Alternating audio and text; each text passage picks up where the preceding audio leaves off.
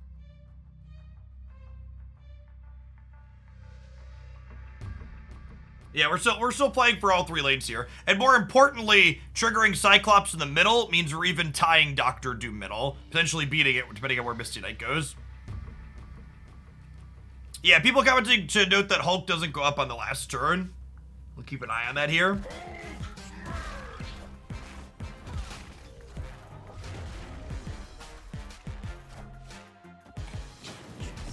All right, we need Misty to go left. Oh, Misty. Rip. Yep, Hulk stays the same. That's just... People always love to cut cards like Iceman from deck lists. How do you Prime sub? You can check out this link here if you're on mobile to use your Prime sub in your mobile browser. Fingers Jack. You just don't get to know games like this where your Iceman won you the game, right? Like, my opponent, unless they come to check out the stream after, they're just not gonna know that Iceman is the card that won them this game, right? It's just such a good card. I think Iceman is currently the 4th best 1-drop in the game behind Nebula, Sunspot, and Kitty Pryde. Those are my top 4. Hey, Diamorphic, thanks for hooking up the Jeff Bezos buddy. Always appreciate Tree Fitty from a billionaire.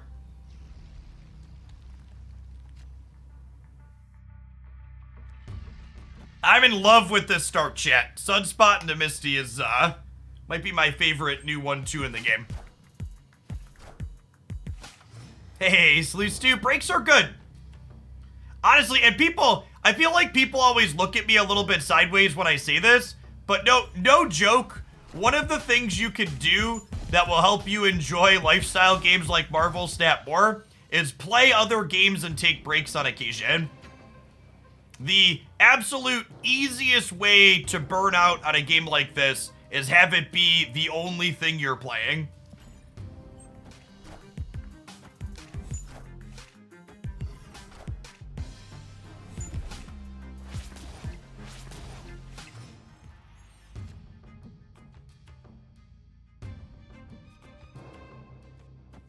All right, I'm gonna put money on no Killmonger, and I'm gonna go all in on these Misty Knights. Or some other games that I play. I've been playing a lot of Hoyoverse games lately. Honkai and Genshin are the 2 other things I'm playing right now. Them having double Cyclops is pretty scary, even with our pile of Misties.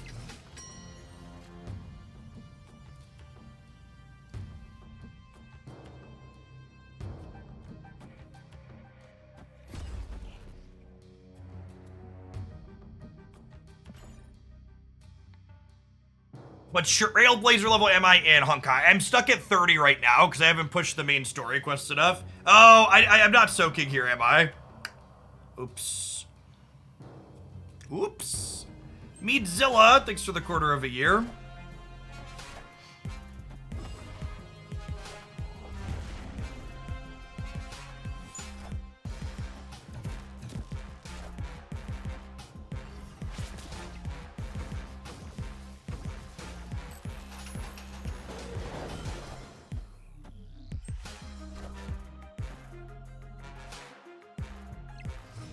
Yeah, I assume we're just down on the left here. I should have made sure to trigger my Misties last turn. Escaped.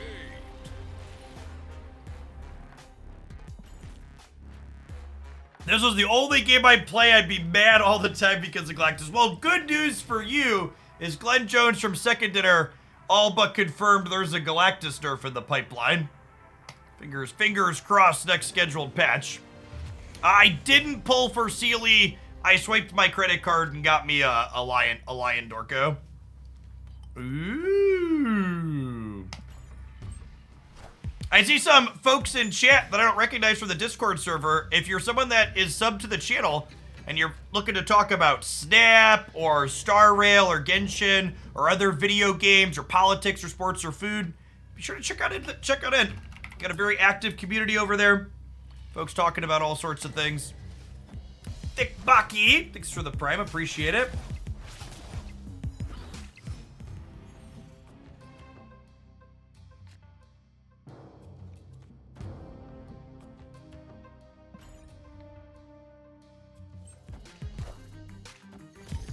How's high Evo been? Exceeding the unspent energy cards feel like they're punching above my expectations.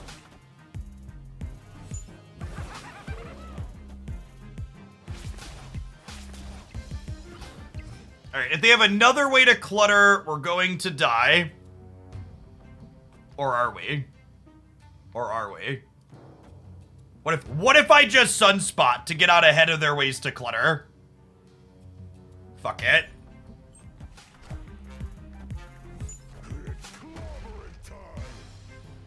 Yeah, I feel like Debris or even Hobgoblin could be things that happen to us here.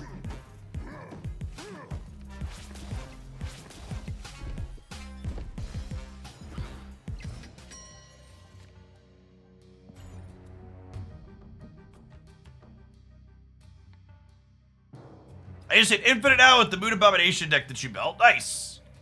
I think the Abomination builds are assuredly good once you're not playing against Luke Cage every other match.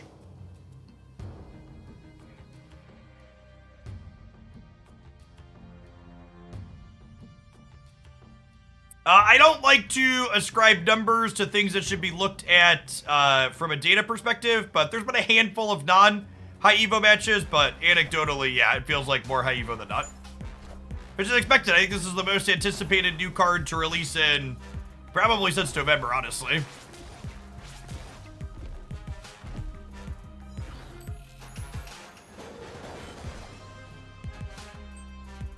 And then naturally, the worst card we could have hit there is the one that we hit. So I guess we're dead.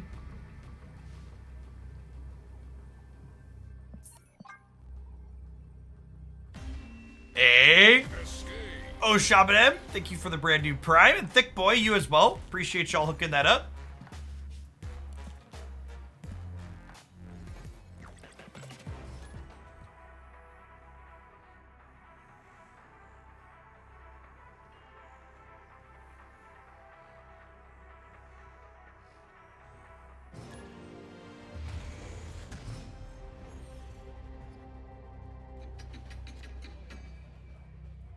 When does Moon Girl get played? When you have She-Hulks to double up.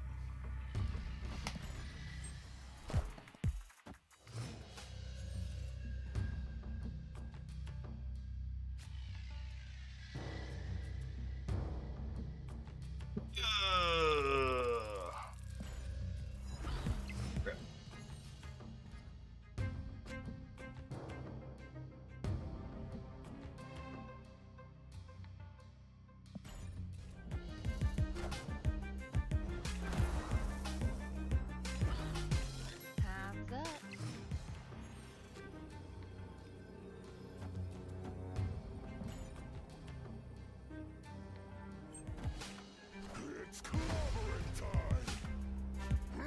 So this is a Wasp in the middle then, so we win?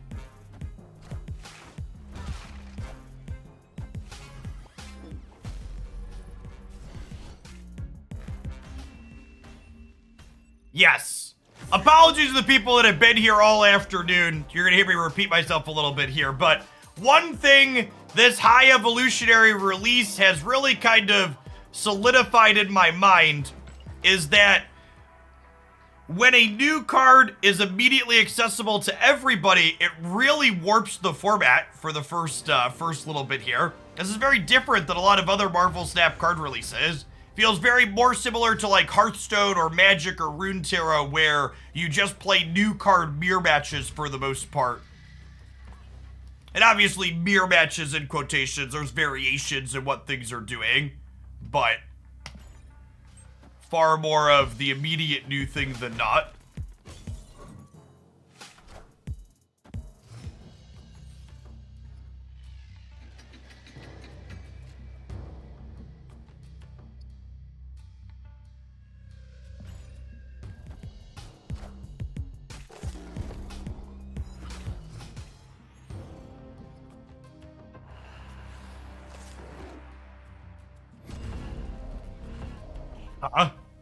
Well, Moon Girl is going to be playable into Luke's bar is noteworthy. There's some question of whether or not I want to put Shocker into Grand Central or just let him die. I think let him die is the answer.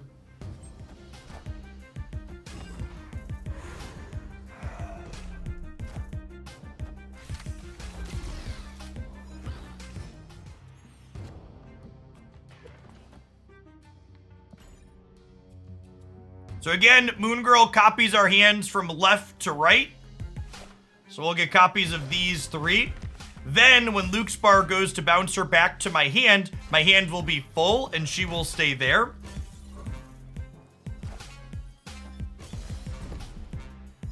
Is there a way to attack the high evolutionary meta over the next couple games? Yeah, I think if you want to not play high evolutionary and you want to do something else, I would recommend probably just playing Sarah control, splashing Luke Cage.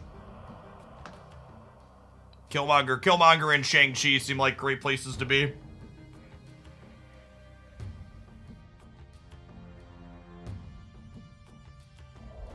Do I Misty Knight?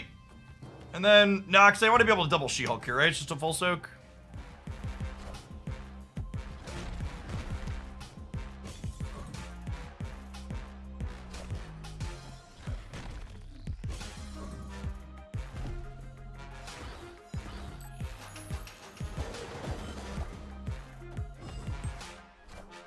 Damn it, Bobby.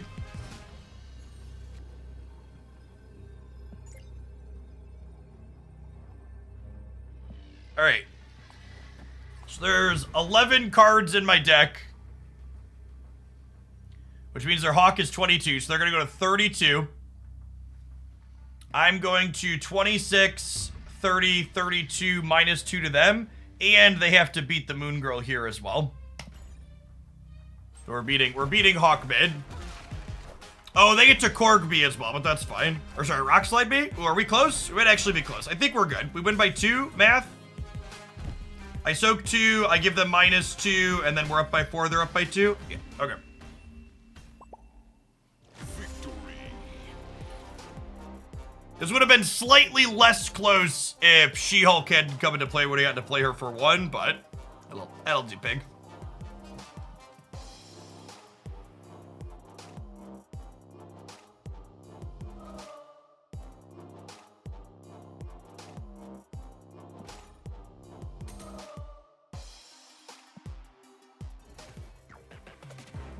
Yes, if Arbor would have showed up, we could have won the right as well.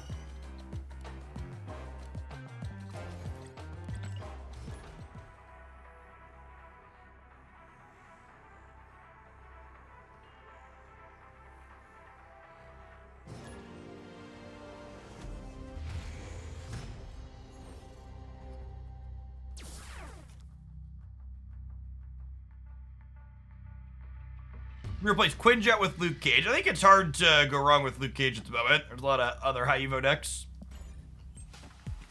Quinjet makes your Moon Girl cards cheaper, chat. Ooh. That's...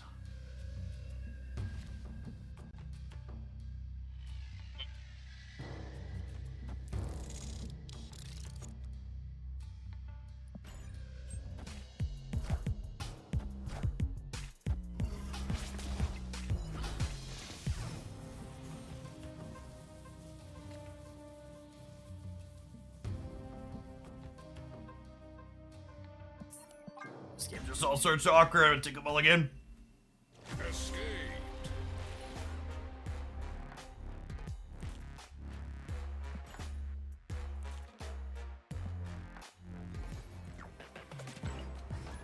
If High Evo's not in your shop, you need to update your client. iOS is still not pushed out for everybody yet.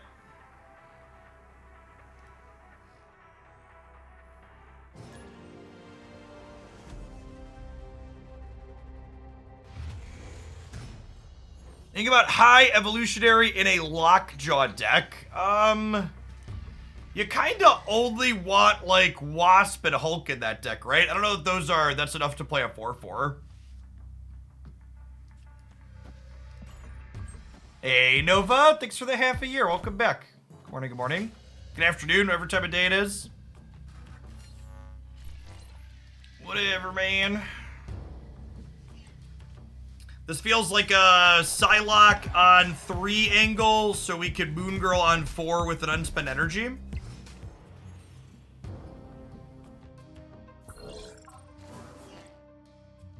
Hub's actually really annoying for us, because it kind of gums our hand up when we're looking to Moon Girl here.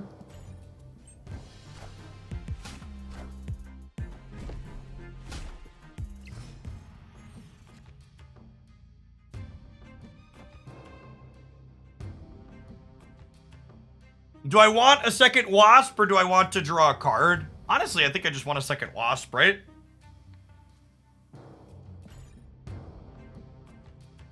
And then I have 18 power Hulk on 5, 18 power Hulk plus Wasps on 6 potentially.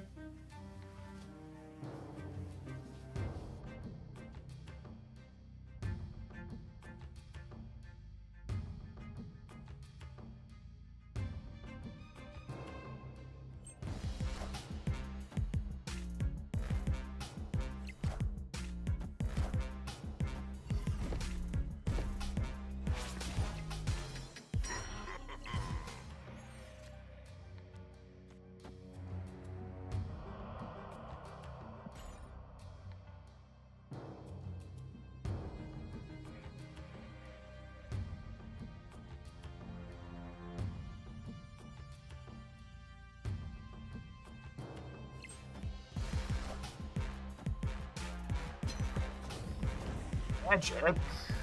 Okay.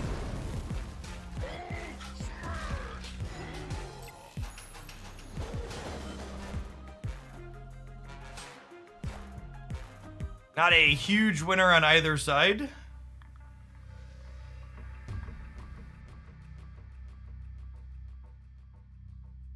If I Misty Knight, Soak 5, She-Hulk costs 1 next turn, and I can She-Hulk plus this.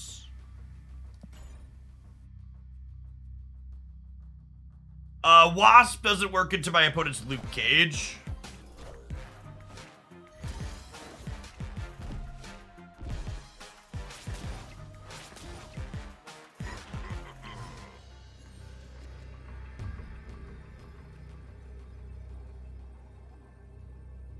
Okay, so we Hulk here, we Wasp here.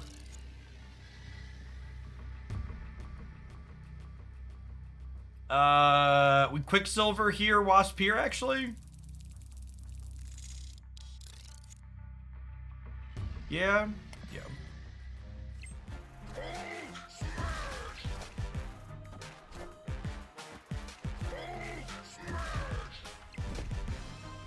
Two Hulks are better than one chip.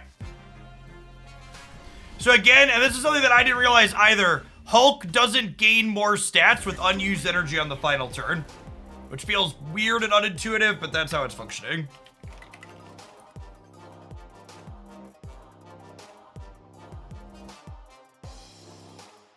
So soaking would have been +1 on Sunspot and 1 for Misty. Yeah, Sunspot does though. Feels like a bug, but that is currently how it's functioning.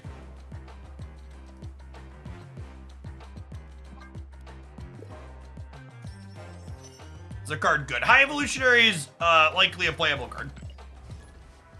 I think this unspent energy thing feels powerful. Abomination is probably also powerful once people stop putting Luke Cage in every deck.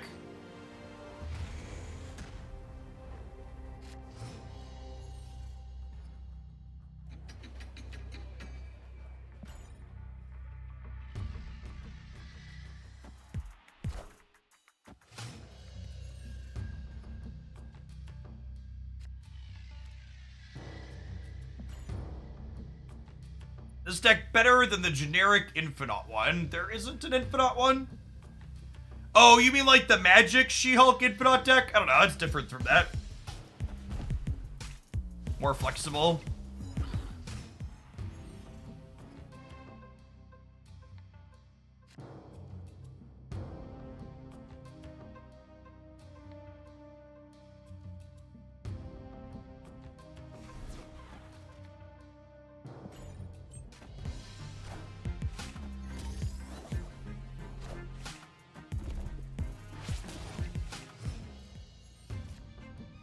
Can this become a meta deck? If I could predict the future, I would use it for uses more nefarious than being good at a children's card game.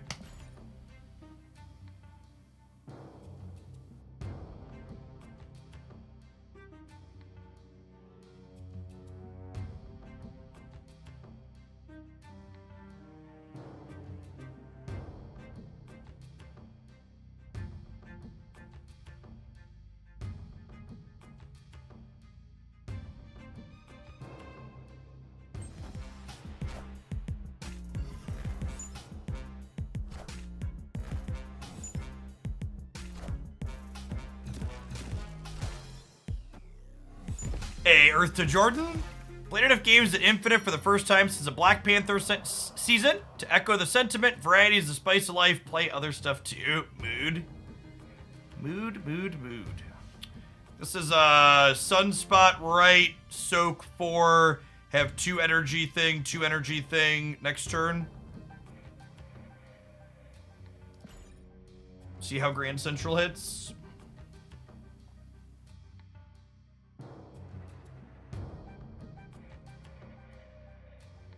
Feels like Shocker isn't getting a lot of value in this deck. I disagree. The games where I've gotten to Shocker, She-Hulk, or regular Hulk have felt really good. Being able to Shocker, She-Hulk, or regular Hulk means that if I soak on 5, I can play both of them on 6, which is quite strong.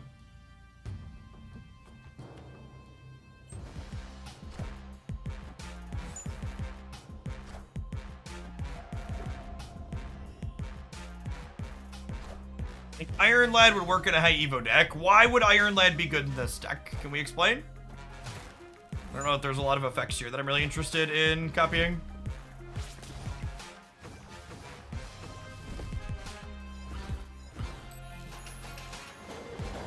God damn it.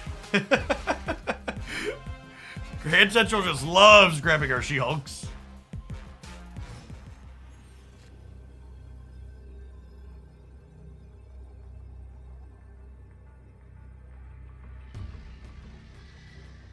Okay, so what happens if I do this? This puts us to 11, 16 in the middle. They put us to 14. They go +1, go to 11, so we should be good. This could lose to a full soak on the left. They would go to 16, but I guess if they go to 16, my Cyclops hits them, but then their Misty Knight could hit here. We could lose to a full soak left from them with this play. Maybe I'm supposed to play Misty left for that reason.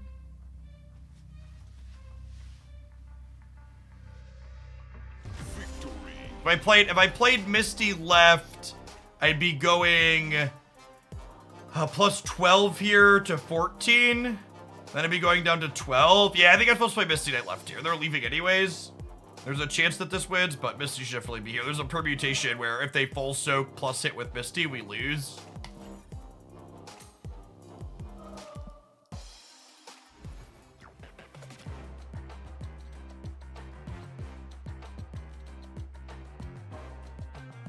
At a minimum, my initial impression on High Evolutionary is that it feels like a Thanos quality card in terms of variety of gameplay patterns offered.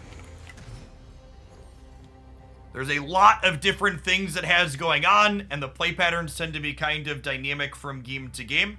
And that's even just with the couple of decks we've played so far.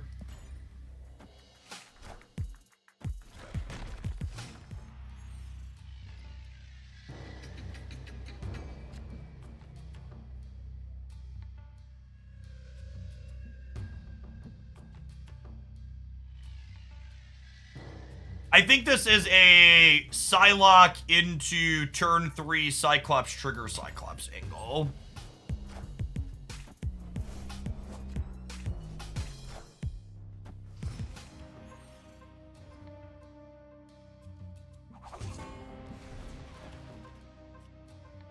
Play with this card's wonderful animation too.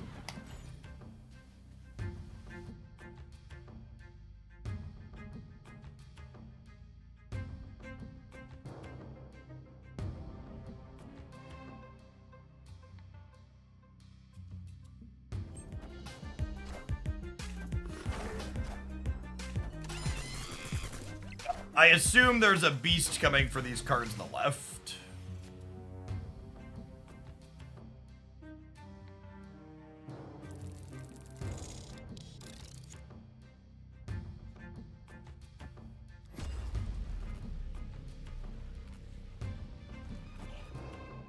Let me do this. Maybe like copy Hulk next turn and have a decent chance to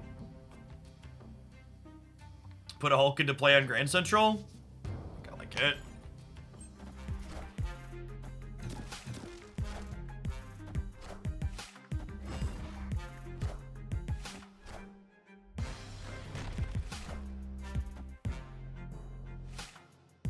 If we draw a rock or a 1-drop, we can be guaranteed to put Hulk into playoff Grand Central. Nailed it.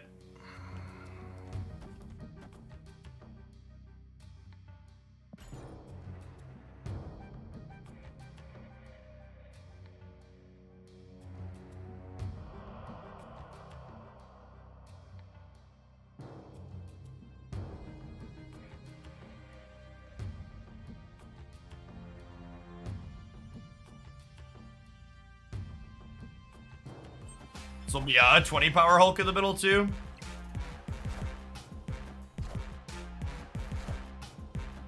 They get to Falcon us again here.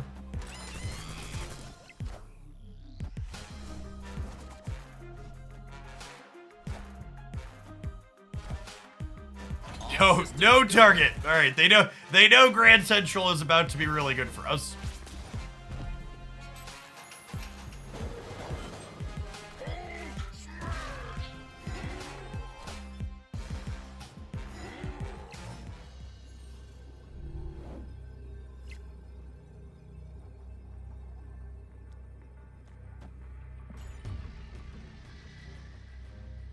Dunk.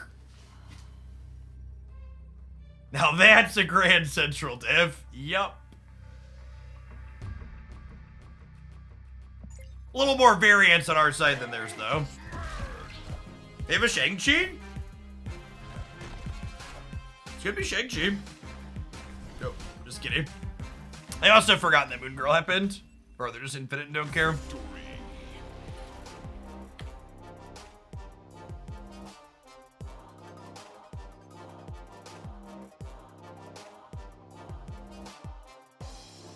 Hey, Gilded, thanks for the over 3 years. Welcome back. Great to see the old timers coming back for some more Marvel Snap-a-Lappin'. Speaking of old timers, there's new timers as well. My Twitch ticker here has had almost 200 new followers today. Welcome to everybody coming on in for the first time. If you're new to the channel, welcome. My name is Jeff Hoagland. I stream full-time here on Twitch, making primarily Marvel Snap content these days. You'll find me here Monday through Friday, starting at about 9 a.m. Central every morning until about 3, 4, or 5 p.m. Central most days. Although today we're probably going to run a little bit longer than most, playing with some high Evolutionary. I've been streaming here on Twitch as a full-time job for the last 5 years. Played a lot of Magic the Gathering and other card games before Marvel Snap released. I'm kind of something of a relic on the Twitch platform as a whole, though, being here for over a decade. Before I fell backwards into doing this as a job, I have a graduate degree and undergraduate degree in mathematics and spent time teaching at both the high school and college level. Ancient Hoagland, yep. Geriatric Twitch streamer. As our first Galactus opponent since we started playing this? Could be, chat.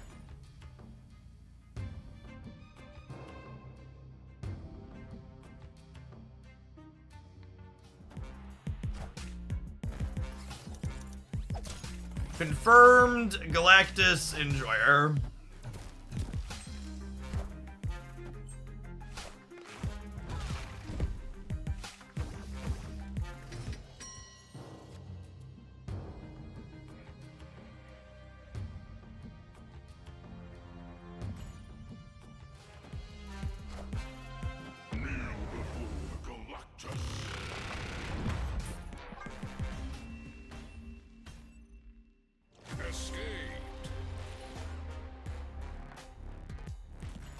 Was I a dope professor? I was an alright professor.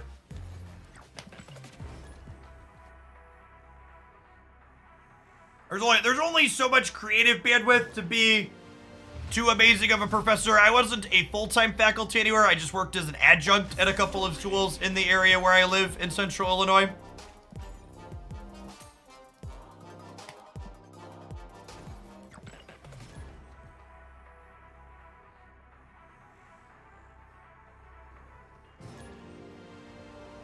Think of Cerebro, Valkyrie. I think both Cerebro and Valkyrie are pretty mediocre.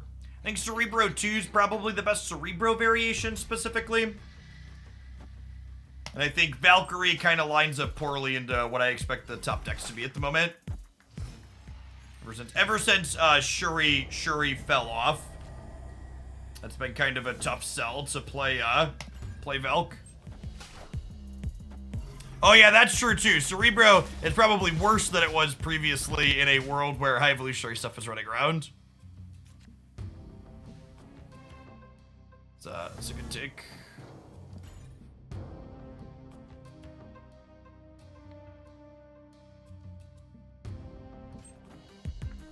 I still play Magic at all. No, I stopped enjoying Magic the Gathering as far as like core gameplay mechanics go, probably a year or two even before I stopped streaming it. It was like mostly just me playing it to get a paycheck for a long while there at the end. I have 3 small children, the older 2 of whom are 8 and 9, and they play Pokemon TCG. So I loosely keep up on that game to be able to jam more casual games with them.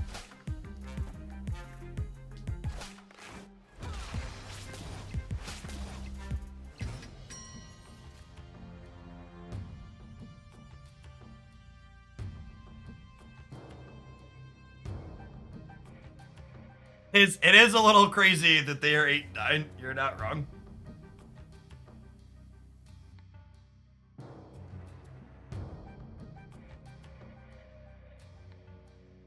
I could force the Hulk into the Grand Central.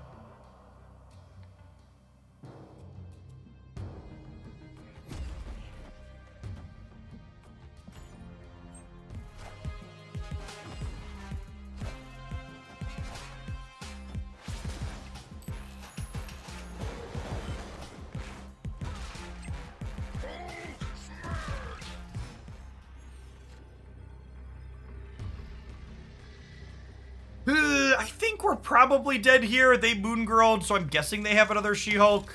No Sunspot this game with so much unused energy is a bit of a spew.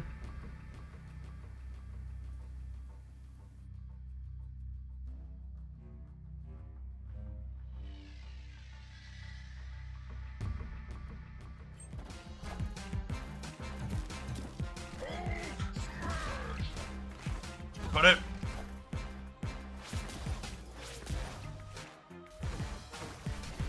The winner with Elysium.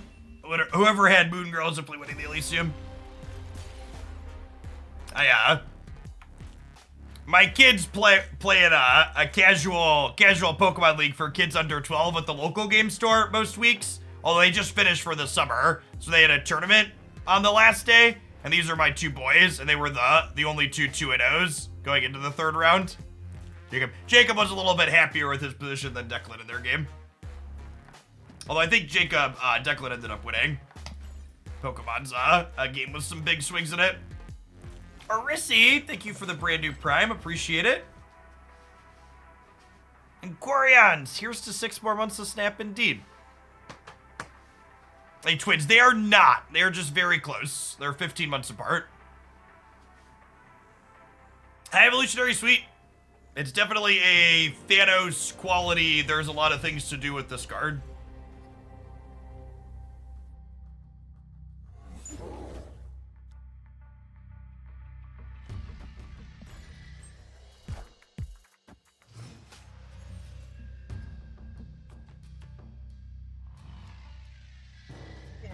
It's a good top deck. Every round I've played this board has been against High Evolutionary. Yeah, most of ours have been other High Evo decks, for sure.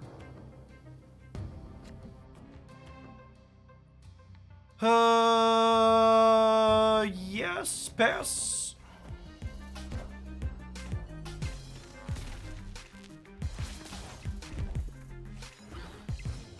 No, chat! I take it back! I'm done complaining about High Evolutionary mirrors. Please, no more Galactus. I'll be good, I swear. I swear I'll be good. No more Galactus. I'm playing the Wasp out here, so that way Dr. Octopus can't pull things out of my hand.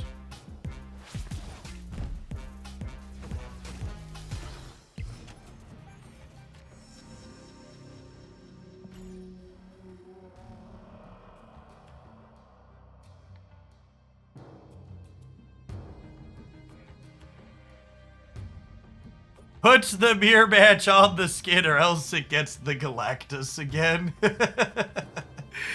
Yeah.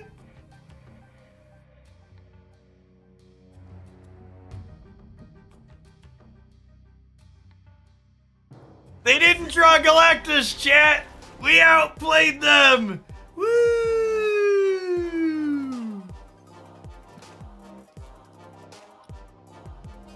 If you're looking for the text on High Evolutionary's Evolved cards, check out this link here in chat. You'll be able to pull those up in your browser.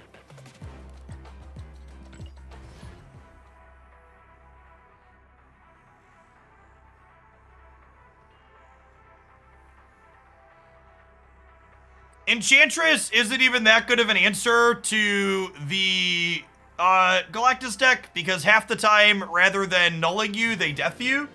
And sometimes they null and death you, and then you just die. Because that's just how it be.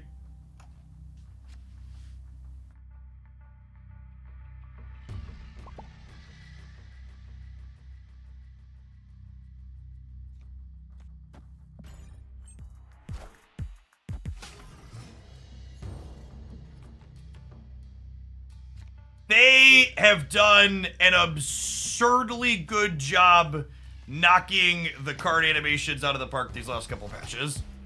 They are so well done. When are we streaming until? Until there's less than 3,000 people here.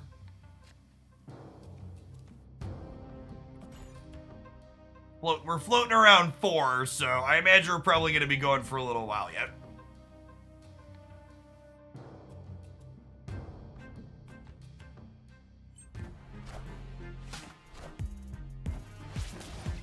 Gotta go then. Peace.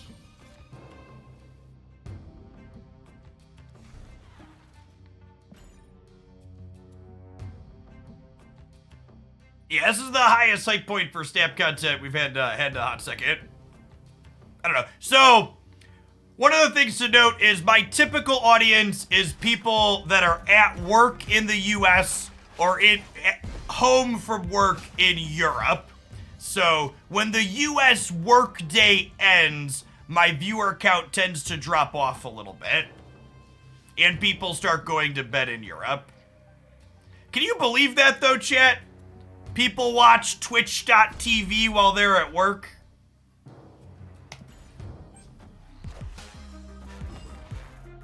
Don't put me on blast like that.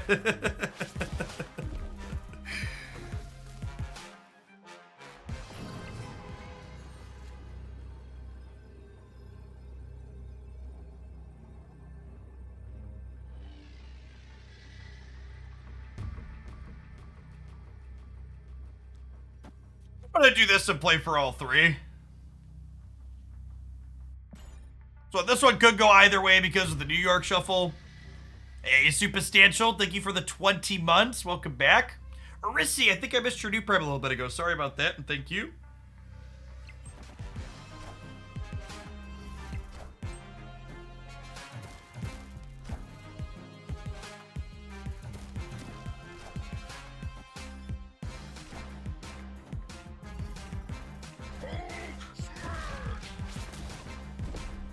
If you are looking for a high evolutionary deck that gets to not give a shit about Luke Cage, something close to this is it. For people that are just joining us, we spent the first hour after Evolutionary released trying to play Abomination high evolutionary decks, and I think Luke Cage has been in half of our matches. So, while obviously this particular deck is playing Wasp and Cyclops, which Cage stops, we're doing a lot of powerful things that don't care about Luke Cage. I have both Jeff and High Evolution in my shop. I only have the tokens to buy one. Which would you recommend? I think both of them are highly playable and good cards. However, High Evolutionary being a determined perpetually Series 5 card makes it the ideal card to be spending your tokens on. We don't know when Jeff the Baby Land Shark is going to get cheaper, but it is eventually going to get cheaper. High Evolutionary is 6K now and forever. Hey, Gotham Enigma, welcome to a live one. Good to have you over from the YouTube side. Speaking of the YouTube side, anybody that's new, and not familiar with my content lineup, you enjoy the vibes of the channel. We play a lot of different decks here, 7 days a week at youtube.com/Hooglandia Snap. I post a different deck highlight. Always trying to brew with lots of different things. So if you're looking for the best of the best things I played on stream to try in your own Marvel Snap time, being subscribed to that channel is a great way to keep up. Quick bite size, usually 15 to 20 minute highlights 7 days a week.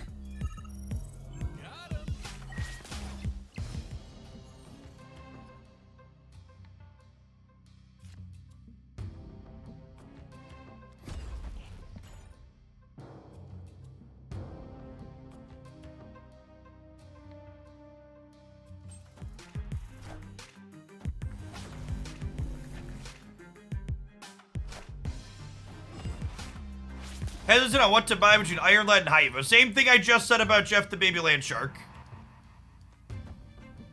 Iron Lad will eventually become cheaper. Jeff the Baby Land Shark will not.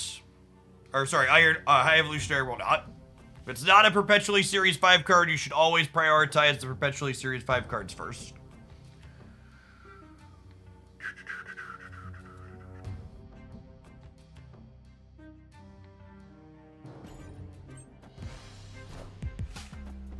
Go right! Ugh. Lucker. Go left, Misty. Got him. Okay, so they're probably Surfer, right? Which means they likely can't get into here. But they do likely have Killmonger, which means my Quinjet's going to die, I would wager. BDJ, thanks for the half a year. Welcome back. Good afternoon.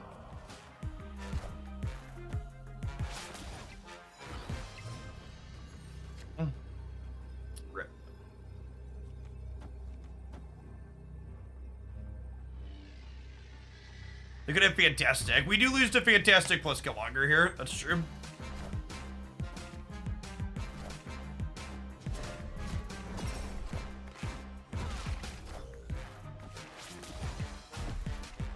Oh, so close. It's a win for the Goose. That was not a card I was playing around there. Excellent. Excellent disruptive card for them. Needed their Juggernaut hit us right, so it didn't fill that center spot up on us.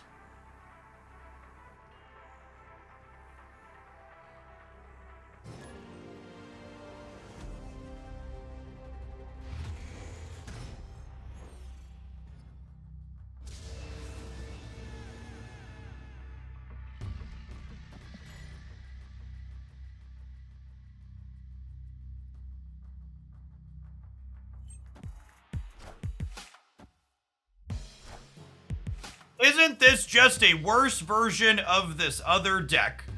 Well, one, if you think we're playing a worse version of something else, feel free to show your work and articulate why you think it's worse rather than expecting me to agree with you. Two, I don't know if this is a better or worse version than something else. This card's only been released for less than like 2 hours. So who the fuck knows?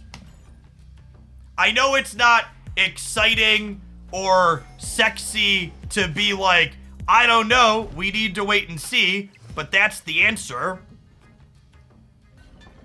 There's a reason why when you open my YouTube channel tomorrow morning, you're not gonna see a video that says, High Evolutionary is the best, most broken card ever, you must buy it. You will see my typical descriptive title letting you know what the video is about, with maybe some kind of pun worked into the name.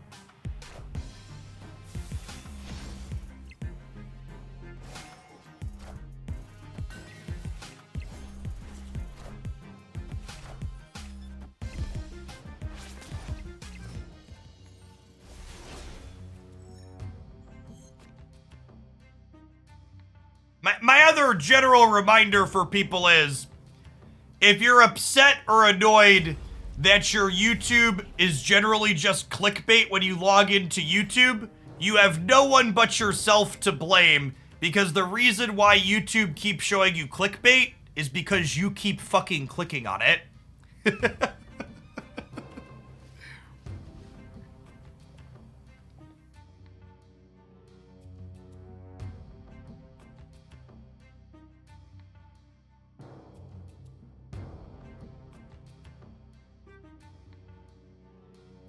Doctor, it hurts when I do this. Well, don't do that.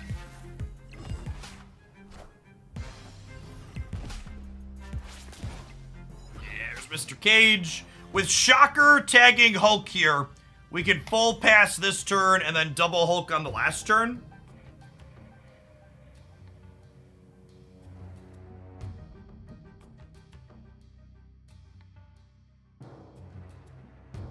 Yeah, I do some quality YouTube faces on occasion, but usually when it's for something that I feel is genuinely interesting. I don't put them on every video thumbnail for a reason. We could get waived, that's true.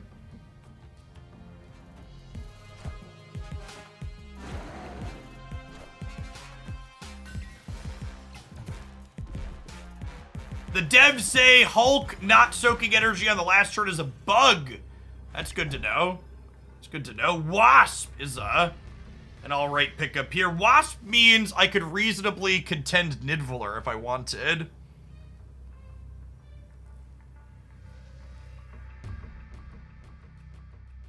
If you're someone that's not familiar with what the High Evolutionary cards are doing, please check this link here in your browser.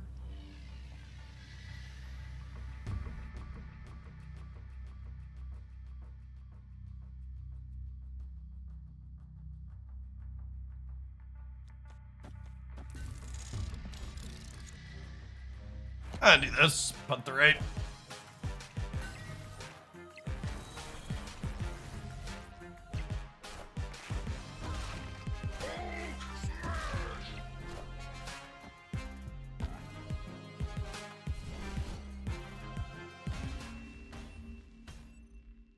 Victory.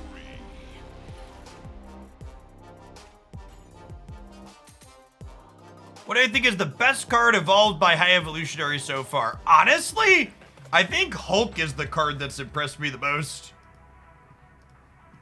Marvel snaps a game where not using all of your energy every single turn isn't a huge deal. So it's relatively easy to like pass on turns here and there and have Hulk end up being really good.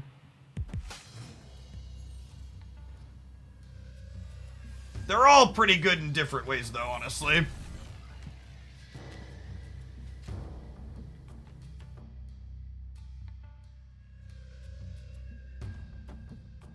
This hand is really good. If we were playing for keeps, we weren't infinite already, I'd snap this hand for sure.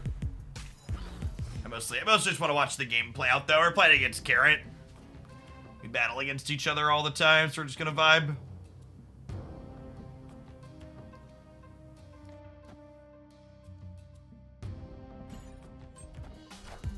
Does Carrot ever log off? Their gold backgrounds aren't gonna farm themselves yet.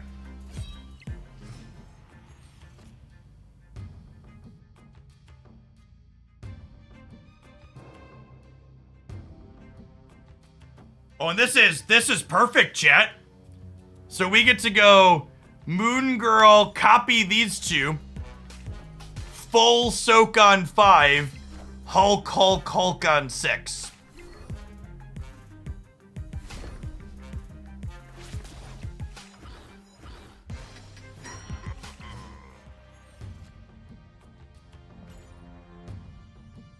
It's a lot of Hulks.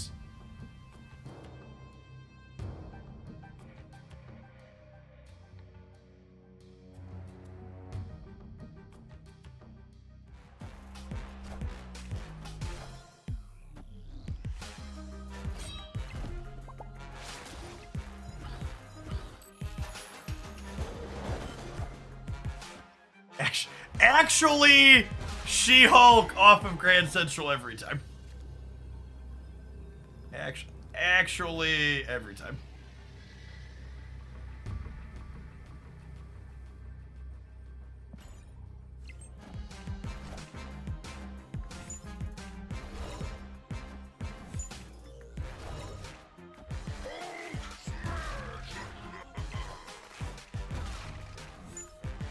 Power Hulk chat. He's a big boy.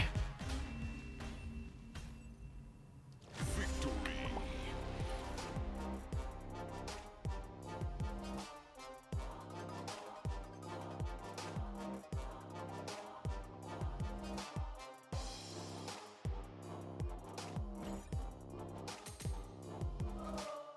All right, High Evolutionary's been out for a few hours now.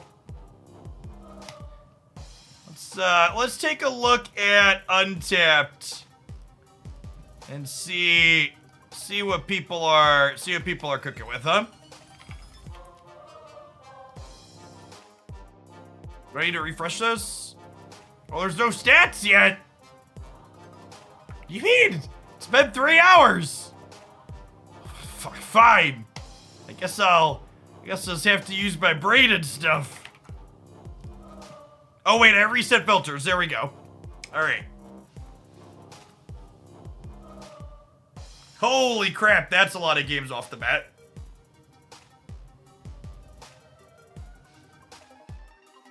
Yeah, there's some games here.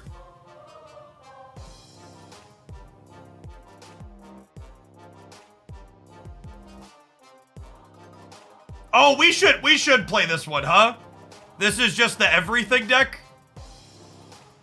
This all the high Evo cards. 1, 2, 3, 4, 5, 6, 7. Yeah. All right, we'll do that one next. I want to skim here a little bit.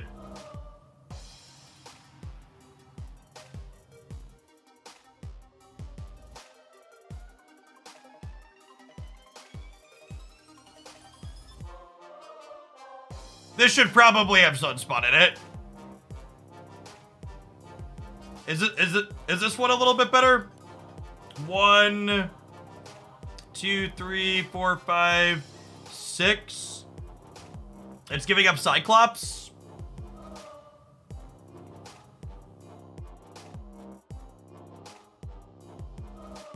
But it's giving up Misty too. Okay. Here's a She-Hulk build that's playing Rogue as well. I dig it. Is this also all of them? 1, 2, 3, 4, 5, 6. This one's missing Shocker.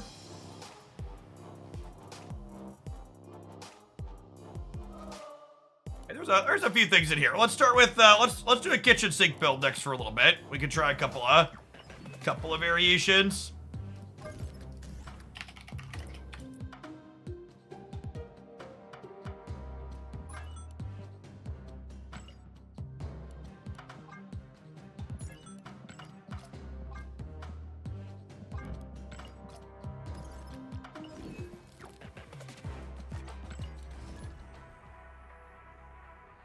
Now, with Mystique to have a mini Hulk. I think you're not going to have... You're playing Hulk on the last turn a lot of the time.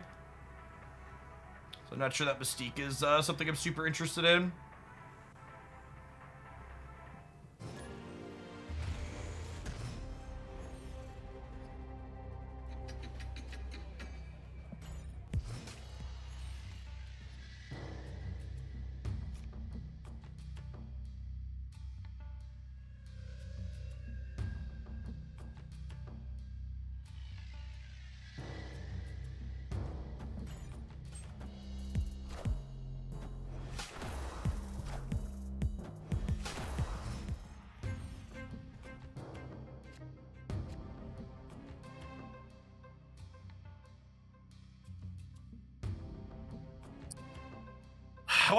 What's my curve gonna be like here?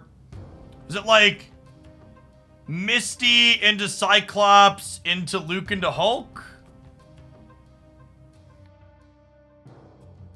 Do I like Misty and Luke this turn and expose it to Enchantress?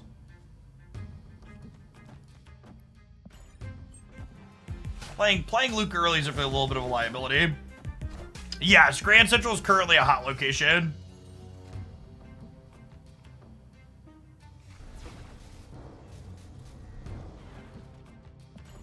Oh gosh, if I don't play I shouldn't have played Cage into Grand Central because we have our own Enchantress.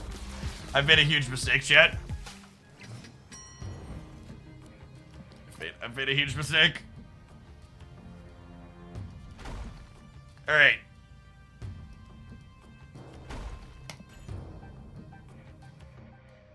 I think everything's gonna be alright, Copium.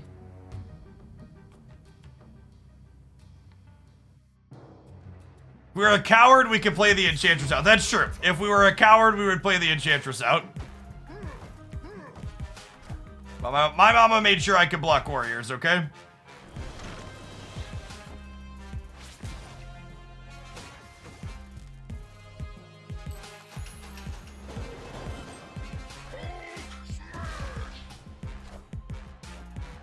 Oh my gosh, they're gonna get to Enchantress our Hulk as well, aren't they?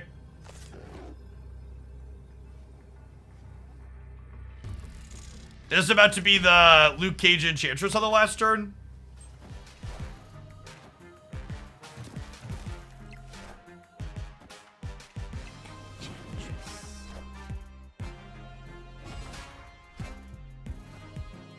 Rogue.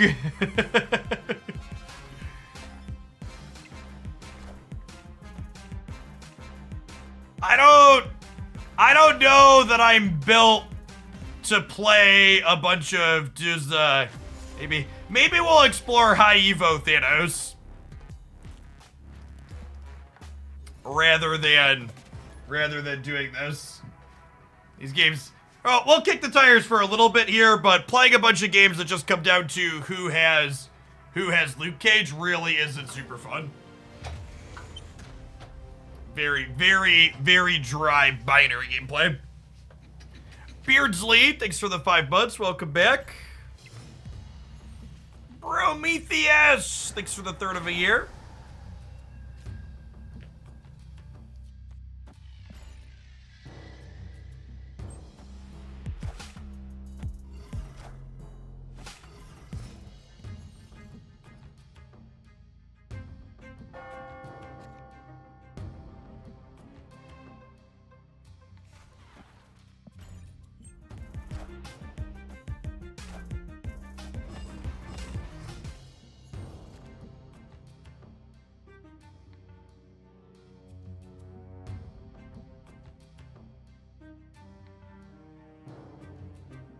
Well, I mean, It's clobbering time. I like that he actually clobbers after he says it's clobbering time.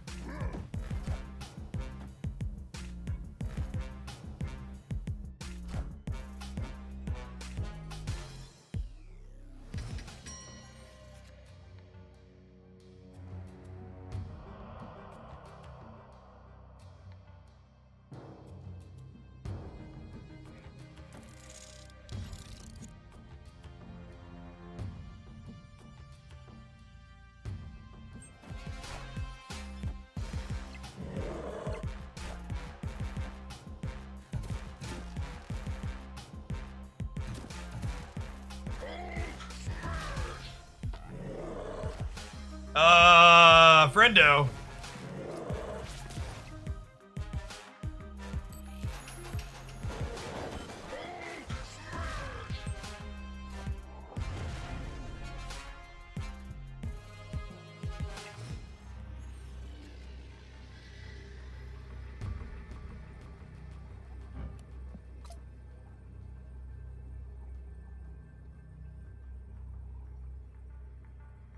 So this is -8 plus 5.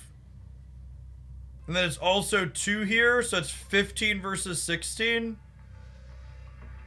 This also catches any other ongoing thing they might play here.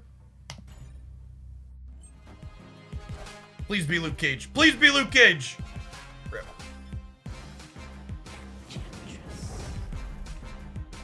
Are we good anyways? We're good anyways, right? It depends where Misty Knight goes. No, we win the breaker when even if Misty Knight goes left, right? Victory.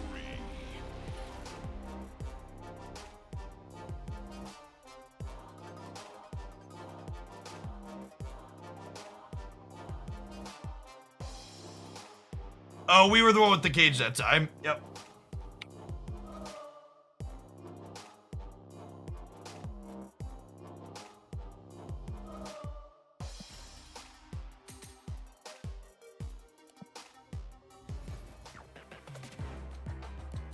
Shang-Chi is a must index these days. Not currently.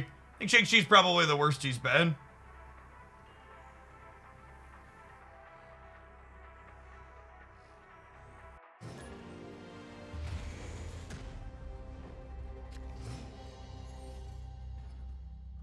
And that's not to say Shang-Chi's bad or unplayable. It's just to say that, like, we're a far cry away from, like, during the Shuri format, right?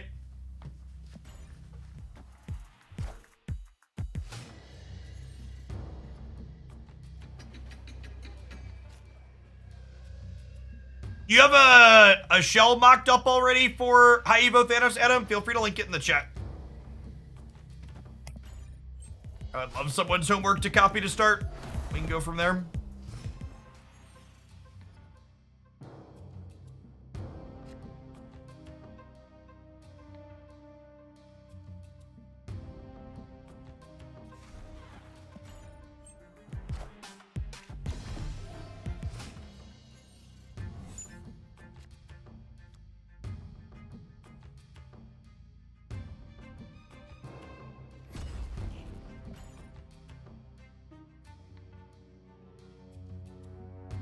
Please don't post full deck codes in chat. They're so long that, they don't fit. They get cut off before the end. Drop on a link like, Untapped or, Stapped Up Pan or something like that.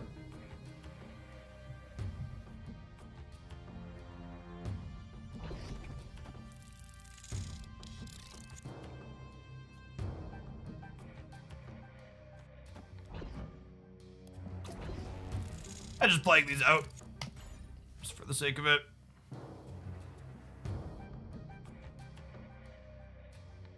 I hope making deck codes a more manageable, reasonable size is a thing that gets looked into at some point.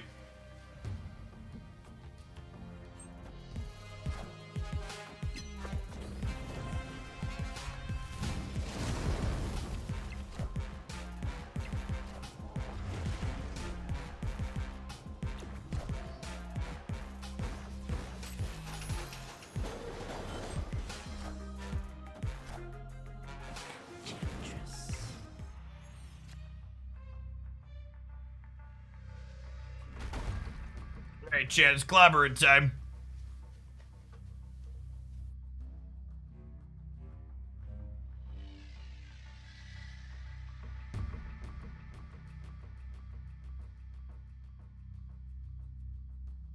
What do you mean by higher metrics, Sox fan? Do you mean higher play rate or like higher win rate?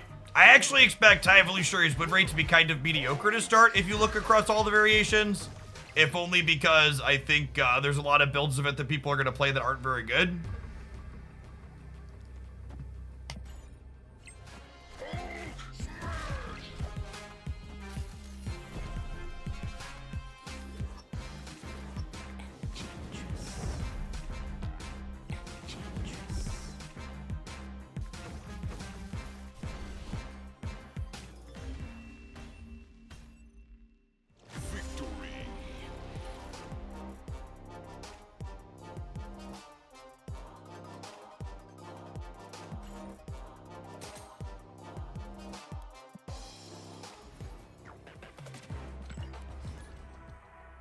Thought High Evolutionary was a 4-7. There was some initial promo material that had him as a 4-7, but he shipped as a 4-4. Card would have been pretty absurd as a 4-7.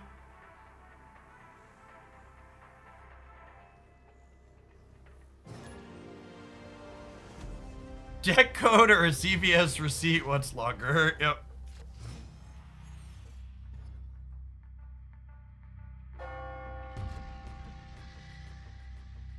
It's funny, we hit 4 o'clock on the East Coast, so we drop off a big chunk of viewers like clockwork. Hope everybody has a safe drive home.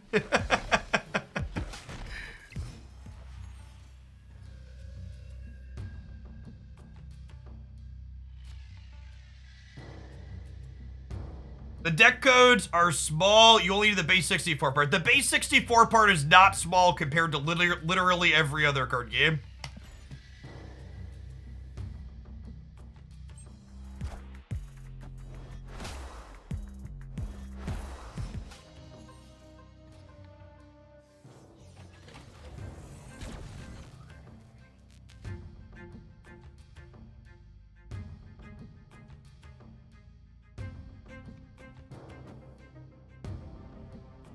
I'm just playing Hulk. I'm excited by Living Tribunal. I think Living Tribunal is going to be like a meme build-around card. I'm not really expecting it to be very good. Hulk is ongoing. I don't know that I expected him to win the center, though, right? Maybe I'm supposed to just put him there in principle, though. A pretty big dude.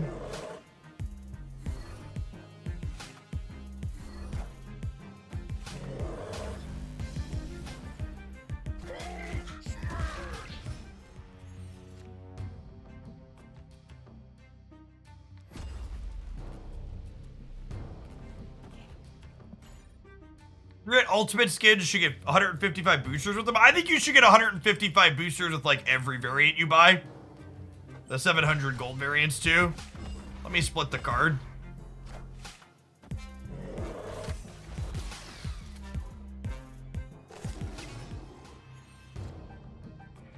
Baboom.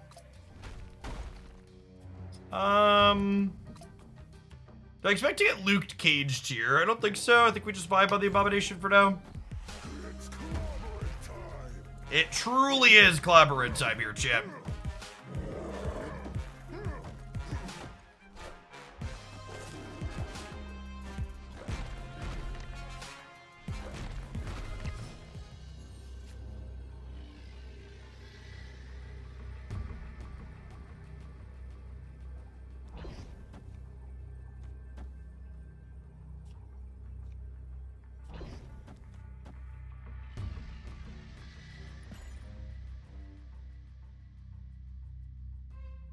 They do have an OG Zabu here, doubled up on Onslaught Citadel in the center, so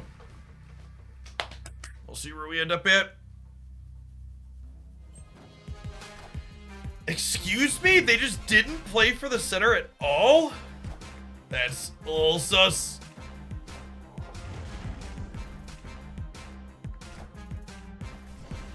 They put just like any of those cards center.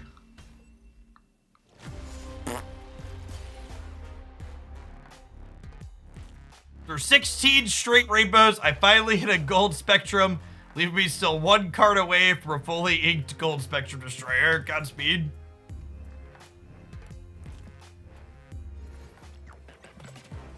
Thank you for the 5 months, Big Joe. That's some dedication.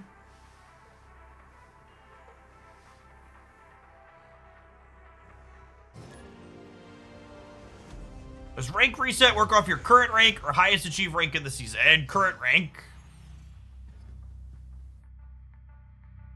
High Evolutionary is very sweet. Pleased with the card. Animations are top-notch and smooth. How does High Evolutionary interact with Iron Lad? It doesn't really. You reckon High Evo decks can be played without Wasp? Wasp is one of the better cards you can hit with High Evo. I think is an accurate statement.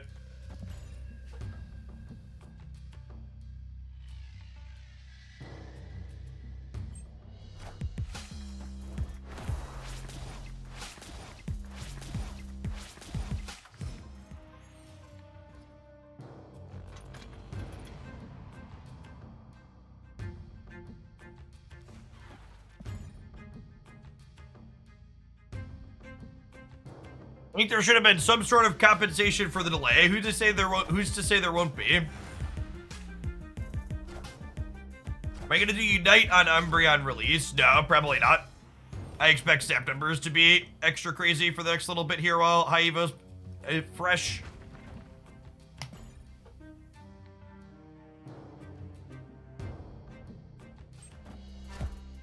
I will probably play a little Unite off stream with Umbreon, but on stream time stuff to fit in these days. We're in a good spot unless they also have Luke Cage, which is likely. Are we in the Who Draws Luke Cage simulator? We are. Currently we have.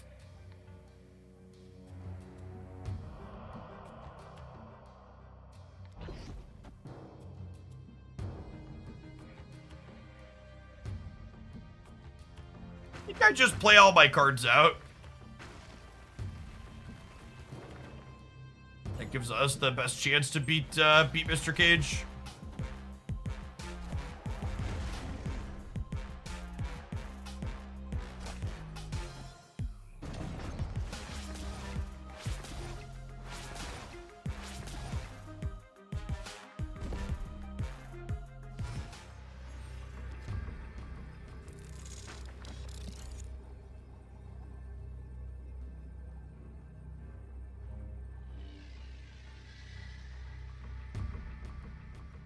I could Hulk middle to play for the Shuri path. Victory. No Luke for them.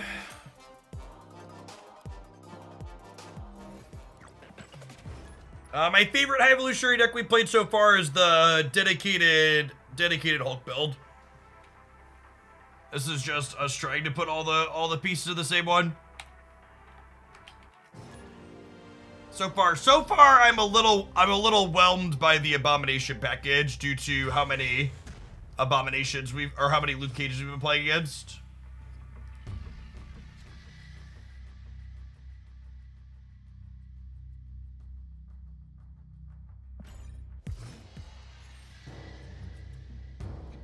I don't know that I have a strong opinion on Moon Girl versus non-Moon Girl. They both seem fine.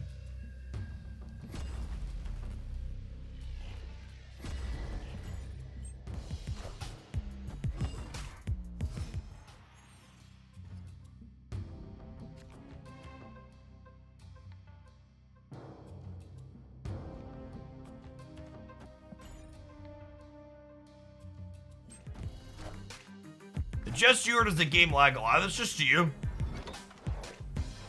I don't really have any issues with lag. Shocker might be the worst. Shocker's been quite good. People always underestimate cost reduction for some reason.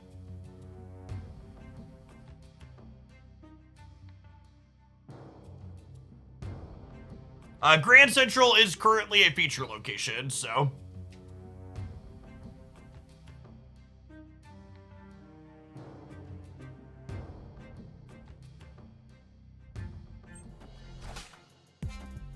It's clobbering time.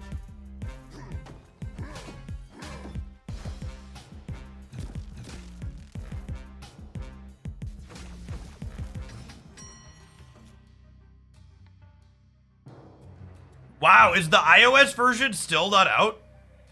That seems crazy.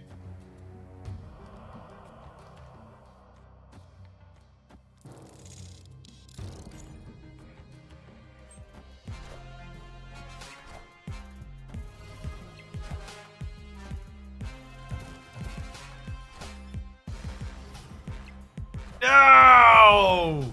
You're not also supposed to have Luke Cage, opponent. That's cheating. They've been smart and played their Abomination before my Cage could flip up. It's clobbering time. You've hit High Evolutionary on your iOS. Okay, it sounds like it's rolling out for some people then. The most important thing I've learned today is that Taco Hulk is worth 1,200 gold. Always has been, shit. Always has been. Alright, so you need to put 11 points on the left while also putting 1 on the right. Not impossible, but improbable. Does Luke Cage remove the cost reduction abomination? It does, yes.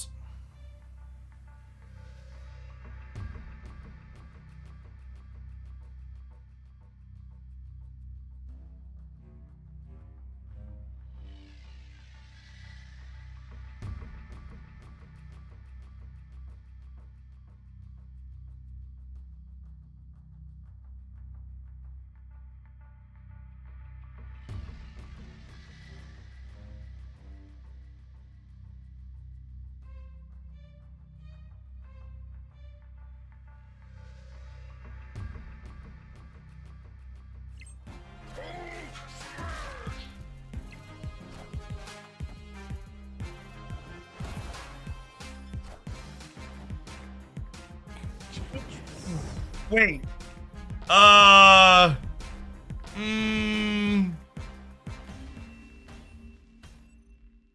Victory.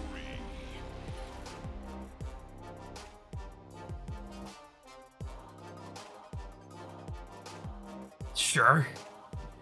Friendo. Friendo. Am I watching the PlayStation event? I am not. Yeah, I'll snap a lap of this afternoon. So the thing you're using to keep track of what's still in your deck, that is the untapped deck tracker. Grab that on PC, Mac, or Android OS from my affiliate link there for an easy way to support the content.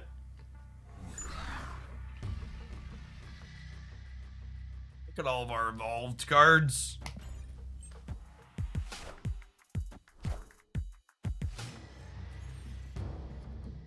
Do I pick a new portrait for each deck? Yeah, typically.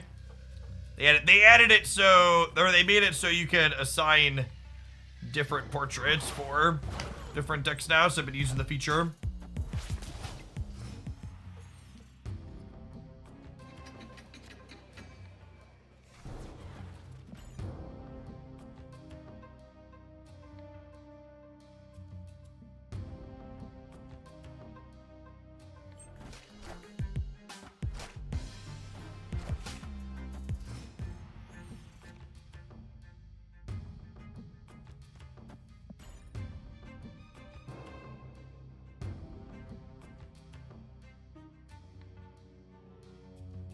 I haven't drawn High Evolutionary once in 7 games. Well, to be fair, High Evolutionary is probably one of the best.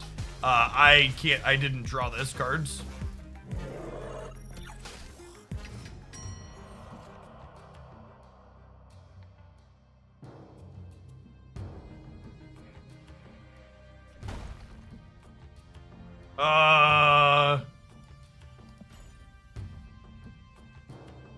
Yes, it's a very interesting Professor X.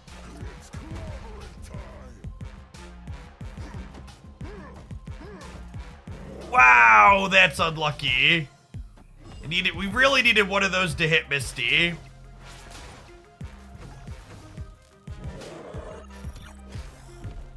Ugh.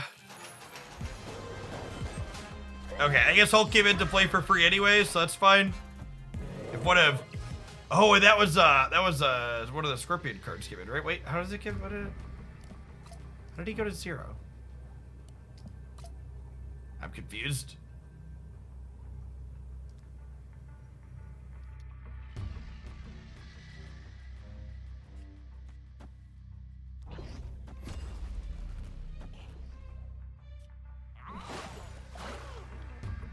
They have turn 6 Luke Cage here.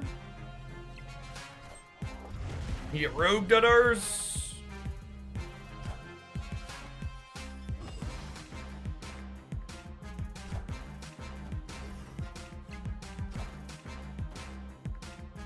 Okay, so they also had Cage, but nobody could get rid of either Cage, and then we win center and right. Deal.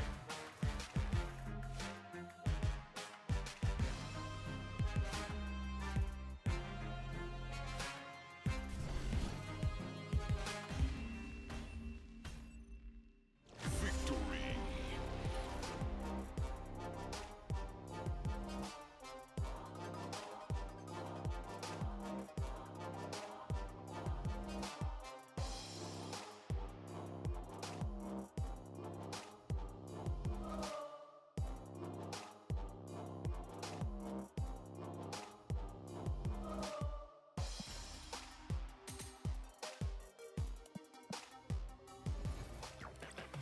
Spectrum High Evolutionary deck. Why is Spectrum good with High Evolutionary? Can you explain? My Kingdom for more deck slots.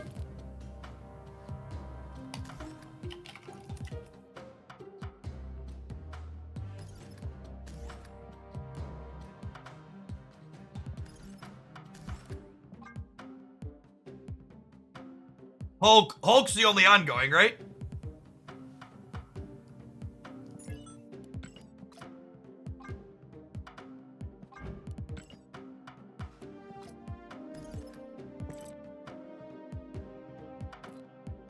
Luke Cage is an ongoing.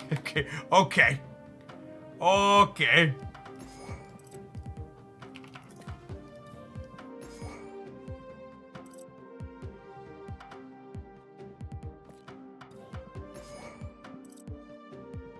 Shocker, Hulk.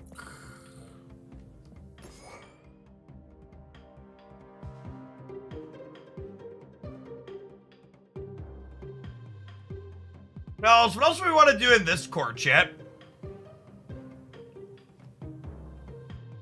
I guess I played Spider-Woman inside of Thanos before. We could play, like, Spider-Woman Abomination. Oh, yeah, I need Lockjaw. In my brain, Lockjaw was already there, but we need to... There's a no abilities filter right there. That's true.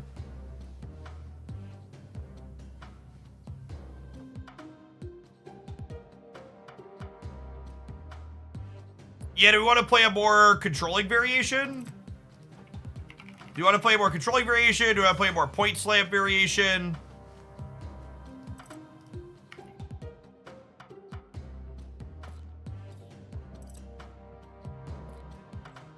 Thanks, my dude.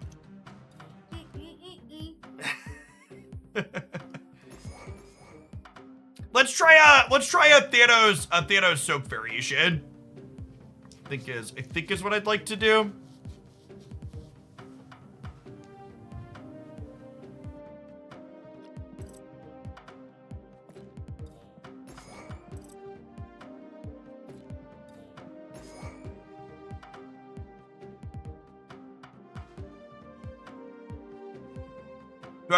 Do I want a Sunspot then? Probably. This isn't a lot of, Gosh, I mean, I look at this. Do I even want Lockjaw in here?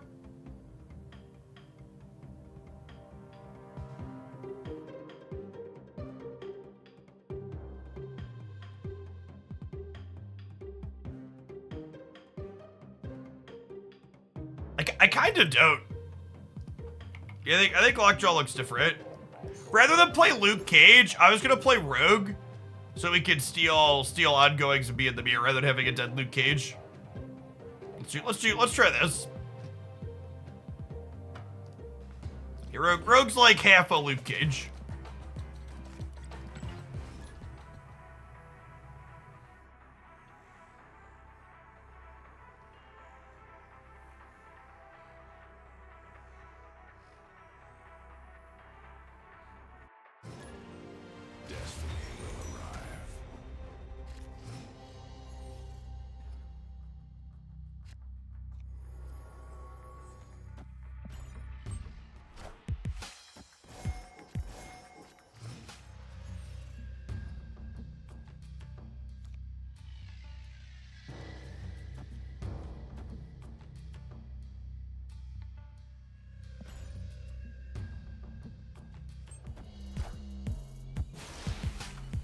What about Scroll over Rogue?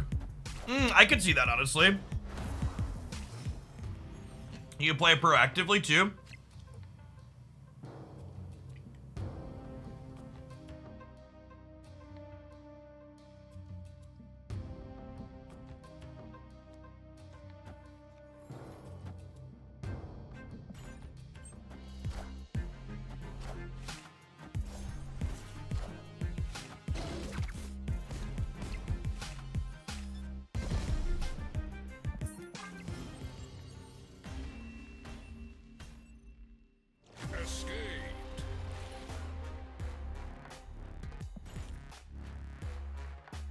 That's fine. We want to play Super Scroll anyways.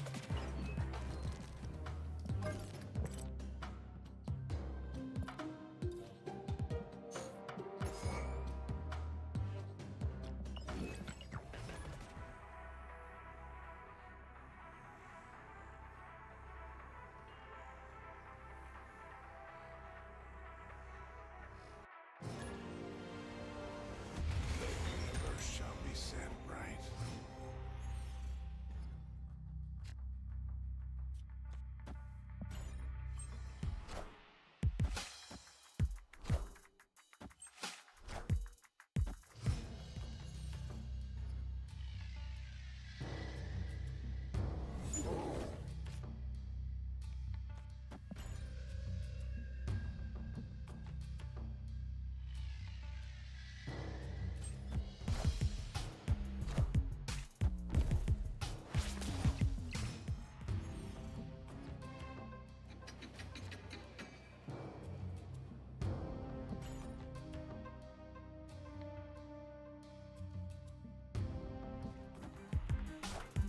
Hey, Toadmaster, congrats on your infinite.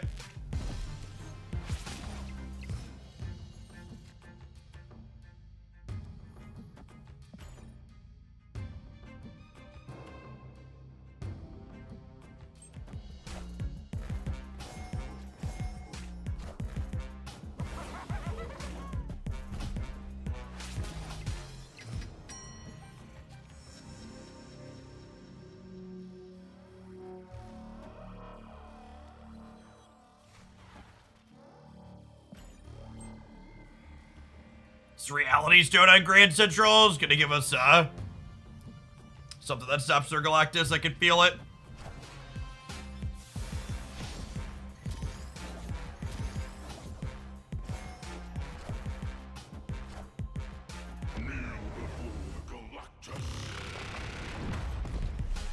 Okay, so they can't have null, and they already played. They can't Shang-Chi us.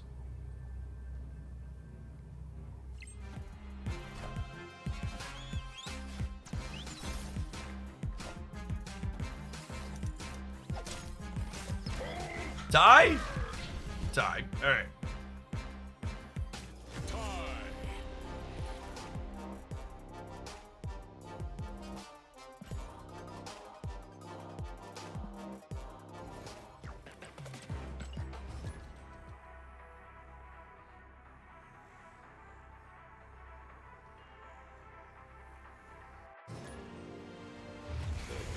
Shall be set right.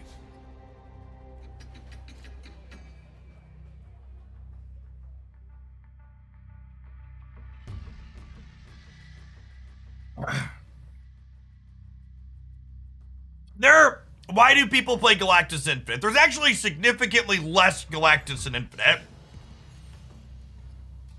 I had a person let me know on Twitter that Galactus isn't actually problematic because its play rate drops off dramatically once people are in Infinite.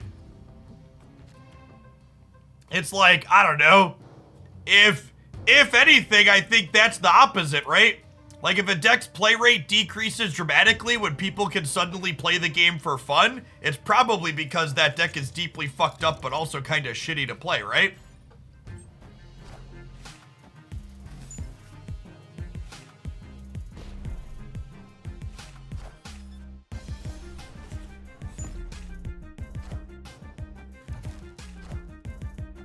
Wind, aid my hand.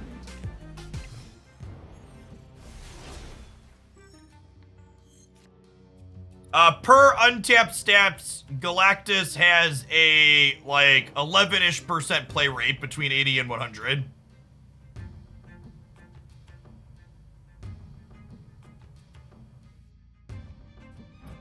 I want to do Mind Stone and then Space Stones. That way we draw stones that are more likely to draw non-stone.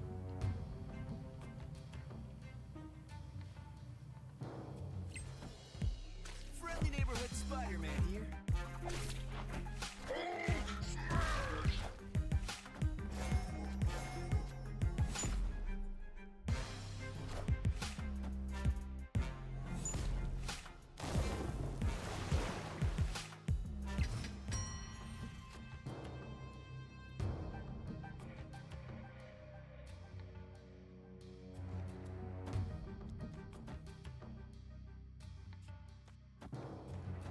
We have the power. Ooh.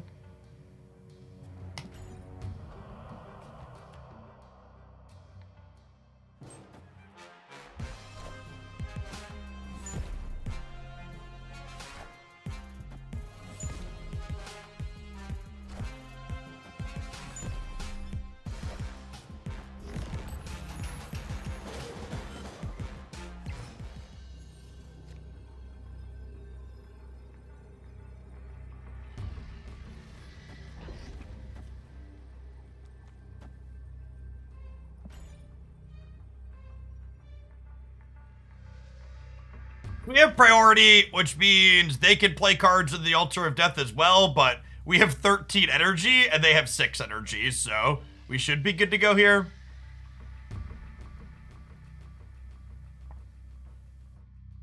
Shang is scary. Yes. Because of Shang-Chi, I should have played Spider-Woman instead of Abomination. That's a good call.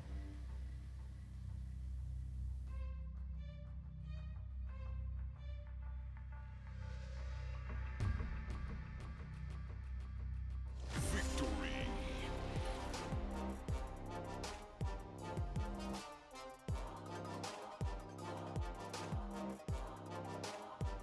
2 weeks after release, do you think Iron Lad is worth the tokens? I think Iron Lad is worse than any permanent Series 5 card, and also worse than Jeff. I also think it's a fine and playable card if you like the idea of it.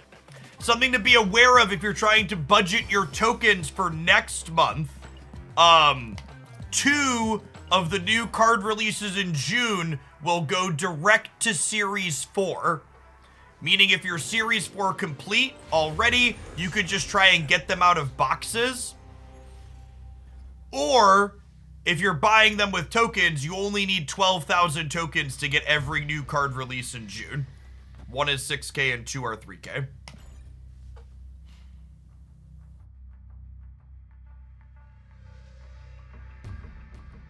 Hey, Fexip, thanks for the 7 months. Appreciate the prime.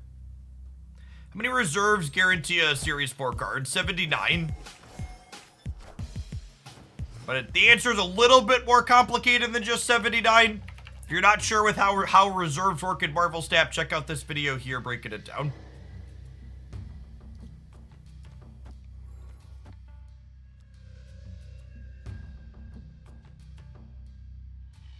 I would assume weekend missions don't start until after the next patch, whatever that is at the soonest.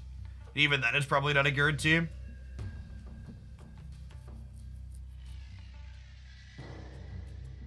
I don't think anybody can give you a reasonable answer to should you prioritize Thanos or High Evolutionary yet. Come back on Friday. Today's Wednesday, right? End of stream Friday. I'll give you an opinion on whether or not I think Thanos or High Evolutionary is a better use of your resources. Give me 2.5 days. Need to get some repetitions in. Which releases come direct to Series 4 next month? They did not say which ones. If I had to guess, I would wager that Spider-Man 2077 or 2099, whatever he is probably the best new card next month, so I'd wager that's going to be the Series 5 one.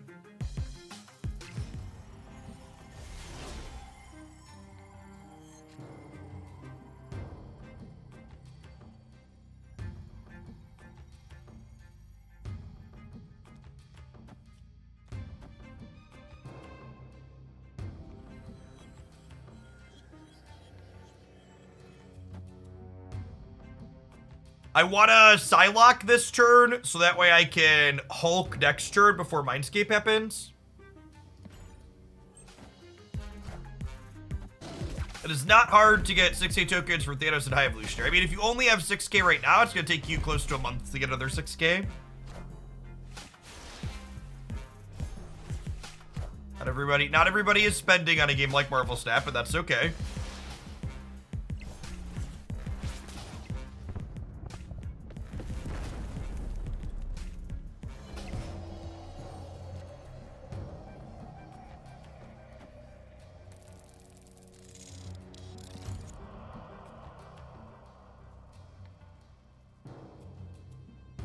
Yeah, it's definitely not hard, but it does take time. That's a good take. Agree with that.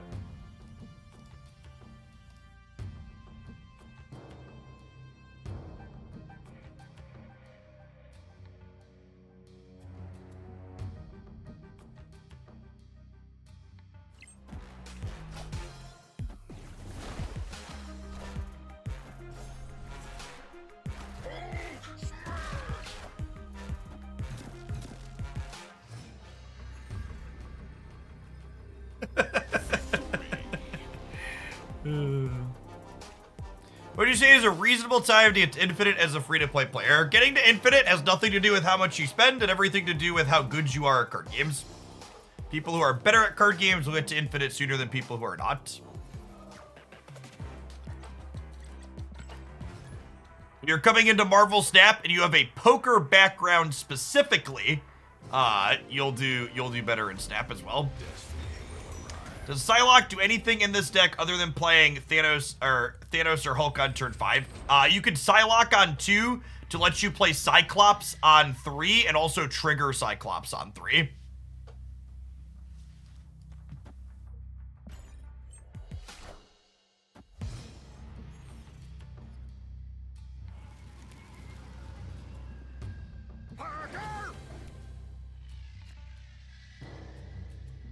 Time Stone.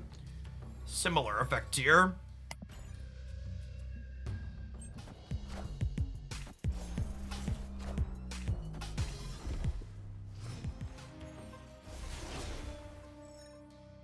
Although, obviously, we're not doing that now.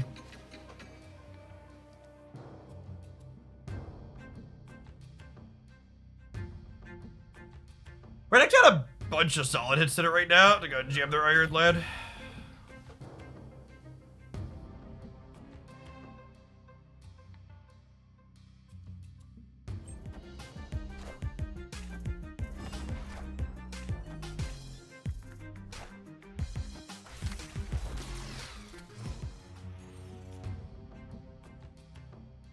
I think Living Tribunal will be good. I would be surprised if Living Tribunal is a competitive Marvel Step card. Keep in mind, if you didn't see it, Living Tribunal is updated to be a 6/6 from a 6/4. So it's not as good at Mr. Negative as it was originally data mined. I think it'll be a fun, novel thing to do. Yeah, I think like a Wong level cards, I think is a good take for that card. It's collaborate time.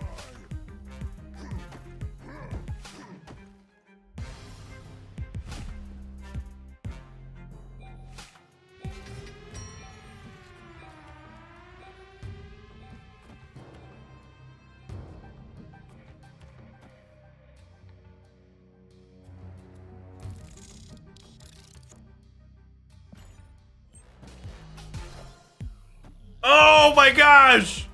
He's so super, chat! Why is he so super? Woohoo!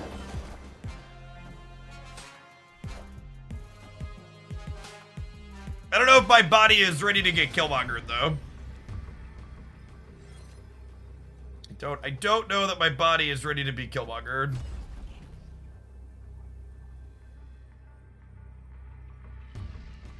Alright, dinner's ready. Come and get it.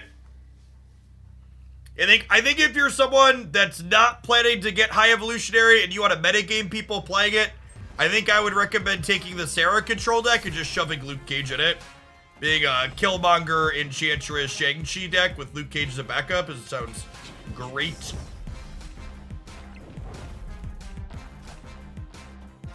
Oh my god, they Enchantressed their Luke Cage? They Enchantressed their Luke Cage to turn off my scroll.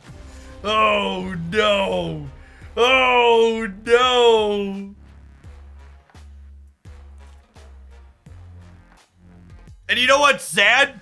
I would have actually won the game if I wouldn't have played the Power Stone. Because if I wouldn't have played the Power Stone, we would have tied here, and my Cyclops would have given them -2 here.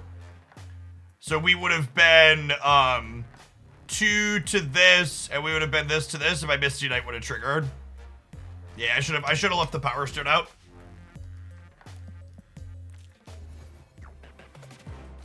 Yeah.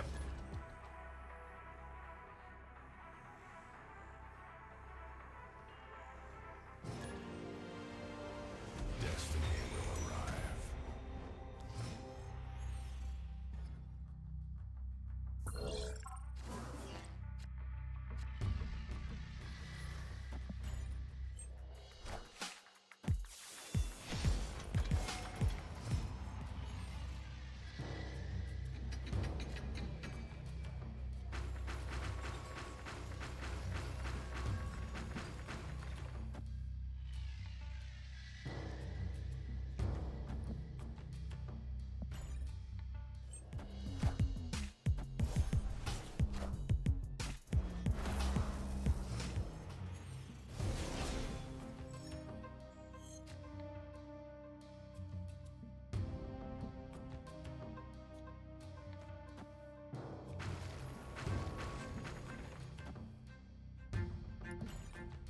I should probably play the Power Stone too, so my hand doesn't overfill. Thanos is a very good Marvel Snap card shit.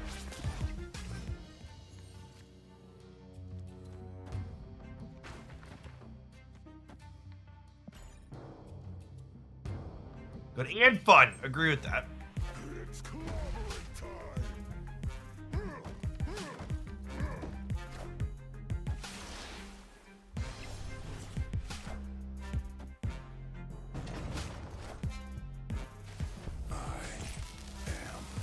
Inevitable. Confirming, put Luke Cage in my Sarah deck. Quickly got out of Diamond. God bless.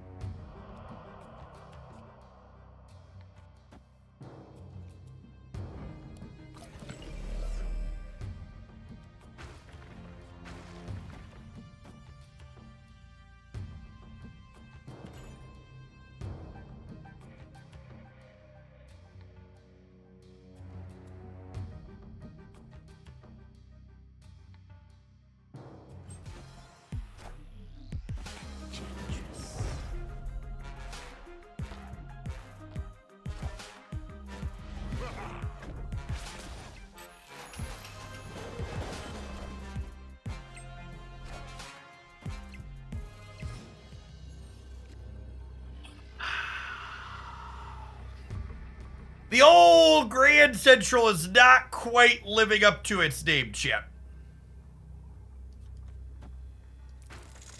Not quite surviving the hype. It was grand for them. Yes, accurate.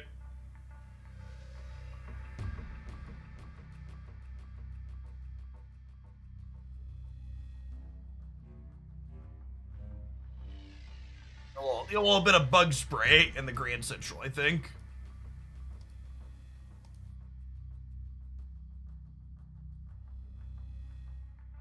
What do you mean it is central? That's true, you know. Just the facts. It is in fact centrally located.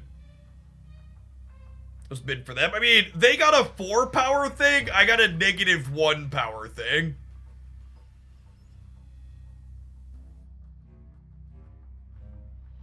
Oh my god, they're taking too long. I was gonna give you a cube, but much too long.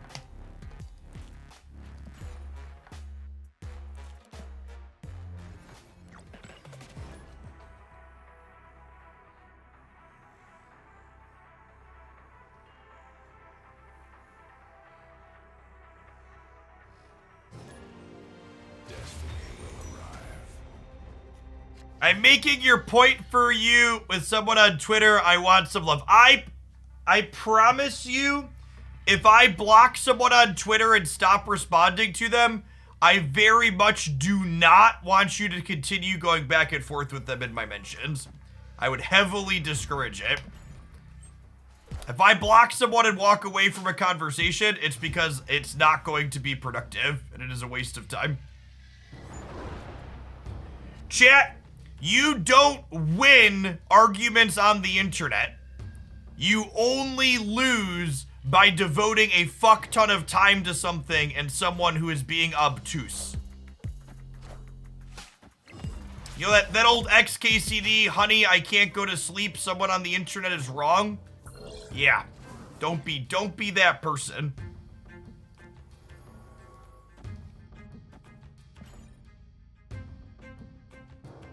Hey, Blue Vader, thank you for the 34 months. If I could go back in time to Jeff Hoagland 10 years ago and give him one piece of advice when it comes to making content on the internet, that piece of advice would be block people and walk away from conversations more aggressively.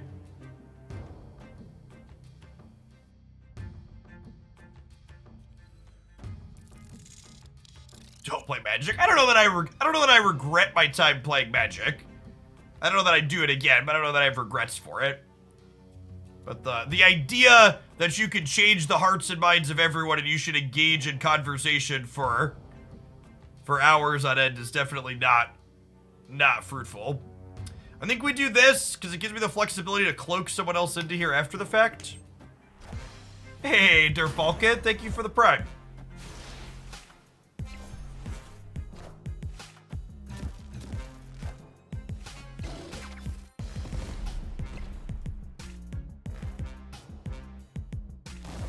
Well, shit.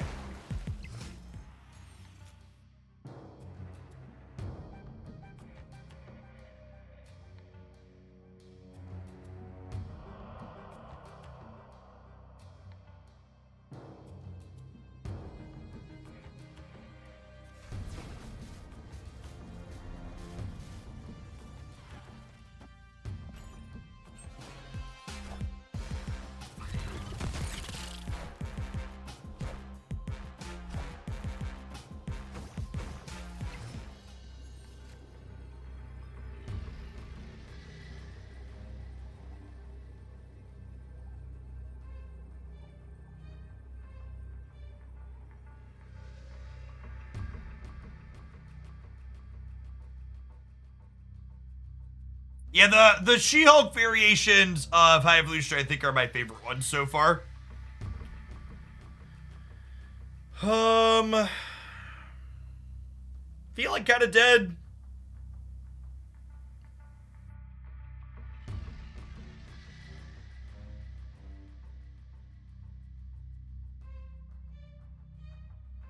Cyclops has not been working for me. Does your opponent have Luke Cage in play?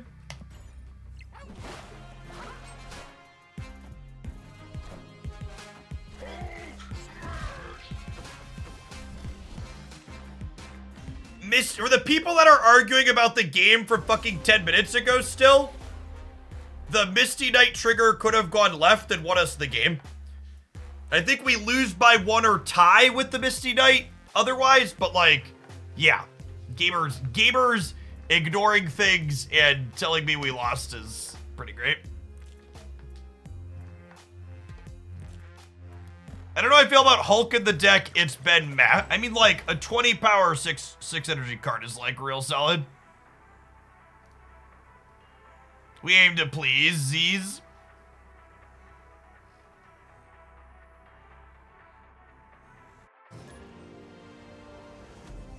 The universe shall be set right.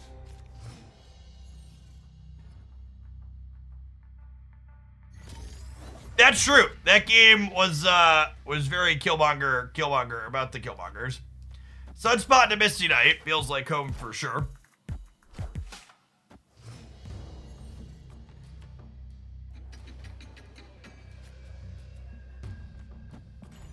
This one too has felt really strong. This was a 1-2 we did a bunch inside of the She-Hulk builds. Feels great.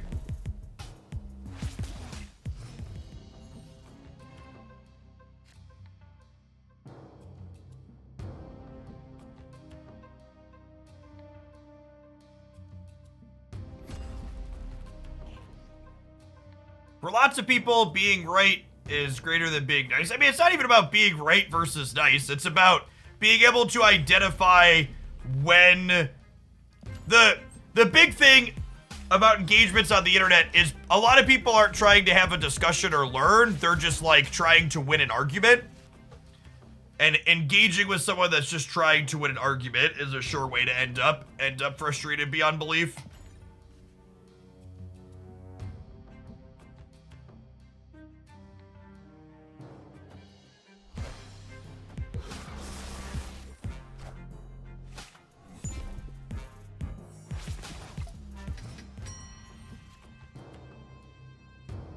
Is it Agatha deck?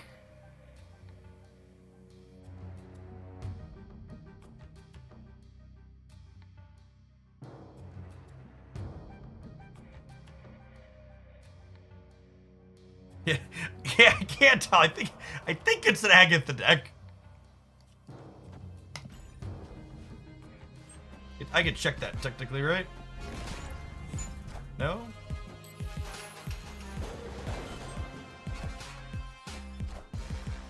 So confused.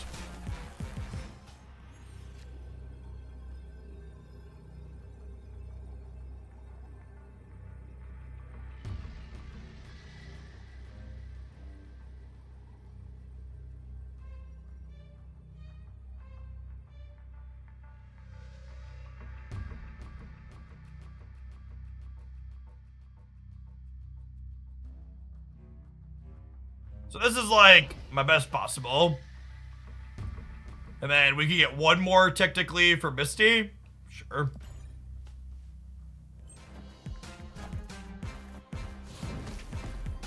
Oh, rip.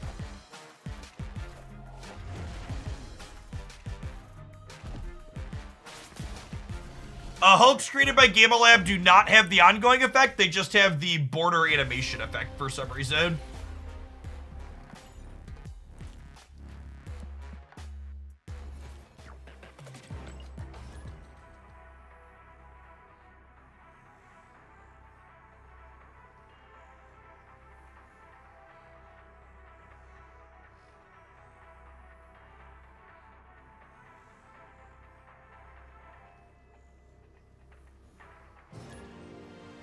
Destiny will arrive.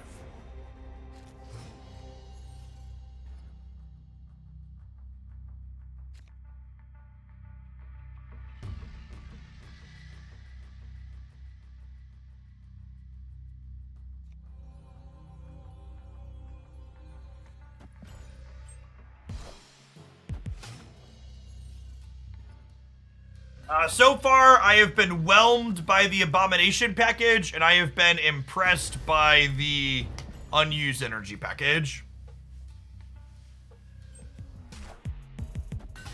Rhubarb Toast, thank you for the quarter of a year. Welcome back.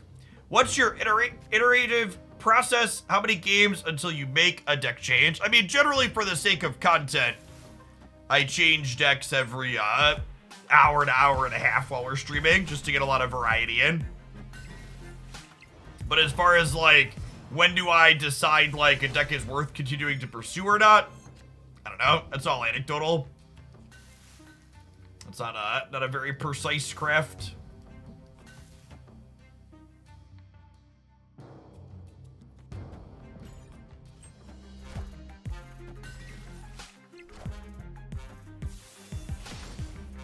The scroll in this deck because Luke Cage is everywhere. Yes. Part of the reason the Abomination packages felt mediocre is because there's a lot of Luke Cages.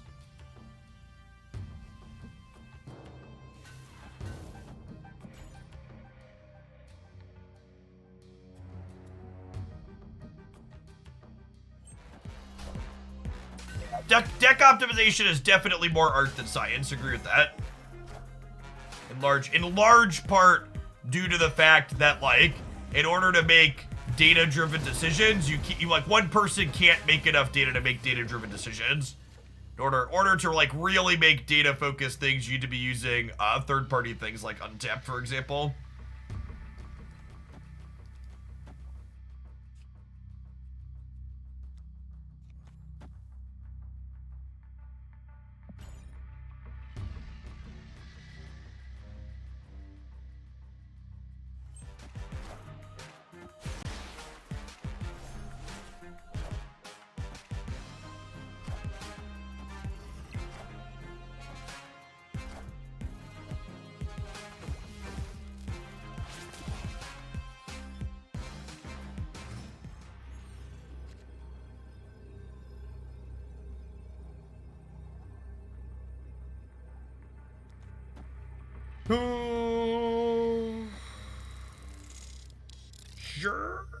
Sure.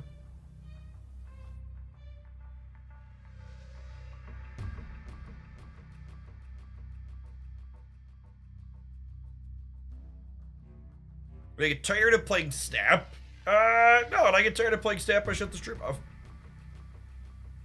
Part of why I make a point to change decks every 60 to 90 minutes is not just for your all's edutainment, but it's for my own as well. There are definitely streamers that can sit there and play the same deck all day. I am not one of those. Hey, resubscribe. Thanks for dropping by. Welcome to a live one. Appreciate everybody hanging out. We're still floating around 3,000 concurrent viewers, which is crazy for a Snap stream. Great to see people excited for a new card release. Got a lot of great card releases coming up. Living Tribunal should be a good time. Next week, most of the June releases are looking pretty slick.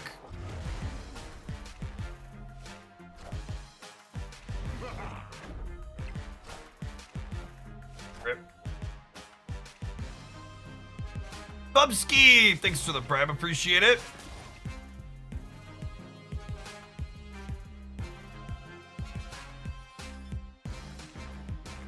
Something's choked there.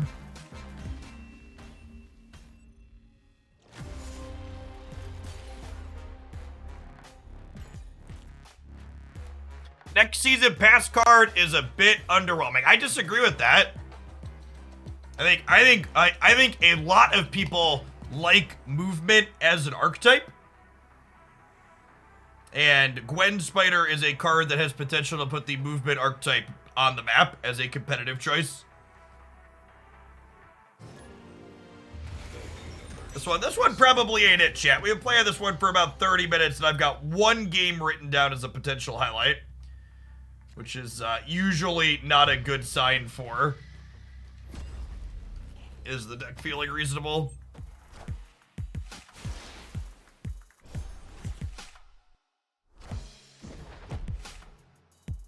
Yeah, so the way iOS rolls out is it rolls out to people in chunks.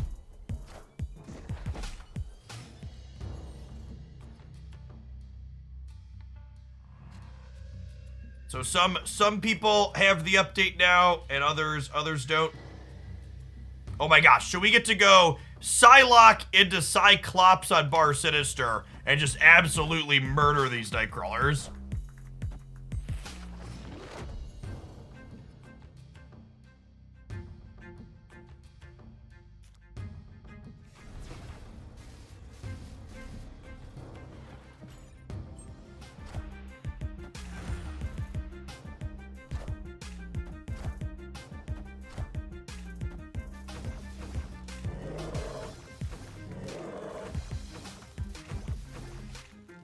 All the sound effects work together. Just like noises.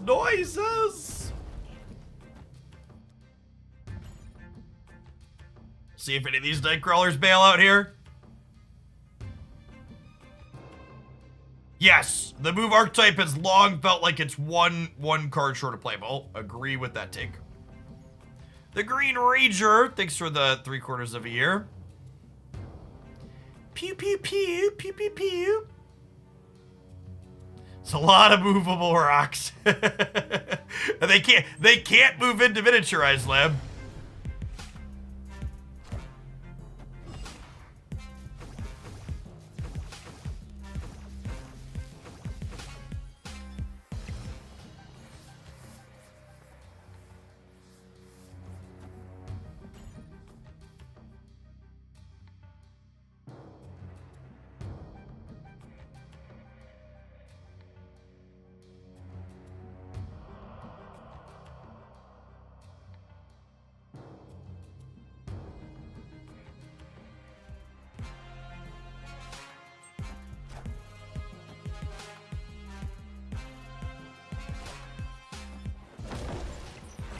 They're trying, chat. They're trying. They're doing their darndest.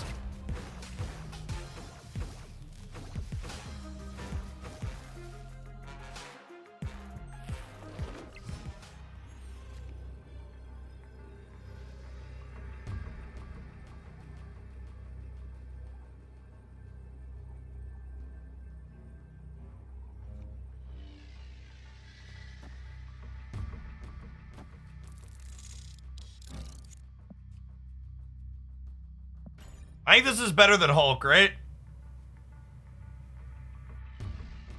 Could go either way. Yeah, I assume this is Cerebro 2 with Luke Cage.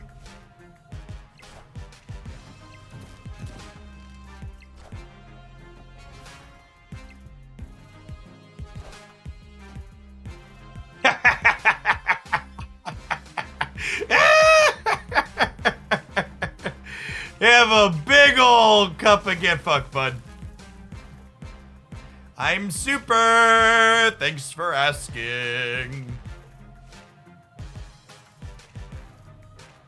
See? The deck heard me asking for another game we could highlight, and it obliged.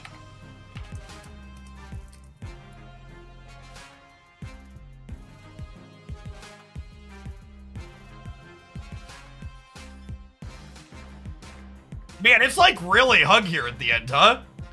Something with Super Skrull and Luke Cage causes it to hang.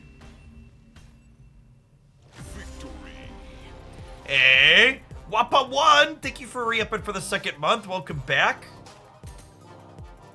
Glad you enjoyed your 1st month and decided to do it again. All right, Taco Hulk is officially my #1 target for spending credits on until we get an ink or gold split on him. Well, I'm gonna put this to a gold border when we get boosters, and then I think we're all in on the Taco Hulk upgrades. We got 700 boosters waiting to go.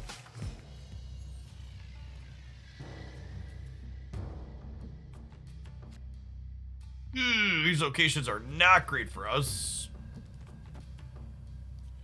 I wouldn't do it. I wouldn't do it. Hey, Governor Pickle, thanks for the brand new Prime. You know what? I'm gonna draw Reality Stone, so I'm gonna play into the bar with their name.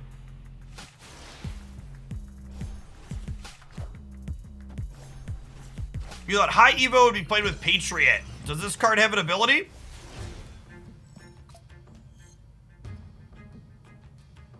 I just bought the Taco Hulk variant the other day.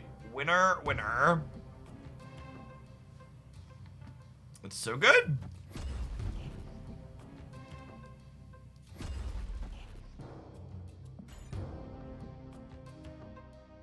Yeah, the She-Hulk builds, just spooks are the ones that have felt the best so far. But I also think the She-Hulk builds feeling the best is very much directly related to the fact there's so much Luke Cage right now.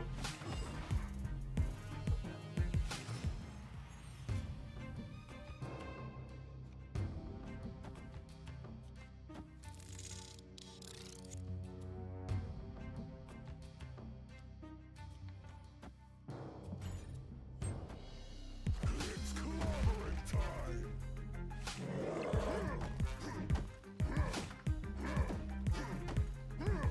Stop throwing stuff at my rocks!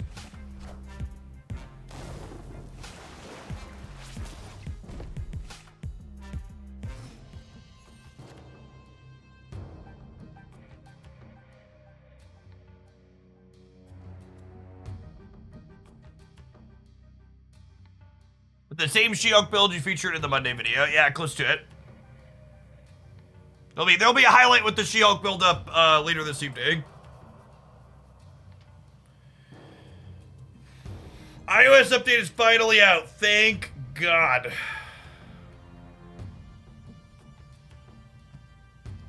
Get out of here.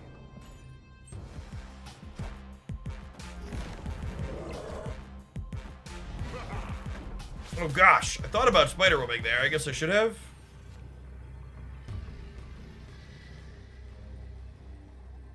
Alright, they're gonna overthink the last stone and they're gonna play left and we're gonna win the game because they play into Marathon.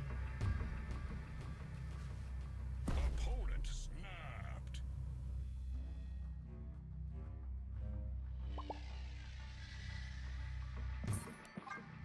Oh! Super Skrull copied Professor X. LOL. LOL, I missed it. Oh, no, they technically could have moved Jeff, chat. God, chat, you're so bad. You didn't even let my opponent level themselves. 1, they should show animations, but 2, yeah, we totally could have let them move Jeff into bar. Oh, but I guess they know we can't play. They know we can't play. All right, fine. Should have played Spider-Woman on the right. Should have been 12 over there. I guess we still would have been down by a little bit.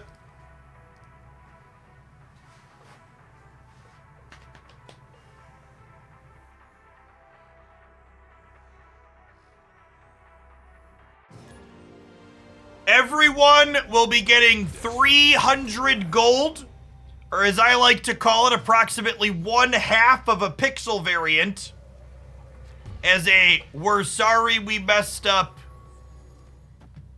the High Evolutionary release. Don't spend it all in one place.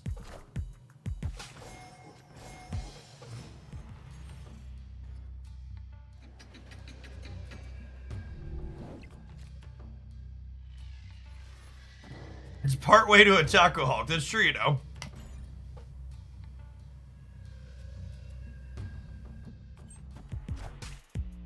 300 gold is a slap in the face. How about they could have told you to suck shit and get fucked and given you nothing? And 300 gold is significantly more than that.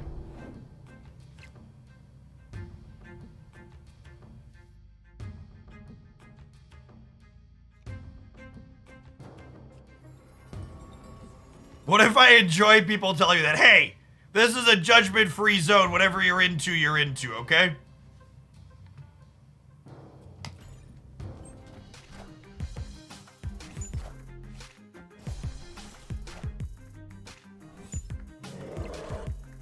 What was it? We had a saying when I played Magic the Gathering.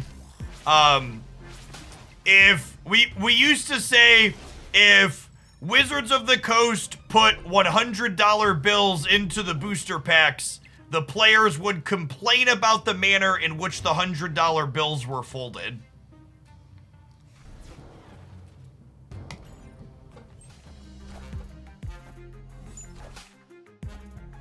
Definitely a big believer in that one being the case.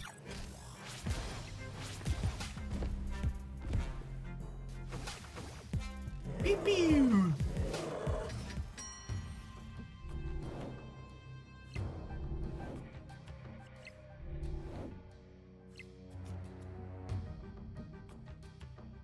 Alright, I think this is Abomination Spider-Woman.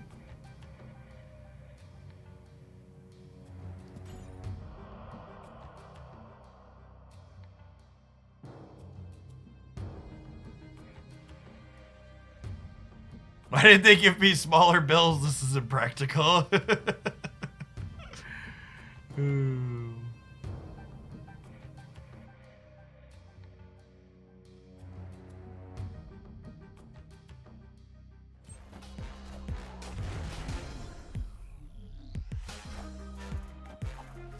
Not triggering my Cyclops or my Misty Knights here, though, is the problem.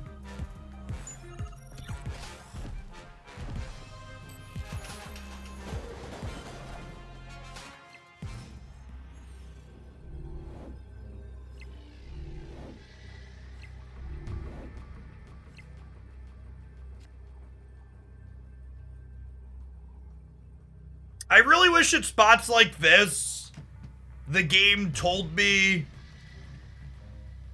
what was in their hand. Like Magic Arena or Runeterra do. Yeah, I think we're just dead. Honestly, these high Evo decks are probably pretty bad against the Kitty Bounce decks. Because these Kitty Bounce decks just put so many numbers into play.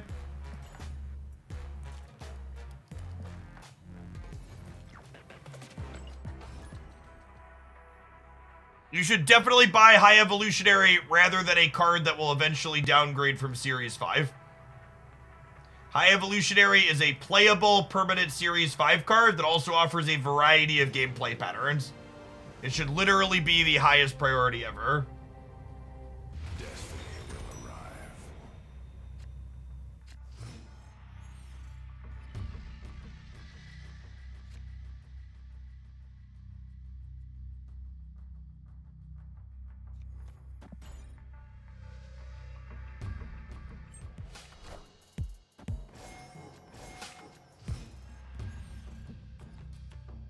Yes, High Evolutionary is permanently 6k tokens, is what I am telling you.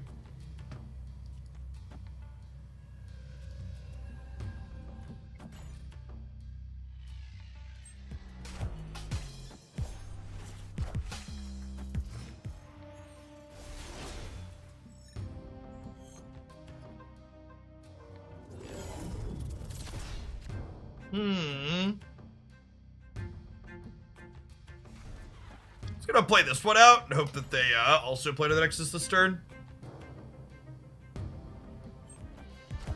Galactus 6k2 and I'm not buying that. Yeah, that's why you'll note I talked about High Evolutionary being a great pickup because it also offers a variety of gameplay patterns. That part is just as important as the others. So Thanos and High Evolutionary, in my opinion, are currently the two best pickups in the game for tokens. They both allow you to play a variety of decks that you can't play without them, and they're never going to be less than 6k tokens.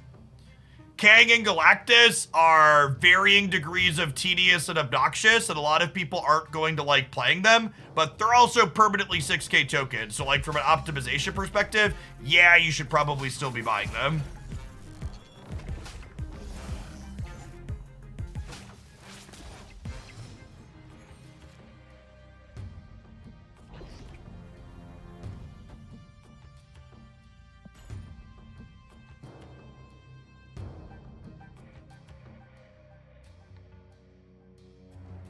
From someone with over 600 keg boosters, he's not worth the 6k tokens. From the horse's mouth, chat. Heard it here first.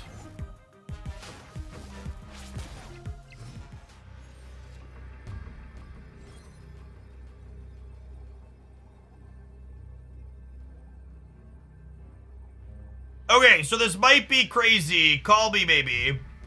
But what if I just played high evolutionary into the Nexus to like try and play around to Shang-Chi?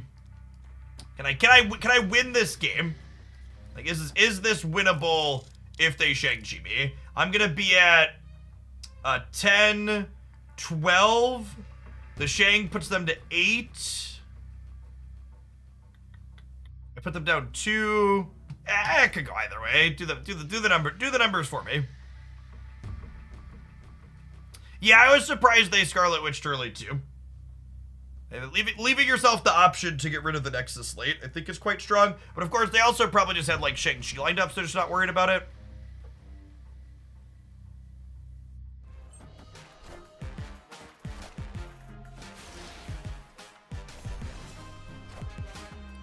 Hey chat, can anybody tell me, is the 10,000 collector's tokens for $100, is that bundle still in the shop? Or did they get rid of that one already? No, it's gone. Okay. Wow, I can't believe they didn't have the... Can't believe they didn't have it.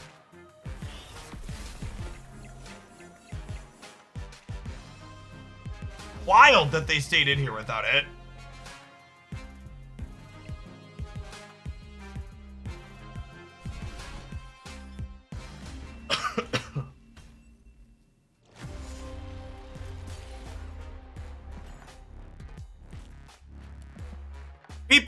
People talk about Second Dinner being evil masterminds with their bundles, but like the two big bundles of the shop offering you 0 fucking collector's tokens when they release their most hype card into the game ever, like they should be they could be way worse than this.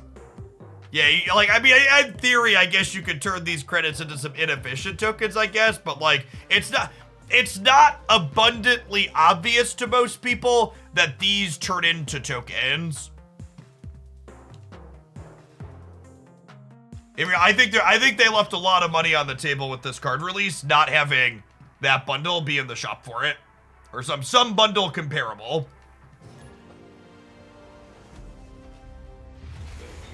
The 300 free gold going to inboxes will roll out in waves, so not necessarily everybody has that as of yet. Similar to the iOS release, not everybody got it at the same time.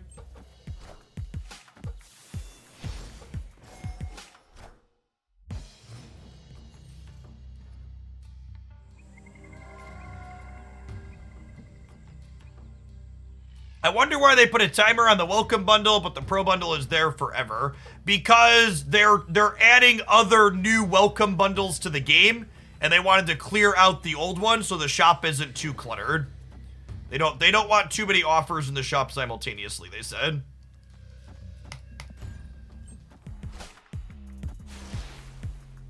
We're replacing the Chibi bundle that expires in 5 hours. They don't always guarantee replace bundle with something new immediately.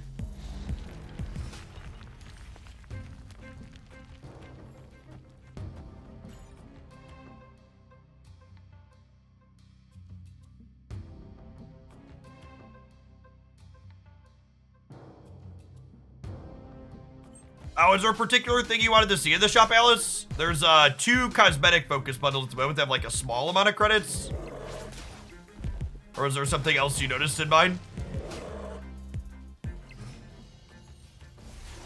This is actually the first game this has come up since we've been playing this, but every one of their cards being impacted by the Soul Stone makes Abomination cheaper, which is kind of gas.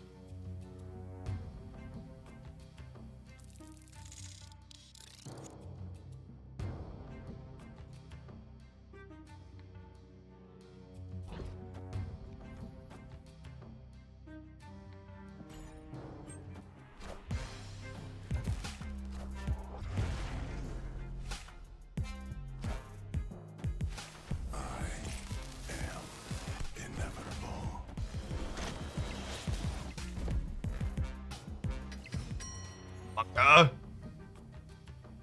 Oh, you know what? I should have Psylocke last turn instead of Wasp, so I could have Hulked this turn. Do Abominations only care about red numbers? No, it's not. It's not even explicitly red numbers.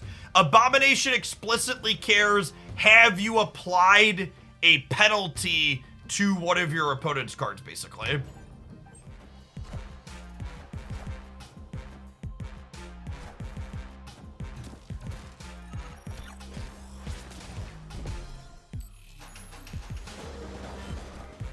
Has a negative power been applied to one of your opponent's cards? That's true. It's not even necessarily you, just a negative power.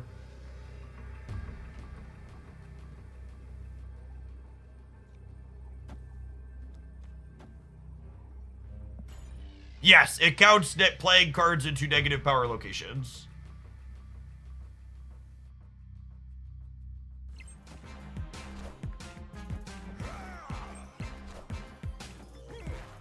We get him? I think we got him.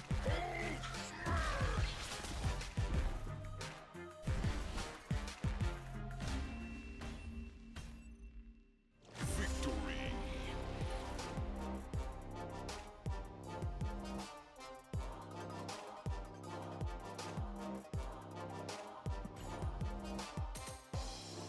Yes, Luke Cage turns off Abomination's cost reduction. Is accurate. You know, I don't know, this one doesn't feel like it yet. So far, every one of the builds that we've played with Abomination and it has felt pretty clunky, in part due to so many opposing Luke Cages. What's a Lockjaw build look like? Do I want Thanos in a Lockjaw build?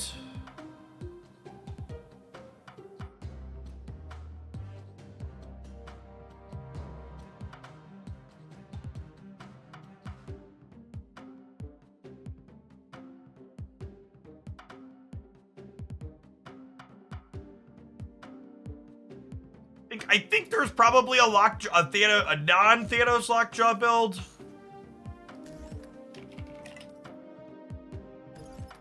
Probably don't want Cyclops.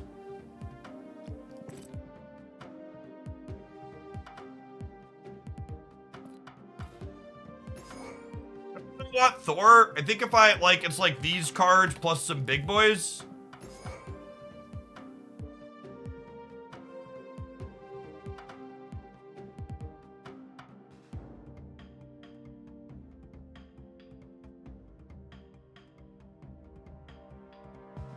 I don't need Scroll to worry about that. I think it's just like three pieces of beef here.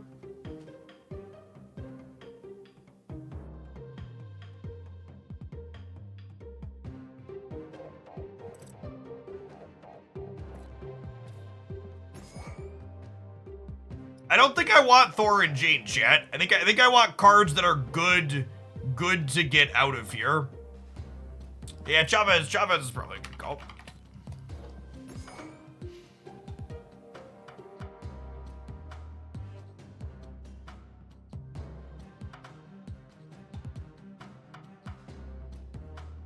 You play Infinite? Yeah, that's true. With Infinite, we can even do the Psylocke on 4, Pass on 5, She-Hulk Infinite on the last turn. Let's try this. Use 100% mirrors make me want to uninstall the game. Yeah, no joke.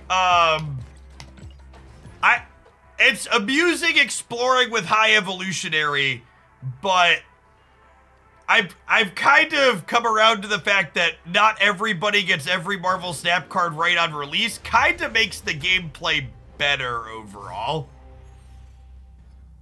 If there was like 1 or 2 days a week where everybody just played new card mirror matches, it would be really kind of lame.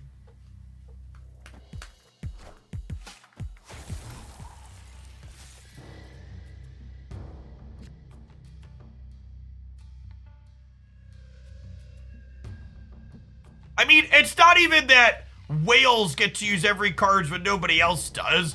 Free players get to pick and choose some of what they get.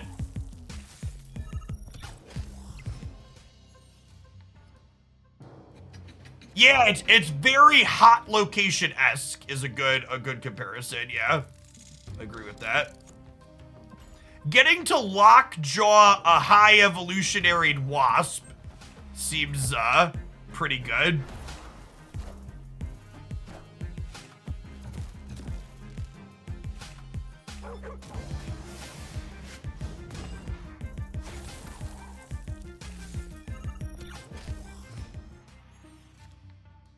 Oh, man.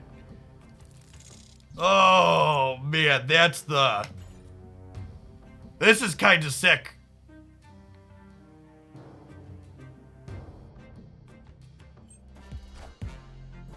Pew, pew. Order. Lockjaw only works once per turn now, chat.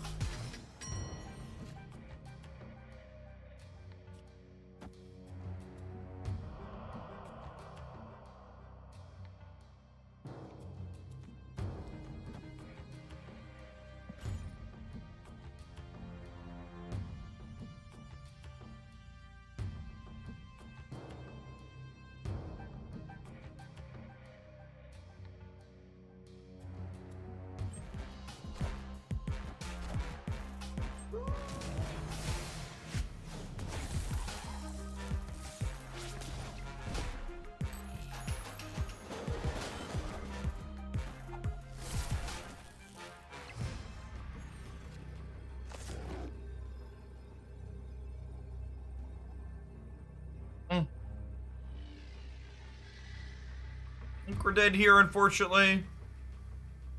Maybe they don't play left, and this wins left, and Hulk wins middle. Rats.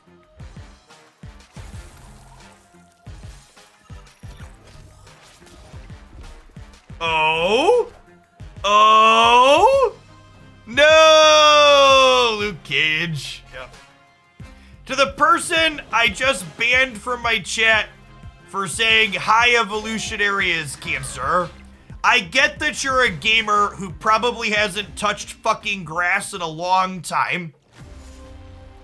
But believe me when I tell you that cancer is a terrible thing that takes people's loved ones away from them too soon, and it is in no way, shape, or form remotely comparable to the fucking card you dislike playing against. So don't do it in my spaces. Fuck off. Hate that shit.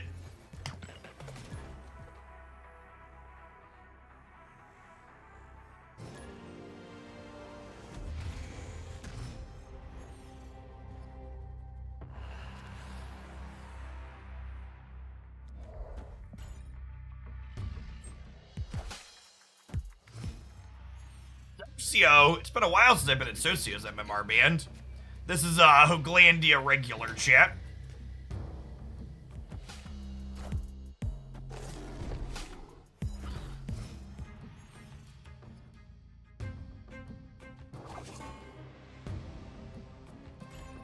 Alright, Soak on 3, She-Hulk on 4, Vision on 5, Hulk on 6.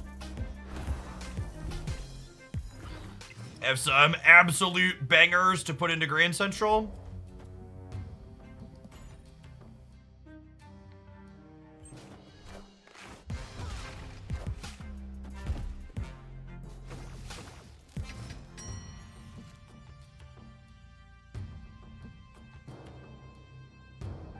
I think I want a Vision to take Death's Domain here.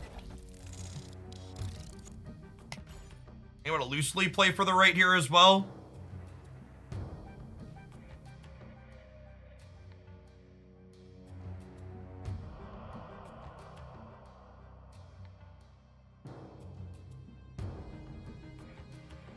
Snap does have region-specific pairing. I am on the US West server, because that was the first server during Snap's closed beta. I had one of the first wave beta invites.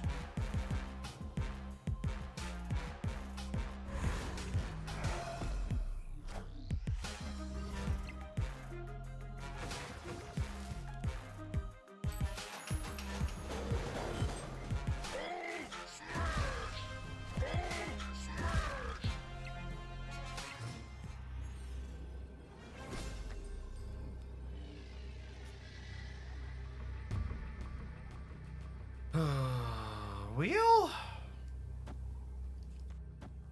This getting tagged by Cyclops means we're losing to Dr. Doom, unfortunately. Also another who has Luke Cage kind of game. Ooh, do we get him in the middle? I think we got him with Chavez here. Chavez, a little bit of mobility. Close. We beat the cage, shit. Can't cage us up. Our lands are huge.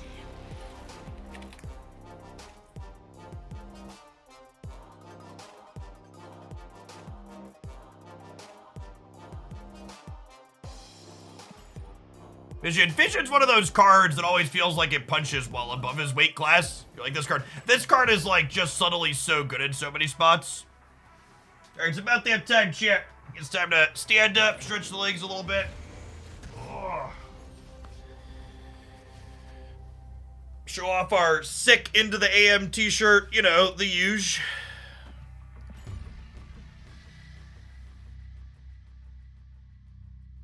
Do you buy Darkhawk for 3,000 tokens, or do you wait for it to drop to pull 3? Who knows when it's dropping to pull 3? They no longer drop on a schedule.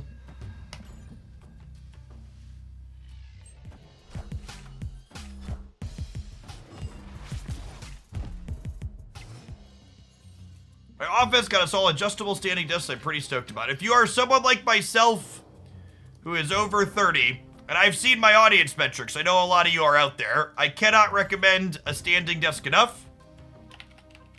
We have a wonderful sponsor through Flexispot, but any brand of standing desk is a great pickup if you're someone that's at your computer all day like I am.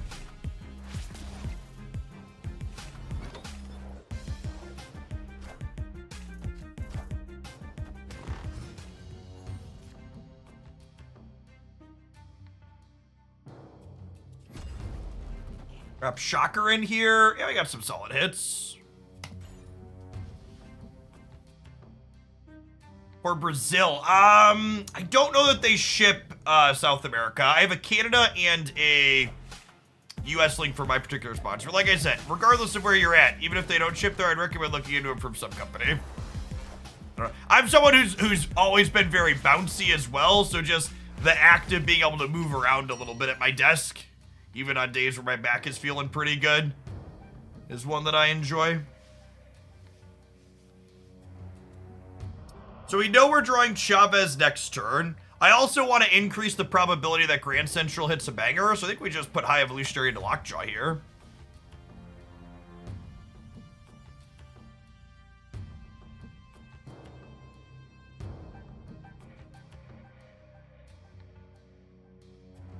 Hey, Lucas, you're a regular, so I know you mean well, but if you could stick to English in chat, I'd appreciate it. We don't have moderators for other languages, so just want to make sure that we keep the chat reasonable. Please and thank you. Oh, Chavez is out. My brain is bad. That's fine. I think this is still correct. We still just want to, like, optimize what our Grand Central can hit, right?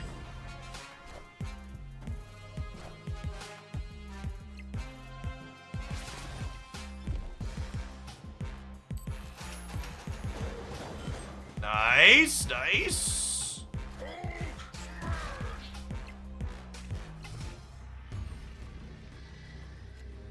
He is a big, angry lad, chat. Huh. I think I'll just do this and play for all three.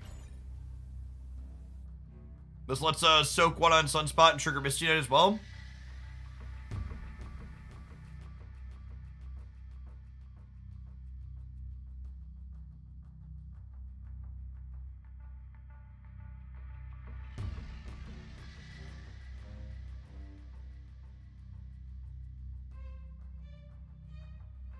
Here's Jeff. Your suggestion of adding Luke Cage to Sarah just got me my first infinite. Congrats, Sputnik. Hit that metagame on the head. Thanks for the good times, Jeff. And a lot more fun with this game because of you and the community here than I would have otherwise. Well, thanks for being a part of it, Shermish, and keeping me around. Appreciate the third of a year.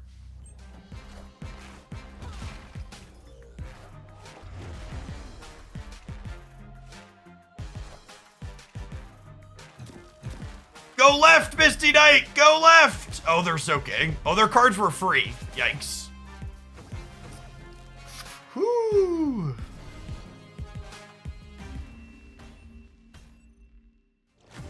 What's Misty do? Misty gives a random card +1, other than herself, if you have an unspent energy. Hey, thanks for Sake It. Appreciate the 5 months.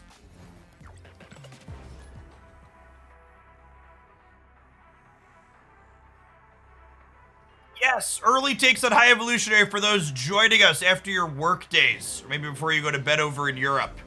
If you had unspent energy cards as a part of High Evolutionary, have really impressed me so far today. I feel like they've kind of punched above the weight class I was expecting them to. And the Abomination minus power things have felt a little bit rough into the density of Luke Cage that's going around.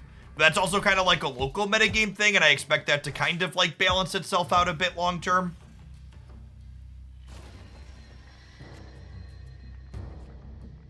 Misty Knight into Sunspot, or Sunspot into Misty Knight, is actually just one of my favorite turn 1, turn 2s in the game now. It feels so good to get to curve.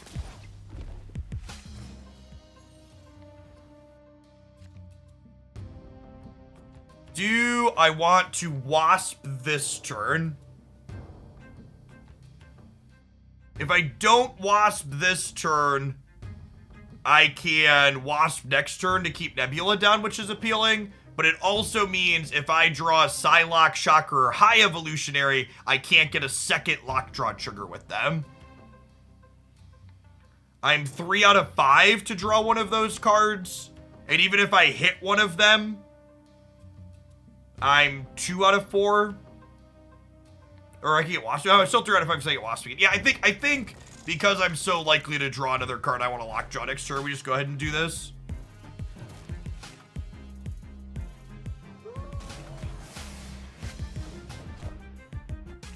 Nice. It's super rewarded with the Storm play here. Okay, really want to hit one of our cards that we want to Lockjaw here. And that is actually the best draw in our deck, because now I get to not only Lockjaw this, but I get to soak 6 energy on turn 5 to play both of these on turn 6. This feels really clean.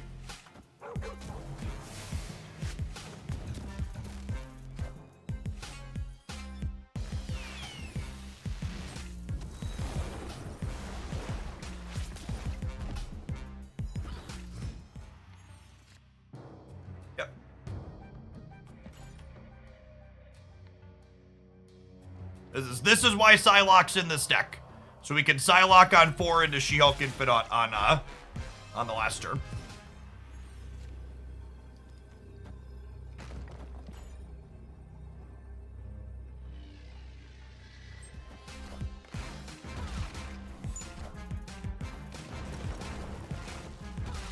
Ooh. Close. We tie the left, but we win the breaker here. They're up by 11. We're up by 21. Breaker. Give me the news. I got 10 points over you.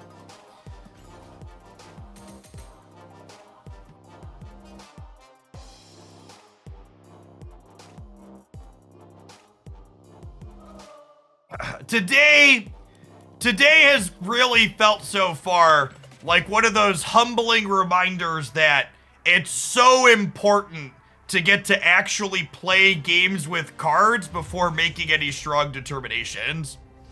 Because if you go and look at my top high Evo decks recommendations, I called out the order that I expected these cards to be in terms of power level, and I ranked the things like Hulk towards the bottom, and they've definitely felt like the better, more powerful thing to be doing so far today.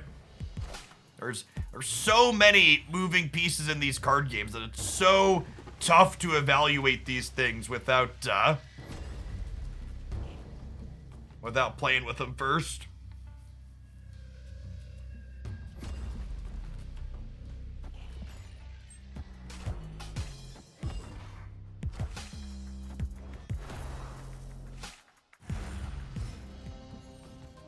Do you know a lot about Marvel before this game? Oh, that's so annoying. I wanted to play into Murray Isle, but obviously we're doing this now. Shocker looking good. Letting me lockjaw Sunspot here. I watched all of the MCU movies before getting into Snap, but never a comic book guy.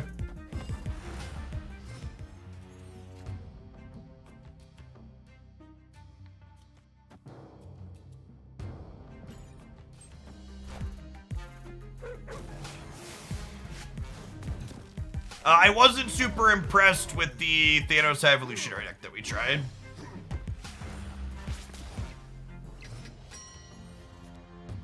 A card leaves the middle part of the token shop can start to show up on the right side if you don't buy it. It does, yeah. Yeah, that right side is all Series 4 and 5 cards that you're missing.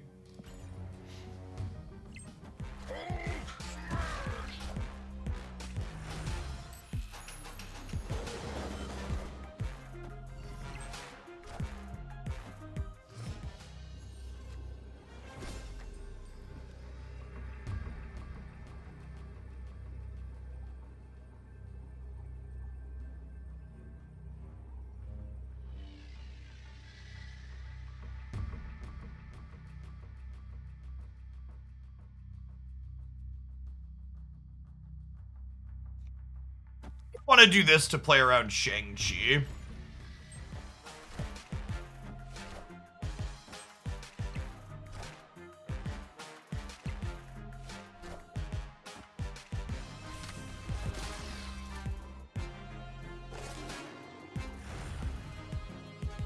The She-Hulk High Evolutionary decks are ones that have felt the best so far. We're only a couple games into this one, so I don't know how I feel about this. These Luke Cage build, these hazmat builds, you basically just lose to opposing Luke Cages and Super Skrulls. They feel very glass cannony, frail. They don't work if your opponent sneezes on you. And there's a lot of Luke Cages right now. For the sake of variety, I am not playing Luke Cage and everything, but most of our opponents are.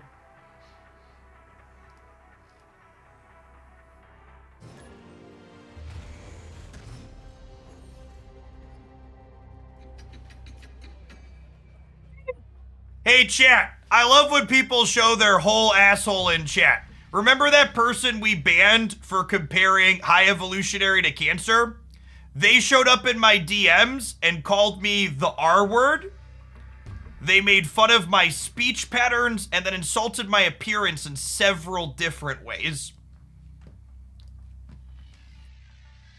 Sometimes you can tell that certain behavior only comes from certain types of people that tend to be very terrible in many different ways.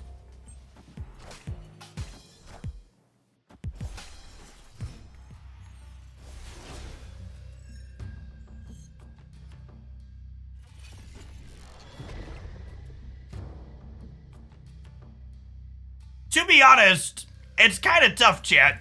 There's a very good chance that someone who's acting in that way probably has a pretty poor lot in their own life, and the reason why they're lashing out at random strangers, encouraging them to be nicer people on the internet, is because they don't have people being nice to them in real life.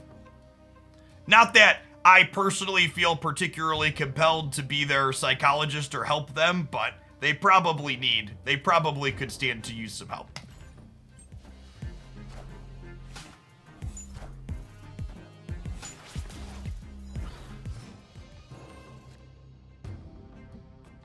Ah, I used my Psylocke too early, Sedge.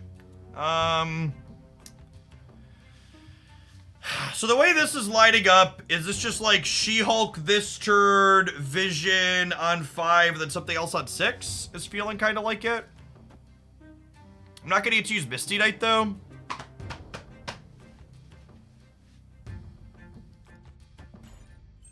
It's close. It's clobbering time. I didn't put Cyclops in this deck because I just didn't feel like I had room to play another low curve card. I also don't know that I reasonably have time to play it on curve in a lot of games, if that makes sense.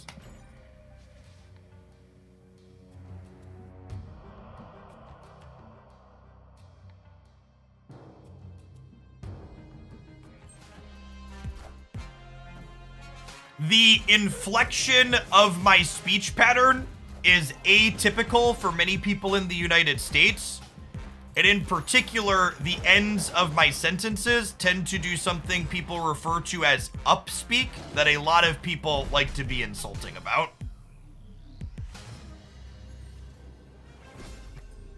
We're just dead here. I guess I could do this. No, I guess it's probably better to shove this right, actually, right? I'd have to, like, hope that this is good enough and that 9 holds the center.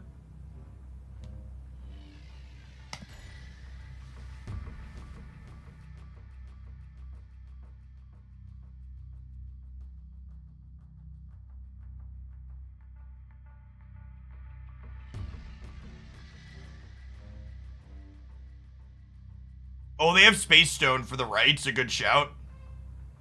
It could come down to a Lockjaw roll then.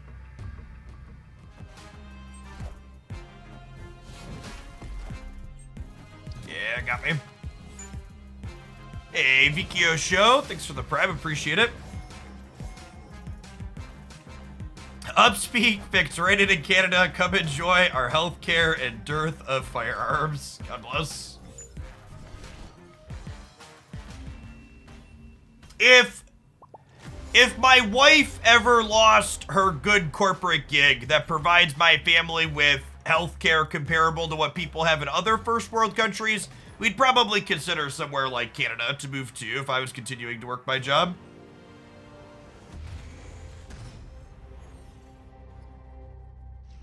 But my family's pretty fortunate. In addition to doing what I do here, my wife's job has a very good benefits package.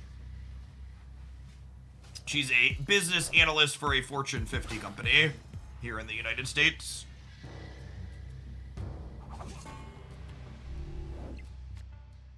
What does a business analyst do, you ask? I don't know, and at this point I'm too afraid to ask.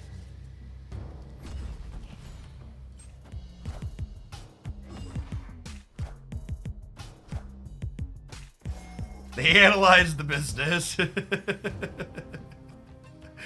Wasp, wasp, wasp.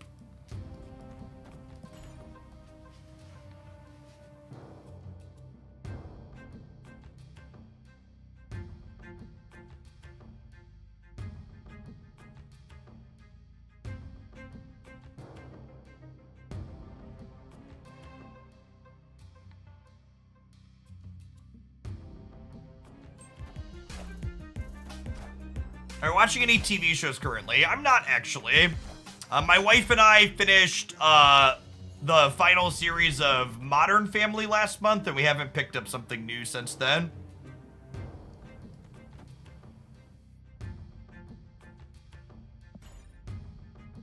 We don't have very many good hits for this Psylocke. All of our beef is in our hand.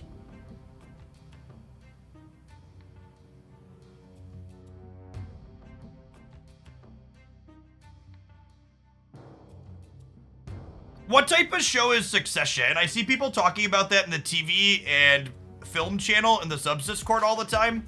And it seems like people are really into it, but I know nothing about it.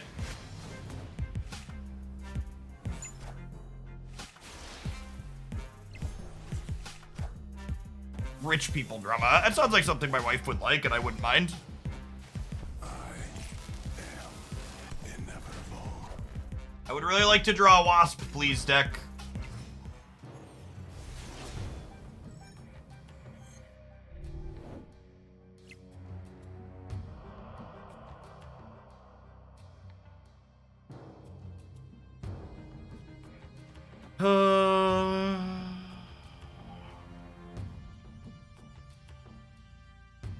I'm just soaking again, right?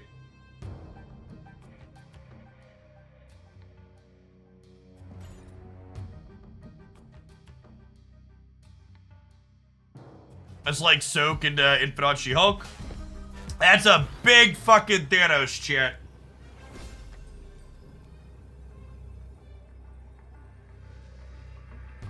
Ugh.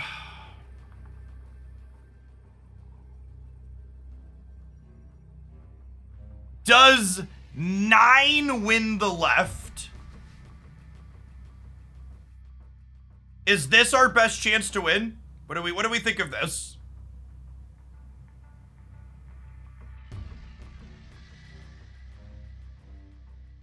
Their kitty pride is 8.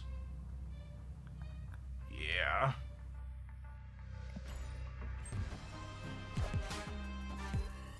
Oof. GG, opponent.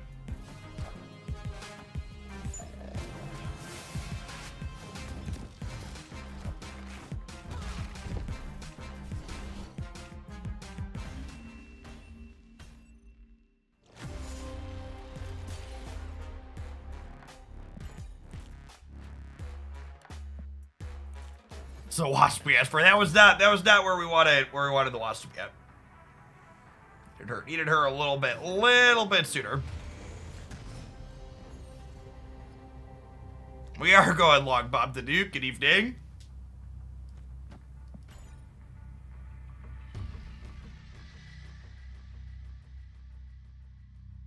I think we've been floating just under 3,000 people for a little bit here. I think for the sake of not burning out, my plan is to stream until about 6 o'clock Central for a little over an hour, or until we drop down past like 24 or 2,500. So we'll see which one we get to first. Do I like the moon build or the magic more? I don't know. They both felt pretty good.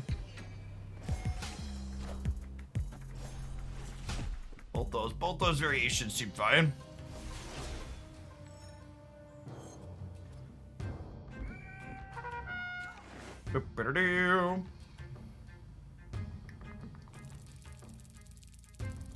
Do I want a Vision next turn, or do I want a Shocker to tee up the Hulk? A Shocker to tee up a cheap Hulk.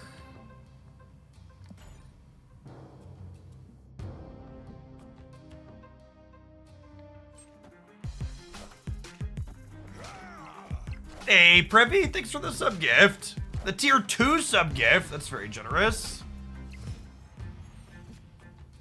Afternoon. It's a good anti-high Evo deck. I think you should take the mostly stock Sarah control deck and cut your least favorite card for a copy of Luke Cage.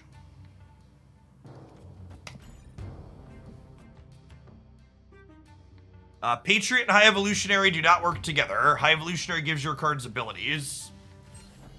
Avengers! Assemble.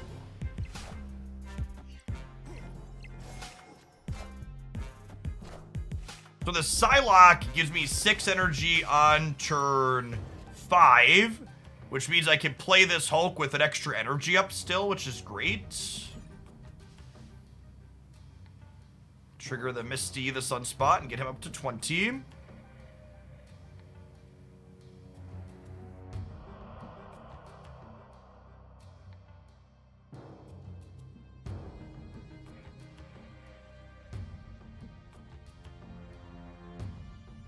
Really want Vision to roll in off a Grand Central here, ideally. I'm super happy to have an excuse to play with this Hulk variant too. It's great. I gotta keep an eye out for Shocker and Cyclops variants, since those are playables now.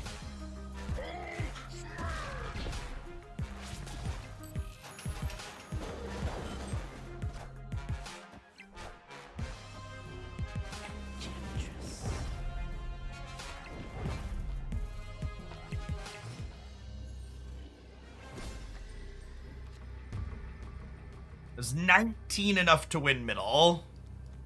Probably is. Oh, they have, their Thanos is active. Yikes. Well, I mean, their Enchantress hit wasn't good for them, but our Lockjaw also wasn't good for us.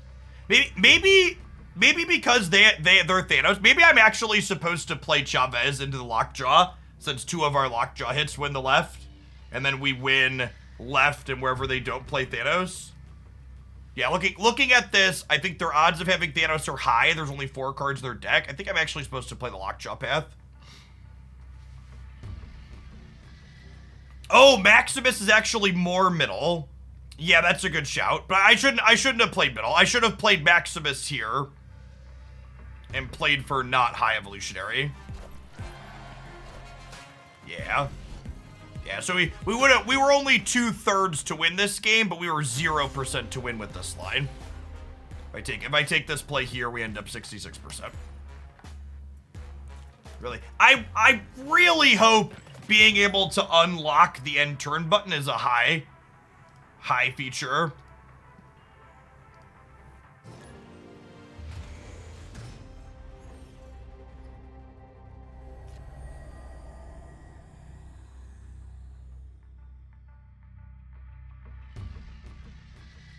Victory.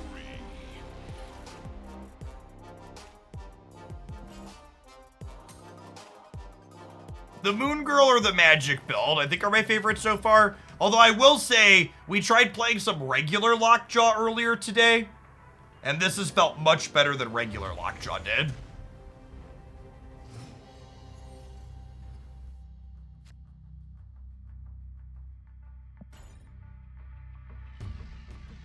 The enemy does not see the high evolutionary animation at the start, no.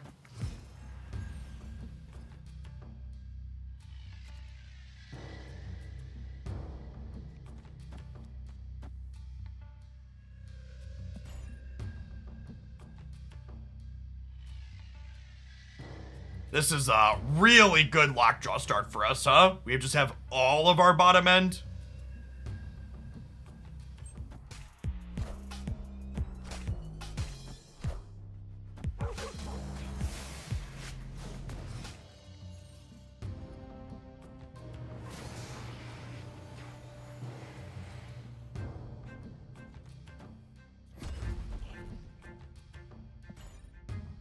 Sure. Depending on what we draw, this could be like a pass on 4, infinite on 5 angle with the Elysium.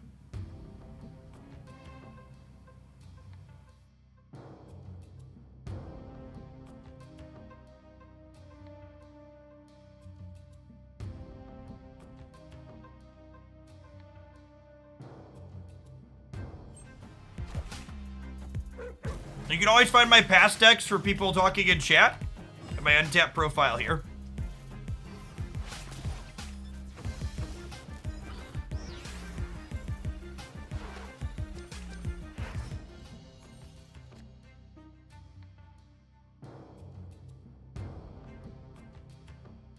Oh, it's a damn shame.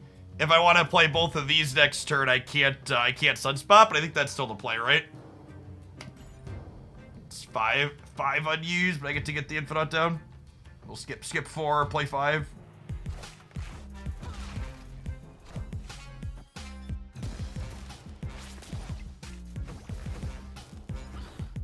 I should probably move Vision out of the line of fire.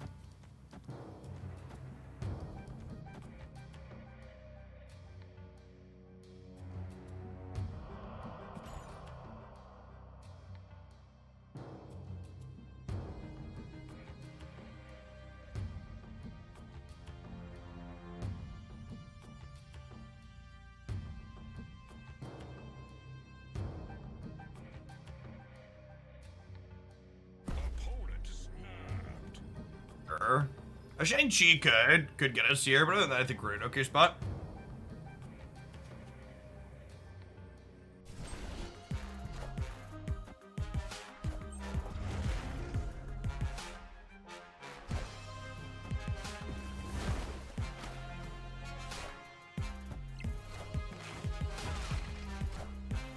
One Taco Hulk, please. Rip.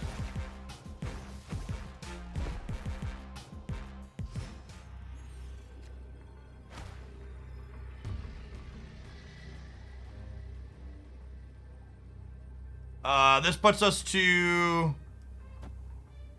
I think we're dead, unfortunately.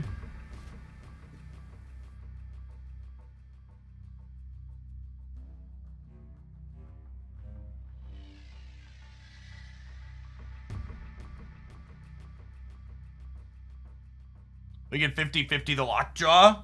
Yeah, it's true.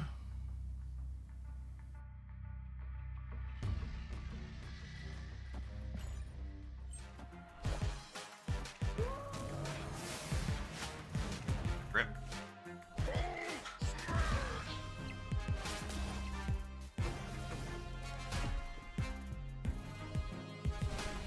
Hey, Baker. Thanks for the almost year and a half. Welcome back.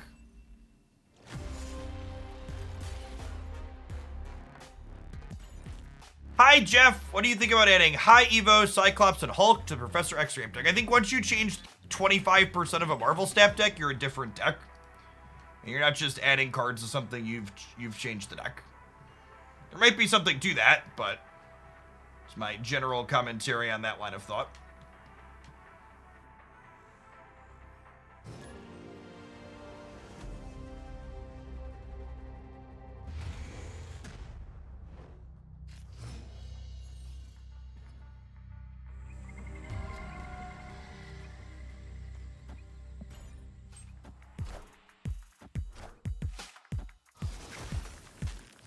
High Evolutionary, generally speaking, is a card you are not playing out. This deck shoves it into Lockjaw on occasion, though, which is fun.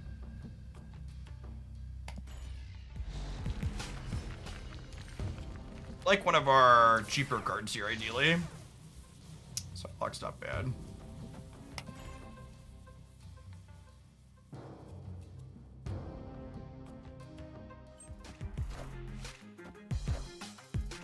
Wind, aid my hand.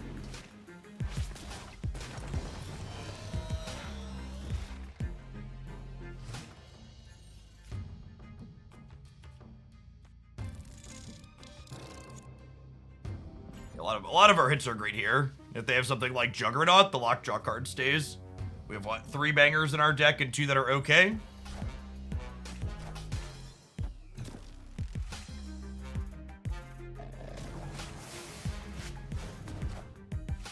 Just for the sake of, I can't click on it now. The sake of stopping confusion, you'll note that the Hulk, even though it had the high Evo swirl underneath it there, only had 12 power, not the 16 that this had. So no, you don't get a high evolutionary Hulk out of the Gamma Lab, but yes, there is a visual bug.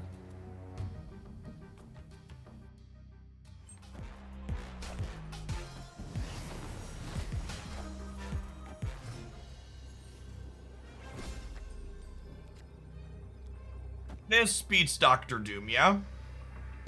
My body is ready to die to Gambit.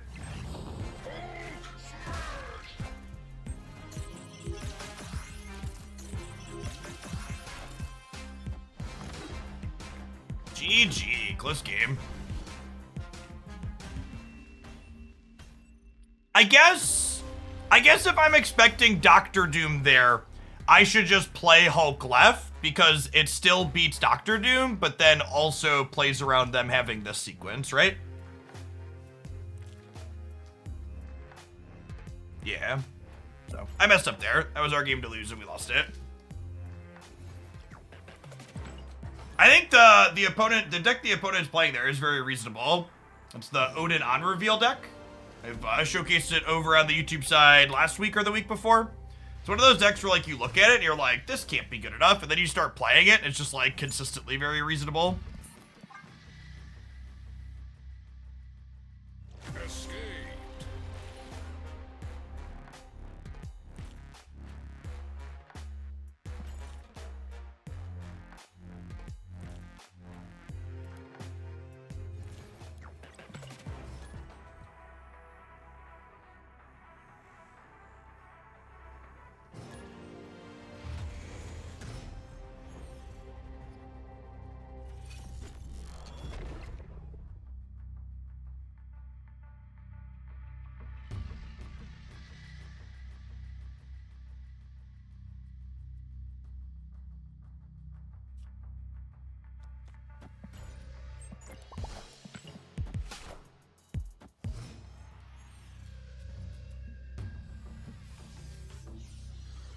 all the power. Woohoo! Huh. Man, I wish I had not played Misty on the left now. I wanted the Wasp third Sunspot, but I think I want 3 spots to Lockjaw here. Hits like this really make Vision good in this deck. Because, like, there isn't, like, another card I really want out of Lockjaw, but I'd be happy to get Vision here. Because it gives me power to other paths.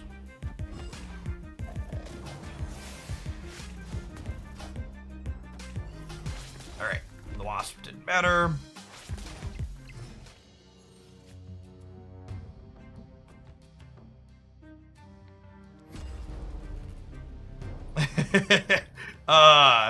Yeah, this is kind of great, right? It's a 5-power Shocker. Do I want a 5-power Shocker? It's probably better than the Sunspot long term, right?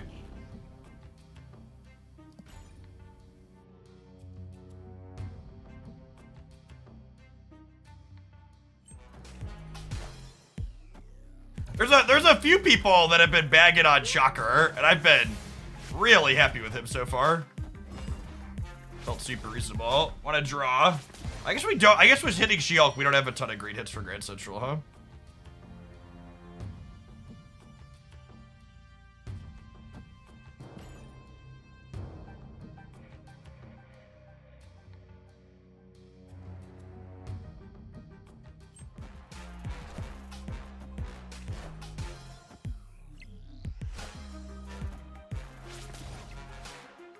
The person that was just banned, you came to the wrong channel for casual racism. We tell fascists like you to fuck off here.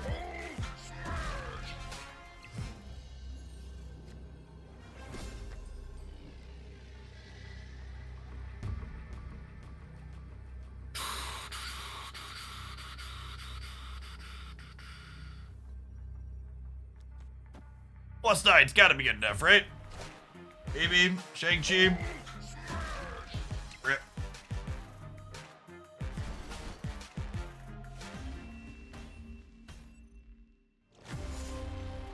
Yeah, we really needed Vision to pop out of the center so we could spread our Lockjaw out here. Honestly, maybe the third time I played into the Lockjaw was a mistake. Maybe I should have stopped on the second and just spread my power out somewhere else rather than hoping to spike the Vision.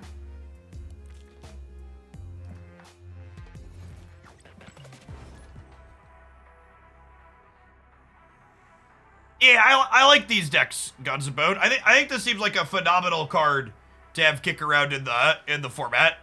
It has a lot of micro decisions.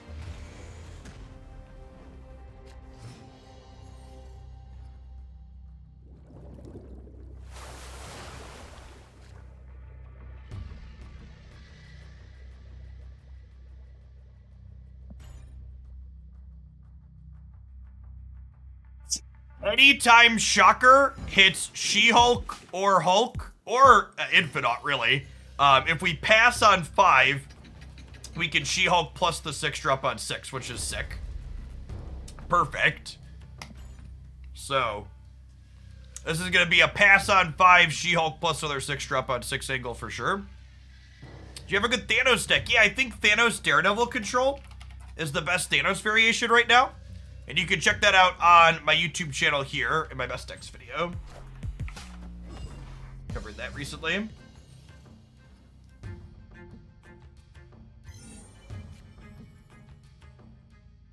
Yeah, I think this is a Lockjaw right into High Evolutionary, the Lockjaw path right next turn. You should definitely get High Evolutionary rather than Iron Lad. The only card I would currently potentially recommend over High Evolutionary is what's his name? Thanos. Thanos is probably comparable. We'll have a better feel on that a little bit later. It's a sweet card hit streak. It's everything I was expecting in a good way.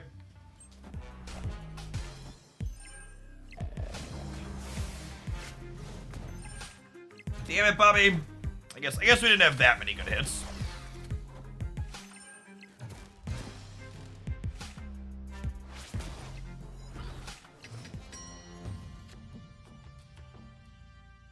Okay, this is the part where we pass, and then She-Hulk gets put into play on Grand Central for the 100th time.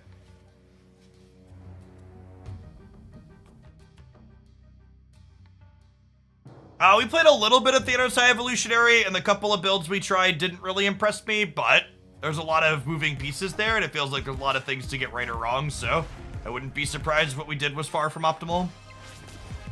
Alright, we have 2 cards that we're super happy to go mid here. One that we're kind of unhappy with. That's one of the ones we're looking for there.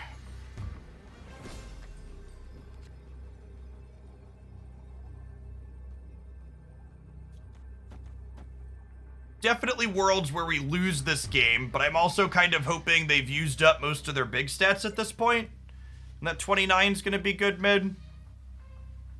They could realistically play to any of the paths here.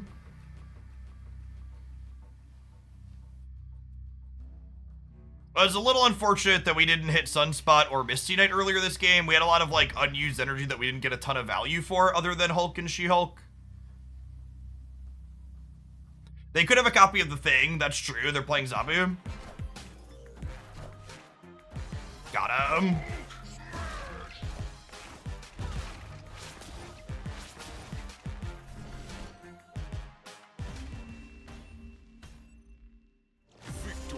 Boy, big boy Hulks.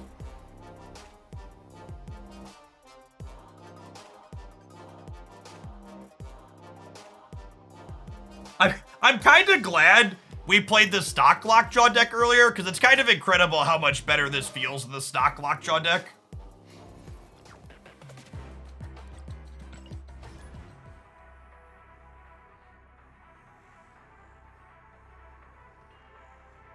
What does Evolved Misty Knight do? Evolved Misty Knight says, at the end of your turn, if you had any unspent energy, a random card other than her on your board gets +1 attack. If you're looking for the text boxes of any of the High Evolutionary cards, you can find them all at this link here.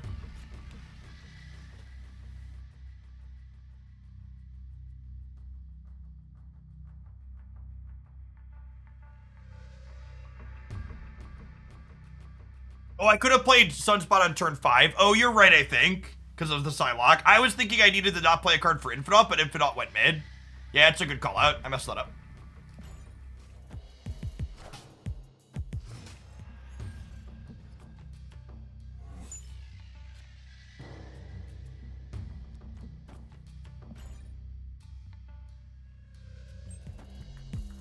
What does Evolved Wasp do? She gets more stuff done, dude.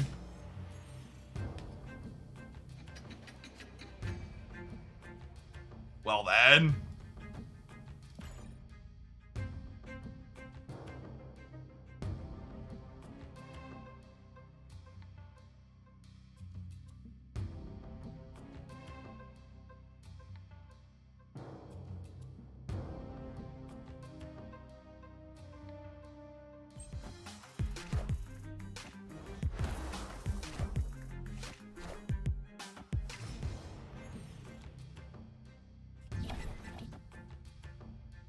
Okay, depending on what we draw, we could have a guaranteed bomb into Grand Central. At a minimum, we're going to be highly likely to have a bomb into Grand Central.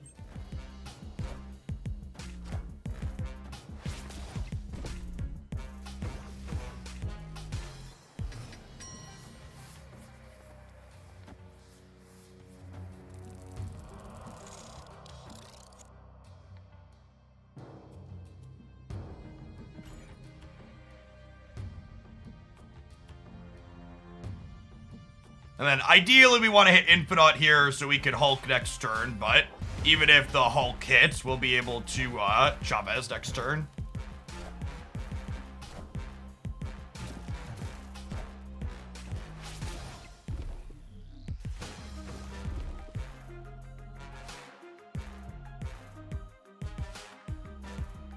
So I was hoping that would go right. Nice. Rip. Well, shit.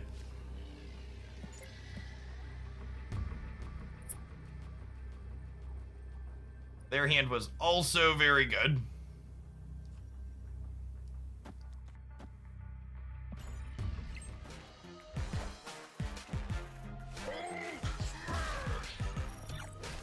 Listen, chat, that's only fair, okay? We drew 2 rocks this game. They were due to draw 1, okay? In a non-Subterranea game, we're supposed to leave there. But in a Subterranea game, I think we're a solid favorite. Right? Their deck was 5/9 rocks. So we were over a coin flip. That's assuming their other cards beat the vision. How much longer am I gonna stream for a day? Probably another 45 minutes to an hour. We've been live for about 8 hours. I don't wanna do too much, but I'm having fun. So we're gonna jam while there's people here. My average viewer count's been around 2,000 people lately, so as long as we're floating above that, I think I'm gonna hang and jam to a certain limit. See, I don't think we had plans to as a family. Let me check my calendar. Yeah, no plans tonight.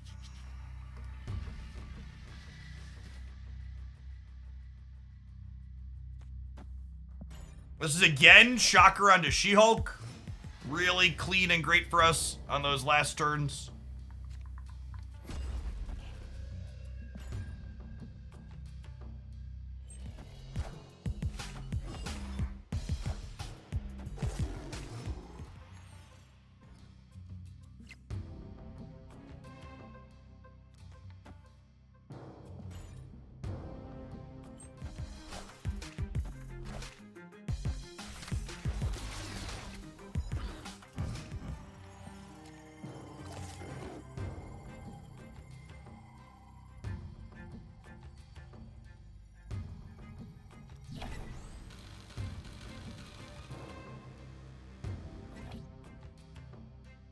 I think I need to do this for the sake of trying to keep my people in the middle alive.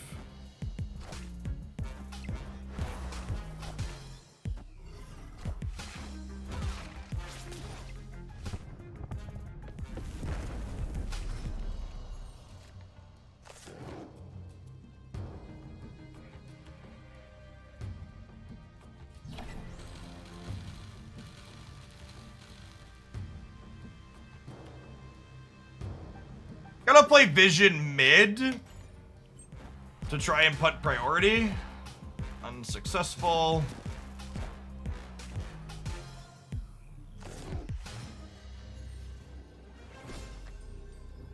They're gonna die to Shang-Chi, aren't we?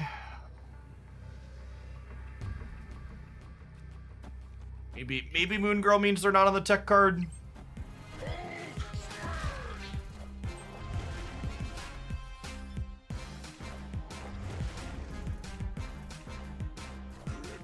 Got him! Got him! Hulk and She-Hulk being optimal together in the same deck also feels good from a flavor perspective.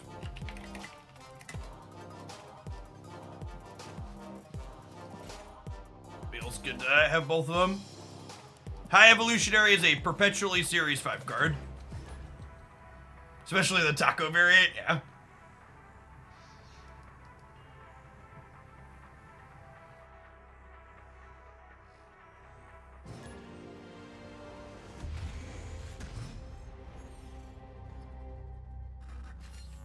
Is buying Jeff the Shark better? It's hard for me to recommend any non-perpetually Series 5 card over a perpetually Series 5 card.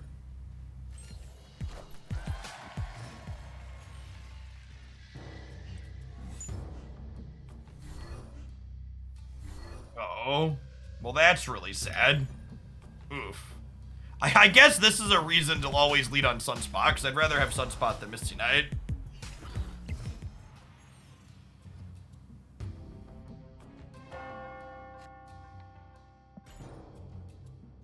Yeah, God, that's brutal.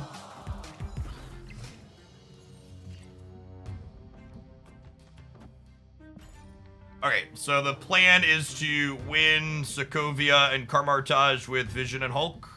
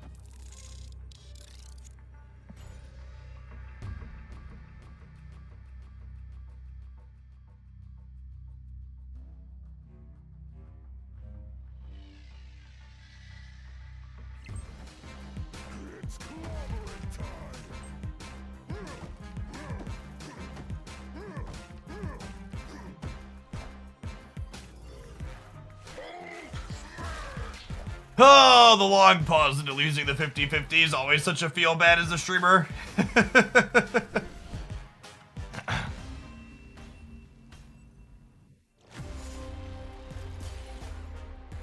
That was actually worse than a 50-50, right? If my Vision and Wasp had gone left, they lose as well.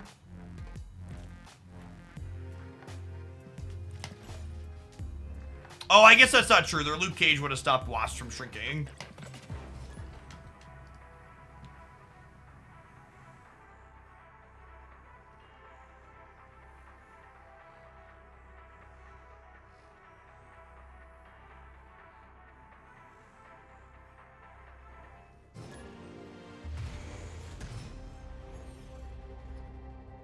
What's causing my cards to lose power? Cyclops on the left. Alright, so here's a question. Do I Misty on 1 here?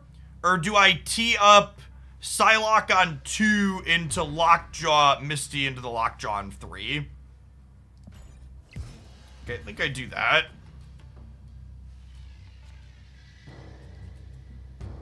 Or we could shock her now.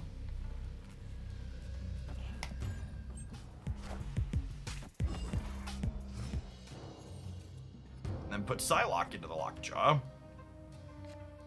It's working out pretty clean. Yes, everyone has should have 300 gold in their inbox, which you'll need to access from mobile currently still. As a sorry, the High Evolutionary release got botched.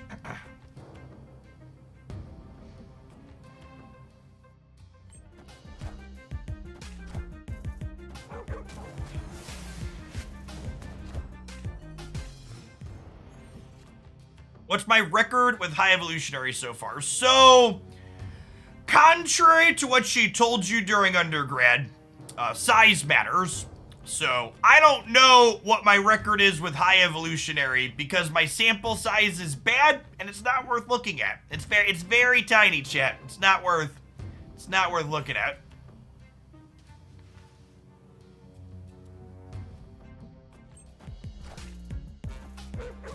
Single players can't play statistically significant sample sizes in terms of jamming games.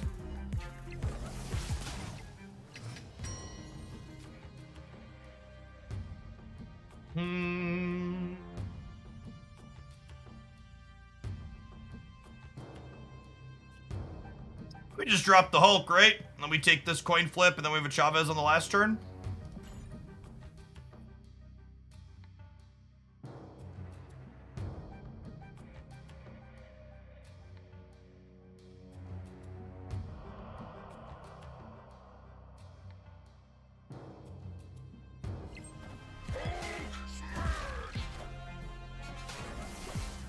She took the sample size in the pool.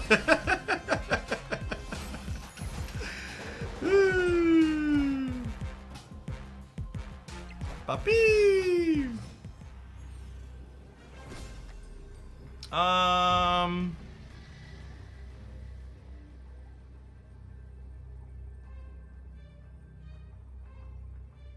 If they kazoo, they go to 13 on the left.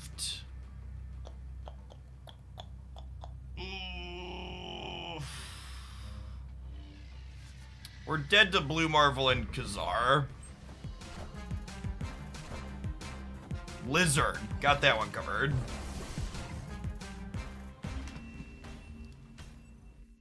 Victory.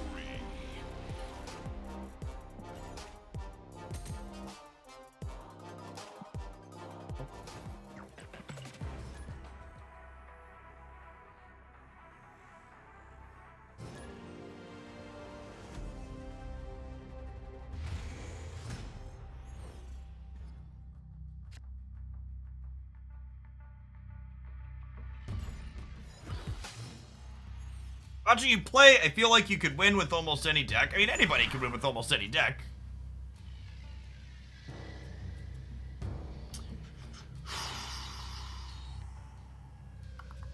This is feeling like a Psylocke on 4 into Pass on 5, She-Hulk Infinite 6 game.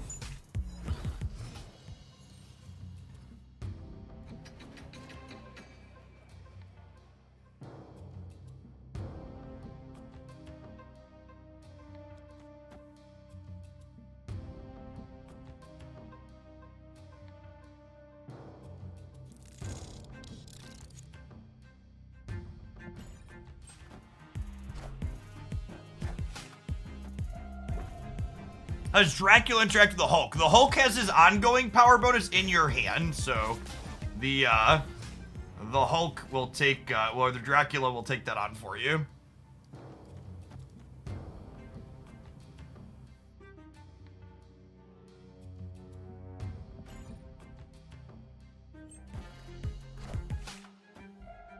Filling Grand Central most of the way might be wrong, but I also don't really want Sentinels in my hand for when Grand Central happens. We'd like to draw Vision or Hulk here. So we have other big things to hit on Central.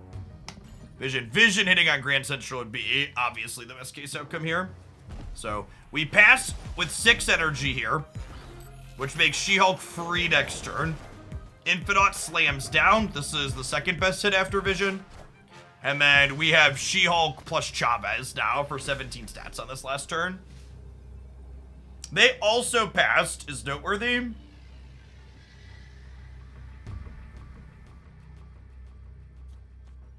We just do this and play for all 3. We would lose to She-Hulk Doctor Doom if we do this though, right?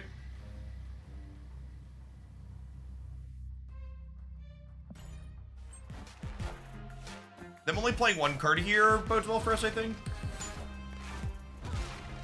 Yeah, they jam fiddle.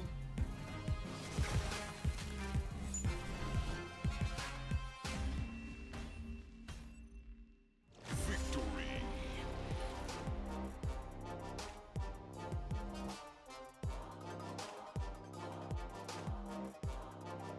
Hey, table play. Thanks for the 3rd of a year, by the way. Storm, Wasp, Cyclops. Yeah, that seems reasonable. Hey, if Nebula in the mix too. How do you go about protecting your kids from online bullying and toxicity? Worried about my daughter as she grows up in the current climate. So my kids aren't on any social media yet and aren't allowed to use voice chat in any games. They don't really play any. I guess they play Fortnite. Fortnite's technically an open lobby game, but I have voice turned off in that one. Any games like Fall Guys or Fortnite that have in-game voice is disabled for my kids because they're only 8 and 9. I figure I want them to be like at least teenagers before strangers on the internet tell them they've done terrible things to their mother or call them other various slurs and terrible things that online voice chats tend to have.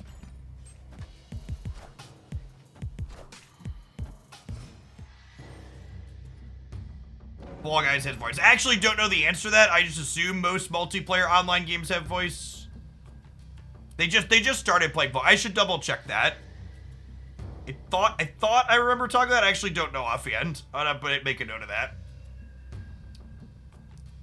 They patched up the kids actually. Fall Guys added a level editor, so the boys have been playing more with the custom levels than actually open lobby stuff.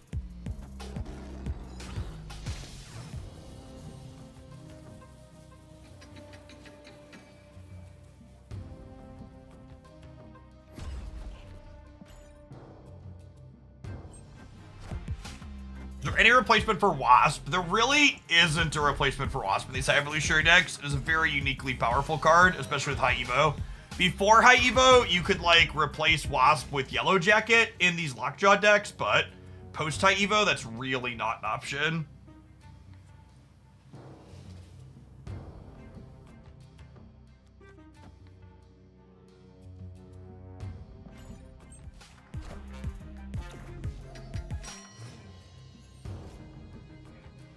Isn't this deck murdered by Luke Cage? There's literally 1 card in my deck that gets impacted by Luke Cage. This many.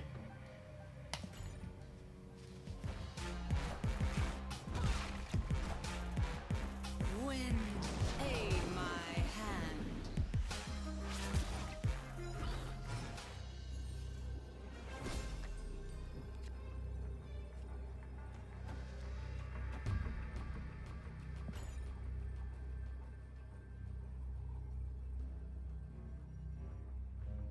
Yeah, so these Hulks aren't impacted by High Evolutionary. They just have the animation, which is annoying. Rip. I guess I could have played hard for the center, but like if I won the center and they put any power into the flooded, I would have lost it.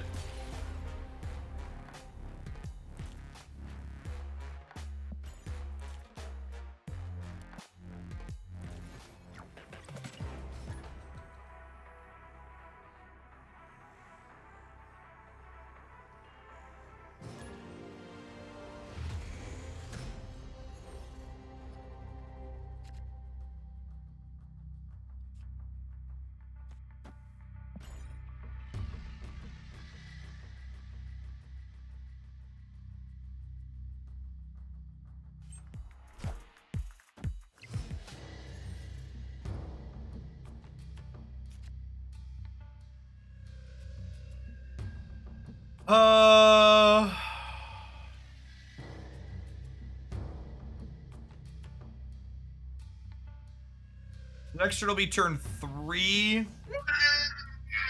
Hi, baby girl. You made a dinosaur? No, it's not a dinosaur. It's an octopus. It's an octopus. Can you show the camera your octopus? See our octopus, chat? Your octopus is very good, Haley. See, I got buttons on You put buttons on your octopus?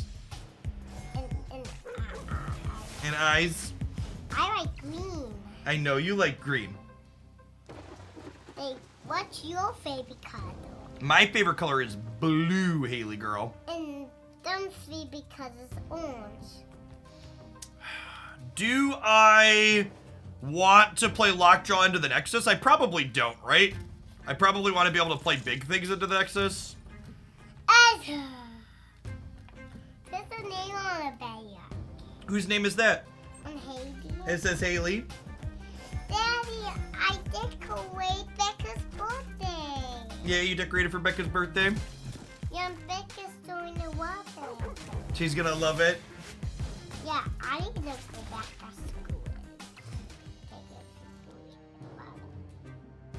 Okay, this is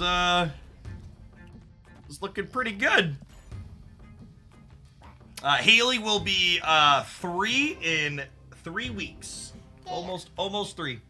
Hey, and you take your glasses off and that off, and you can come upstairs. I will come upstairs in a little bit. Okay, Daddy's got to work for a little bit more. Can you go show the octopus to your brothers? I think they'll like it. Go show Bees and Dumb. Yeah. Love you, baby girl.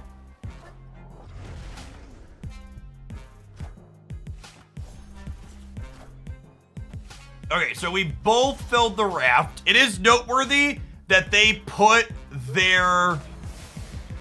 It is noteworthy that they put their Reality Stone into their deck, so this Nexus is not a guarantee. Oh, yeah, I should have, No, I did that right? Oh, no, I didn't do that right. I should have kept the Shocker. Yeah, good call.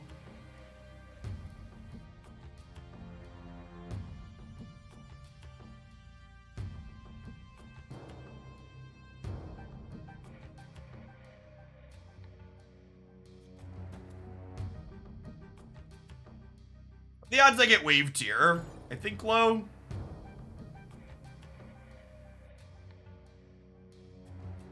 They could move their Lockjaw here, which wouldn't surprise me. They could also move the thing and Lockjaw something. Again, Reality Stone is what I need to be conscious of. Am I currently winning on the right here? This is 9 total versus 8, 9, 10, 11, minus 1, 10. So we're down 1 over here if the Nexus goes away.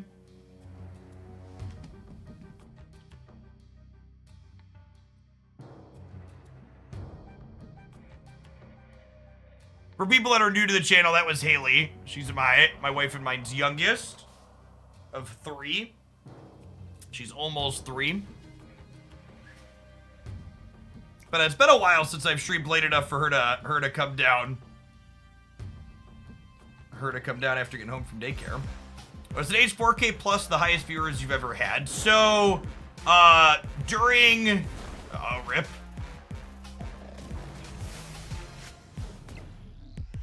During the what's it called? During January, I had slightly more than that. We peaked at like 40, we peaked at 4,900 during a January stream. Yeah, I guess I should just expect wave out of the Thanos decks, huh? But would I have won if I was +8? Yes. Haiba is really sweet. It's exactly the type of card I really like playing with. It gives you a lot of micro and sequencing decisions. Yep. Difference maker there. Definitely the fact that the opponent got to play their free 6-drop and we didn't. But they also played well to lock me out of playing mine. I think expecting to, but most of the Thanos variations are playing wave because they're so bad into the bounce decks without her, so.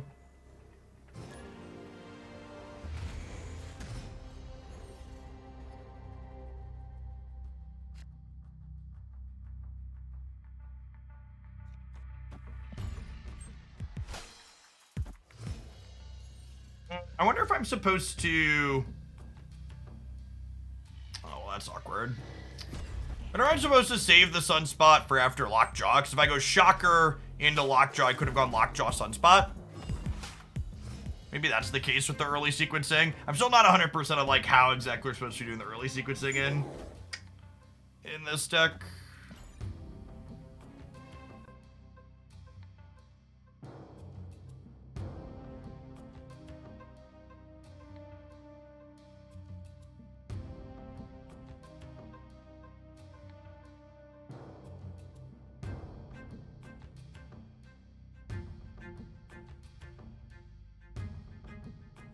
I like that Wave has become a tech card rather than an enabler that feels like her original purpose. I agree, Storm.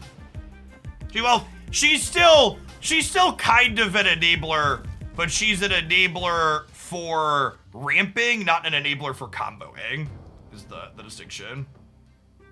Okay, perfect. And then the She-Hulk draw here, along with the Psylocke on turn 4, means that we put the Psylocke into the Lockjaw, we pass on turn 5, we She-Hulk plus Infinite on turn 6.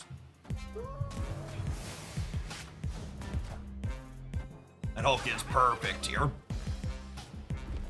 Lots of Living Tribunal. I expect Living Tribunal to be more of a fun build-around card than something competitive, but a lot of moving pieces in card games always, so it's more of a wait and see for sure.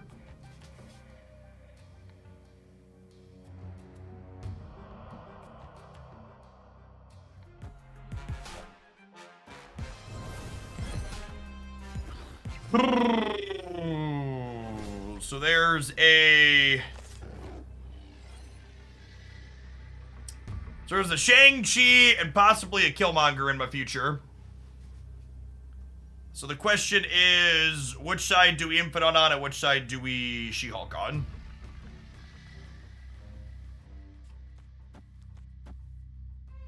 Is 11 more likely to win here, or is 18 more likely to win here? I think 11's more likely to win here. Yeah, that's true. This style of deck is one that Living Tribunal will be worth testing in for sure, because you just like build up one big path with Lockjaw sometimes.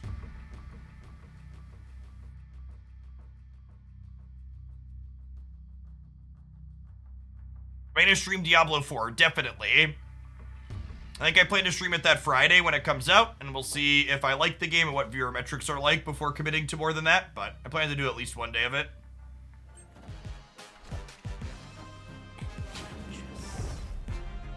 Okay, this is super fucking cheeky. They Enchantressed their own stuff to get the DC bonus. Very clever.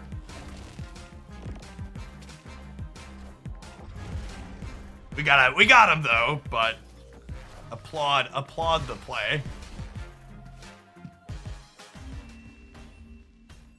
Victory.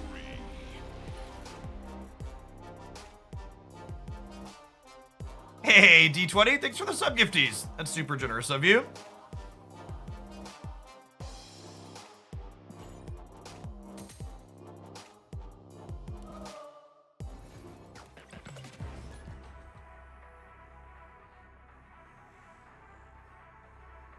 The Psylocke She-Hulk Infinite or She-Hulk Infinite with the Lockjaw has felt really clean in this deck all day as well. It's been a really solid session overall.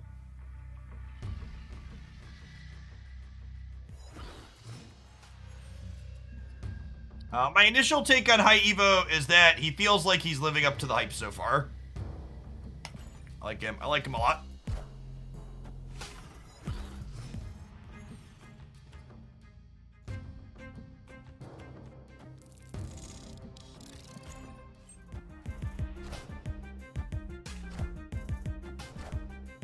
Milano's actually kind of bad for us. Cause we're like, our hands teed up to do the pass on 5 again. But pass on 5 is not good into Milano. Vision helps a little bit here.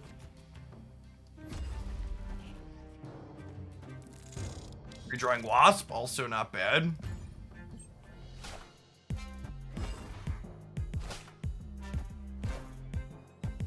The first High Evolutionary deck will definitely be one of these She-Hulk Hulk decks. All of the Abomination variations have felt really bad against all of the Luke Cage everywhere. There's been a lot of Luke Cage shit. This actually just works out fine. We just like keep redrawing Wasp like a boss. After High Evolutionary, Luke Cage has been the second most played card we've played against today, so trying to play cards that are bad against Luke Cage feels like a fool's errand.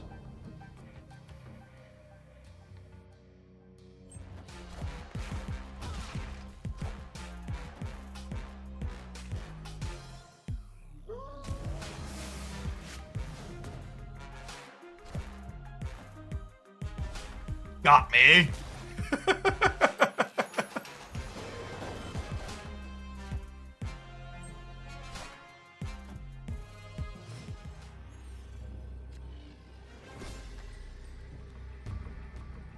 Does adding Cloak into Lockjaw make sense? So you can cloak things out of the Lockjaw pass. So the problem with adding cute cards to a Lockjaw deck like Cloak is you have to draw those cute cards out of order and flip them out of Lockjaw when you don't draw them.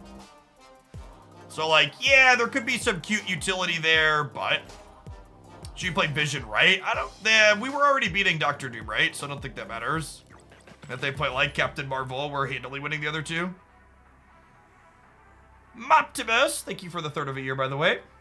Good evening, good evening. See everybody hanging out through the very tail end of our stream. It's been a while since we've had one of these days. Our tracker says we have 300 new followers today. To give myself spiel one more time for the day as we're nearing the end. Welcome to the new folks and welcome back to everybody else. My name's Jeff Hoagland. I stream full time here on Twitch. It's a little bit later than I usually go, but typically I'm here Monday through Friday from 9 a.m. Central until about 3 or 4 p.m. Central. It's currently almost 6 p.m. Central for those that are not great at time zones. Marvel Snap is the primary game that I stream. It's been my main game since it came out last October, and I absolutely love it. Before Snap, I was here streaming Magic the Gathering and other turn-based and strategy card games. In addition to my time spent here on Twitch playing a lot of different decks, I also have a YouTube channel, youtube.com/Hoaglandiasnap, where I post different highlights 7 days a week. Always find a lot of the best things that we stream every single day over on there. I think we're just vibing, chat. I think this is just like She-Hulk into Vision into Infinite, huh? Sorry, Infinite. I meant Hulk, but you know, same difference, really.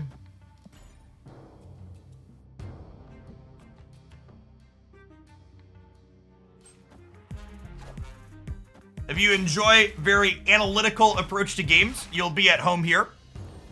My time spent before making content was as a teacher and educator.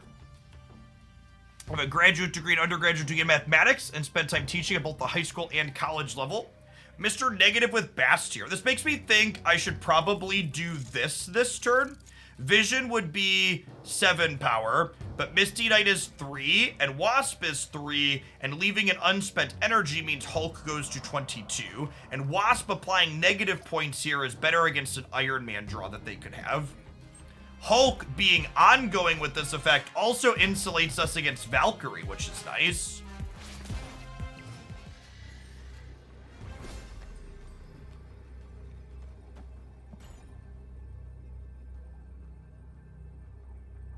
I have not seen the new Guardians of the Galaxy movie yet.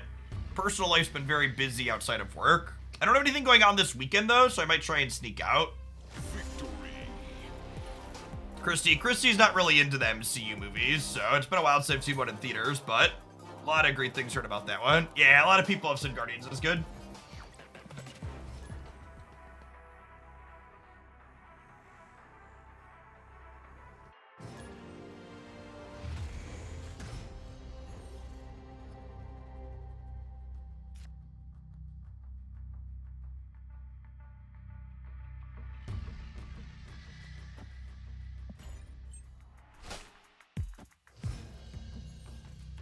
Yeah, I'm looking forward to Spider-Verse. My 8 and 9-year-old both really enjoyed the first Spider-Verse movie, so we'll definitely go see that one as a family.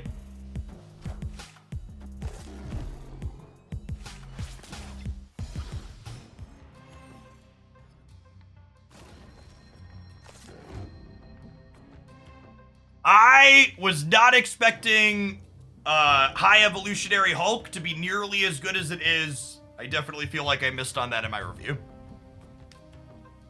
Hey, Seth, Marvel Snap's current metagame is the best the game has been since it released, in my opinion. It's very, very, very good.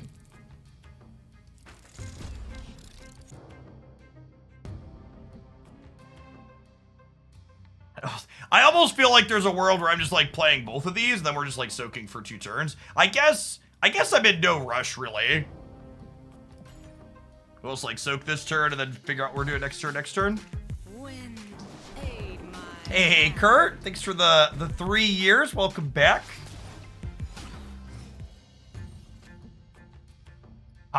So do I want to try and compete in the flooding is a question.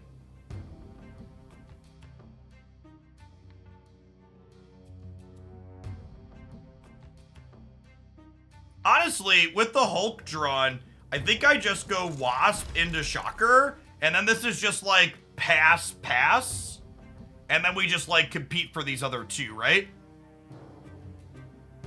Hey, Dick Navis, thanks for the prime. Appreciate the support. We are getting OTA balance changes tomorrow still. I'm not expecting anything too major, so I think the format's in a good spot, but yeah, OTAs tomorrow schedule is confirmed by my second dinner contact. I think I'm gonna punt the flooding.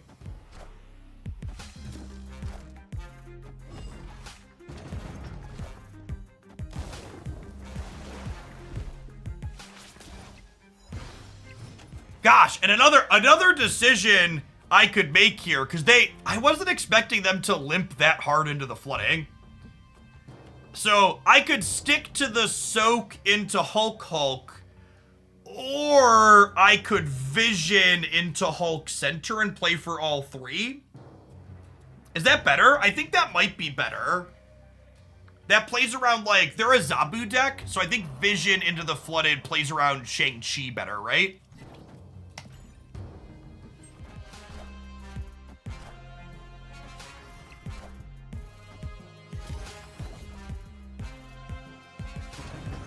All systems go. I don't think I need to play around Dr. Doom here, famous last words. But I guess if they're Dr. Dooming, I'm still winning these 2, right? Just by a lot.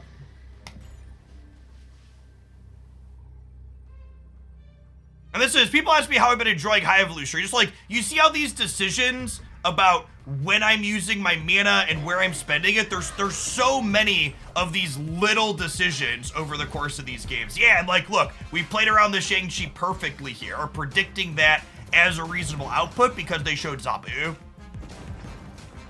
Yeah, that was a great game. It really highlights what I appreciate about what this card has done in terms of using energy or not. Whenever there's a choice on whether or not you're using resources, every turn the game becomes more interesting in a lot of ways.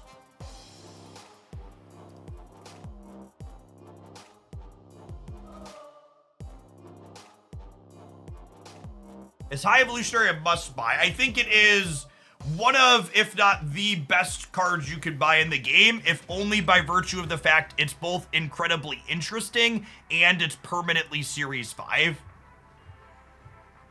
So, If a card is permanently Series 5, it automatically goes up towards the top of best cards you can put resources into, and High Evolutionary is offering varied and neat play patterns past that. Hey, V-Boy, thanks for the 5 months. Appreciate the Prime.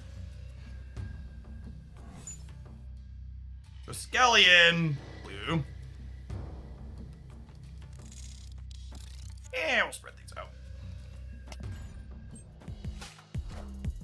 Yeah, he's felt very reasonably competitive so far. And like I said, I also think it's literally just not possible to explore all of the reasonable High Evolutionary takes right now because there's so many people playing Luke Cage. Like, 3 to 4 days, definitely a week from now, I expect there to be way less Luke Cage once the hype has died down a little bit. It feels like I just can't play with half of High Evolutionary's kit right now because of how hostile the metagame is towards it.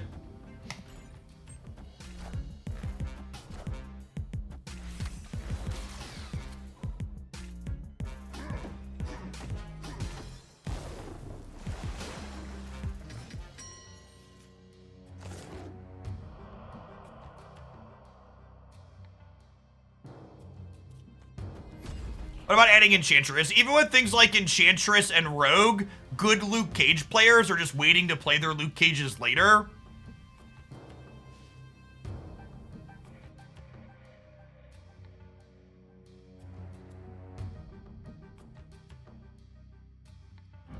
Well, then I want to compete in the flooding. It's close, though. Neighborhood Spider-Man here. Yep.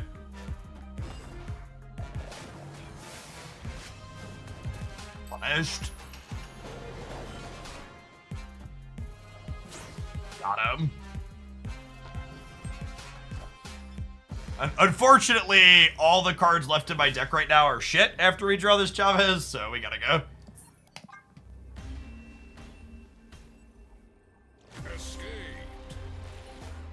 It's so popular and hyped, it sounds like it'll take a while for it to sell. I mean, I expect High Evolutionary to continue to see some amounts of play for in perpetuity, but I think it'll stop being almost every game as a High Evolutionary mirror match after a few days to a week. Especially people like in my bracket who are playing a lot, they'll burn out. Want to get back to some variety.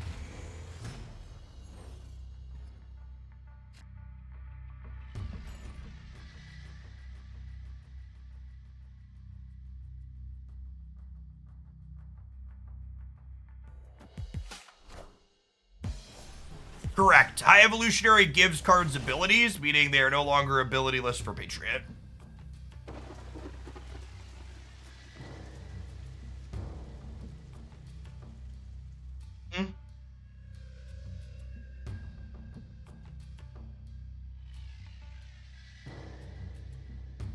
I might want to shove Misty Knight into Lockjaw. I'm gonna sit chill for now. How's Vision been in this deck? I really like Vision inside of these Lockjaw decks. In addition to mitigating some location variance for you by getting you into spots that you wouldn't otherwise be able to get into, Vision's really good because when it comes out of Lockjaw, it lets you move power out of the Lockjaw path where usually you're very concentrated.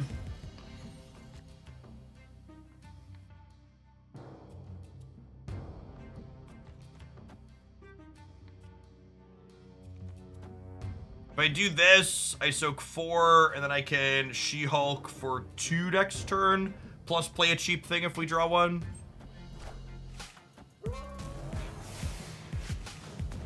That's true too on the OTA. The OTA will create some new shiny things for people to think about.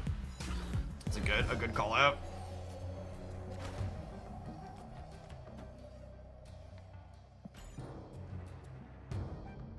You recommend I play to get to Infinite? I would recommend playing Sarah Control and splashing a copy of Luke Cage into it.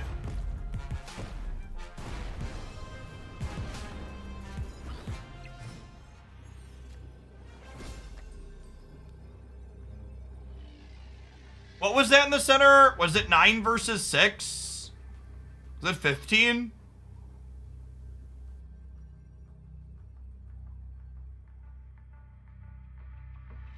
No, usually they don't give us details on the OT until it drops. I think we're beating Null. We're gonna die to a Shang-Chi, though. Oh, actually, do we die to Shang-Chi? Because the Chavez is only 7 on Necrosha. They'd have to have Shang-Chi plus something else, and I don't think they can Shang-Chi and Death here. Hey, it's Zell. Thanks for keeping on.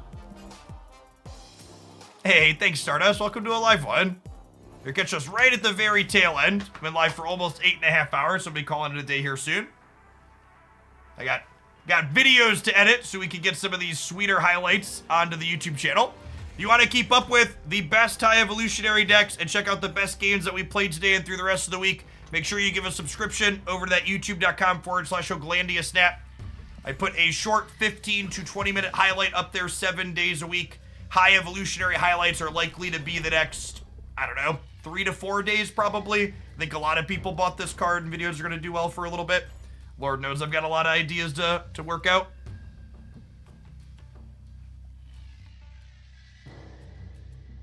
I think they could fix Baron Mordor via OT. I mean, I guess they could make him a 2/4, but I don't know if that really, like, fixes the problem other than just, like, giving him lots of stats, right?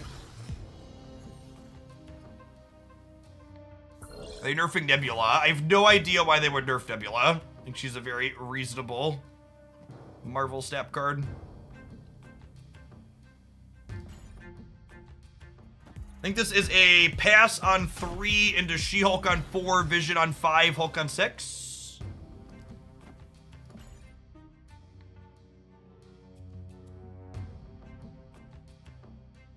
Will I join the inevitable card is broken thumbnail parade? I will not.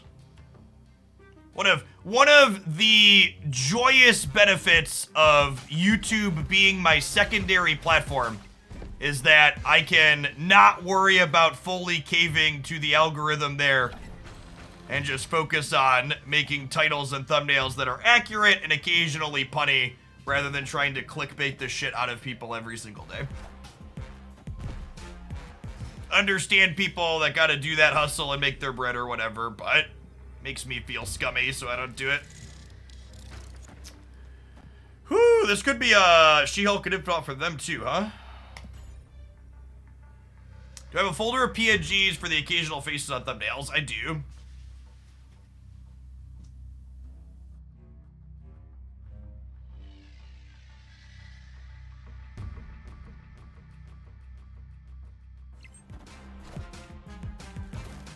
Is 9 enough to win the left is the question. Unfortunate that our Hulk went into the one where they weren't playing. Is it Infant or Hulk over here? Yeah, GG opponent. Doing some similar things to us. All right, chat, it is almost 6 o'clock. I am gonna call it an afternoon. Shoutouts again to all of the new subs and followers that we had today. I appreciate all of y'all. Looks like Alex is streaming. I'm not gonna try and pronounce Alex's last name because I will butcher it, but check him out. He's a great Marvel Snap content creator.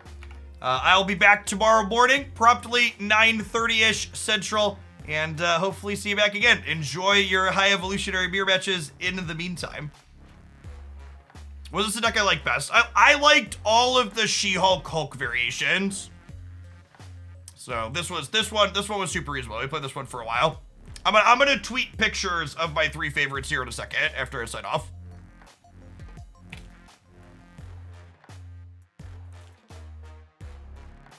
Can you see the face folder? Maybe tomorrow. I'll post a screenshot in the subs Discord for the face folder if you want it. BRB.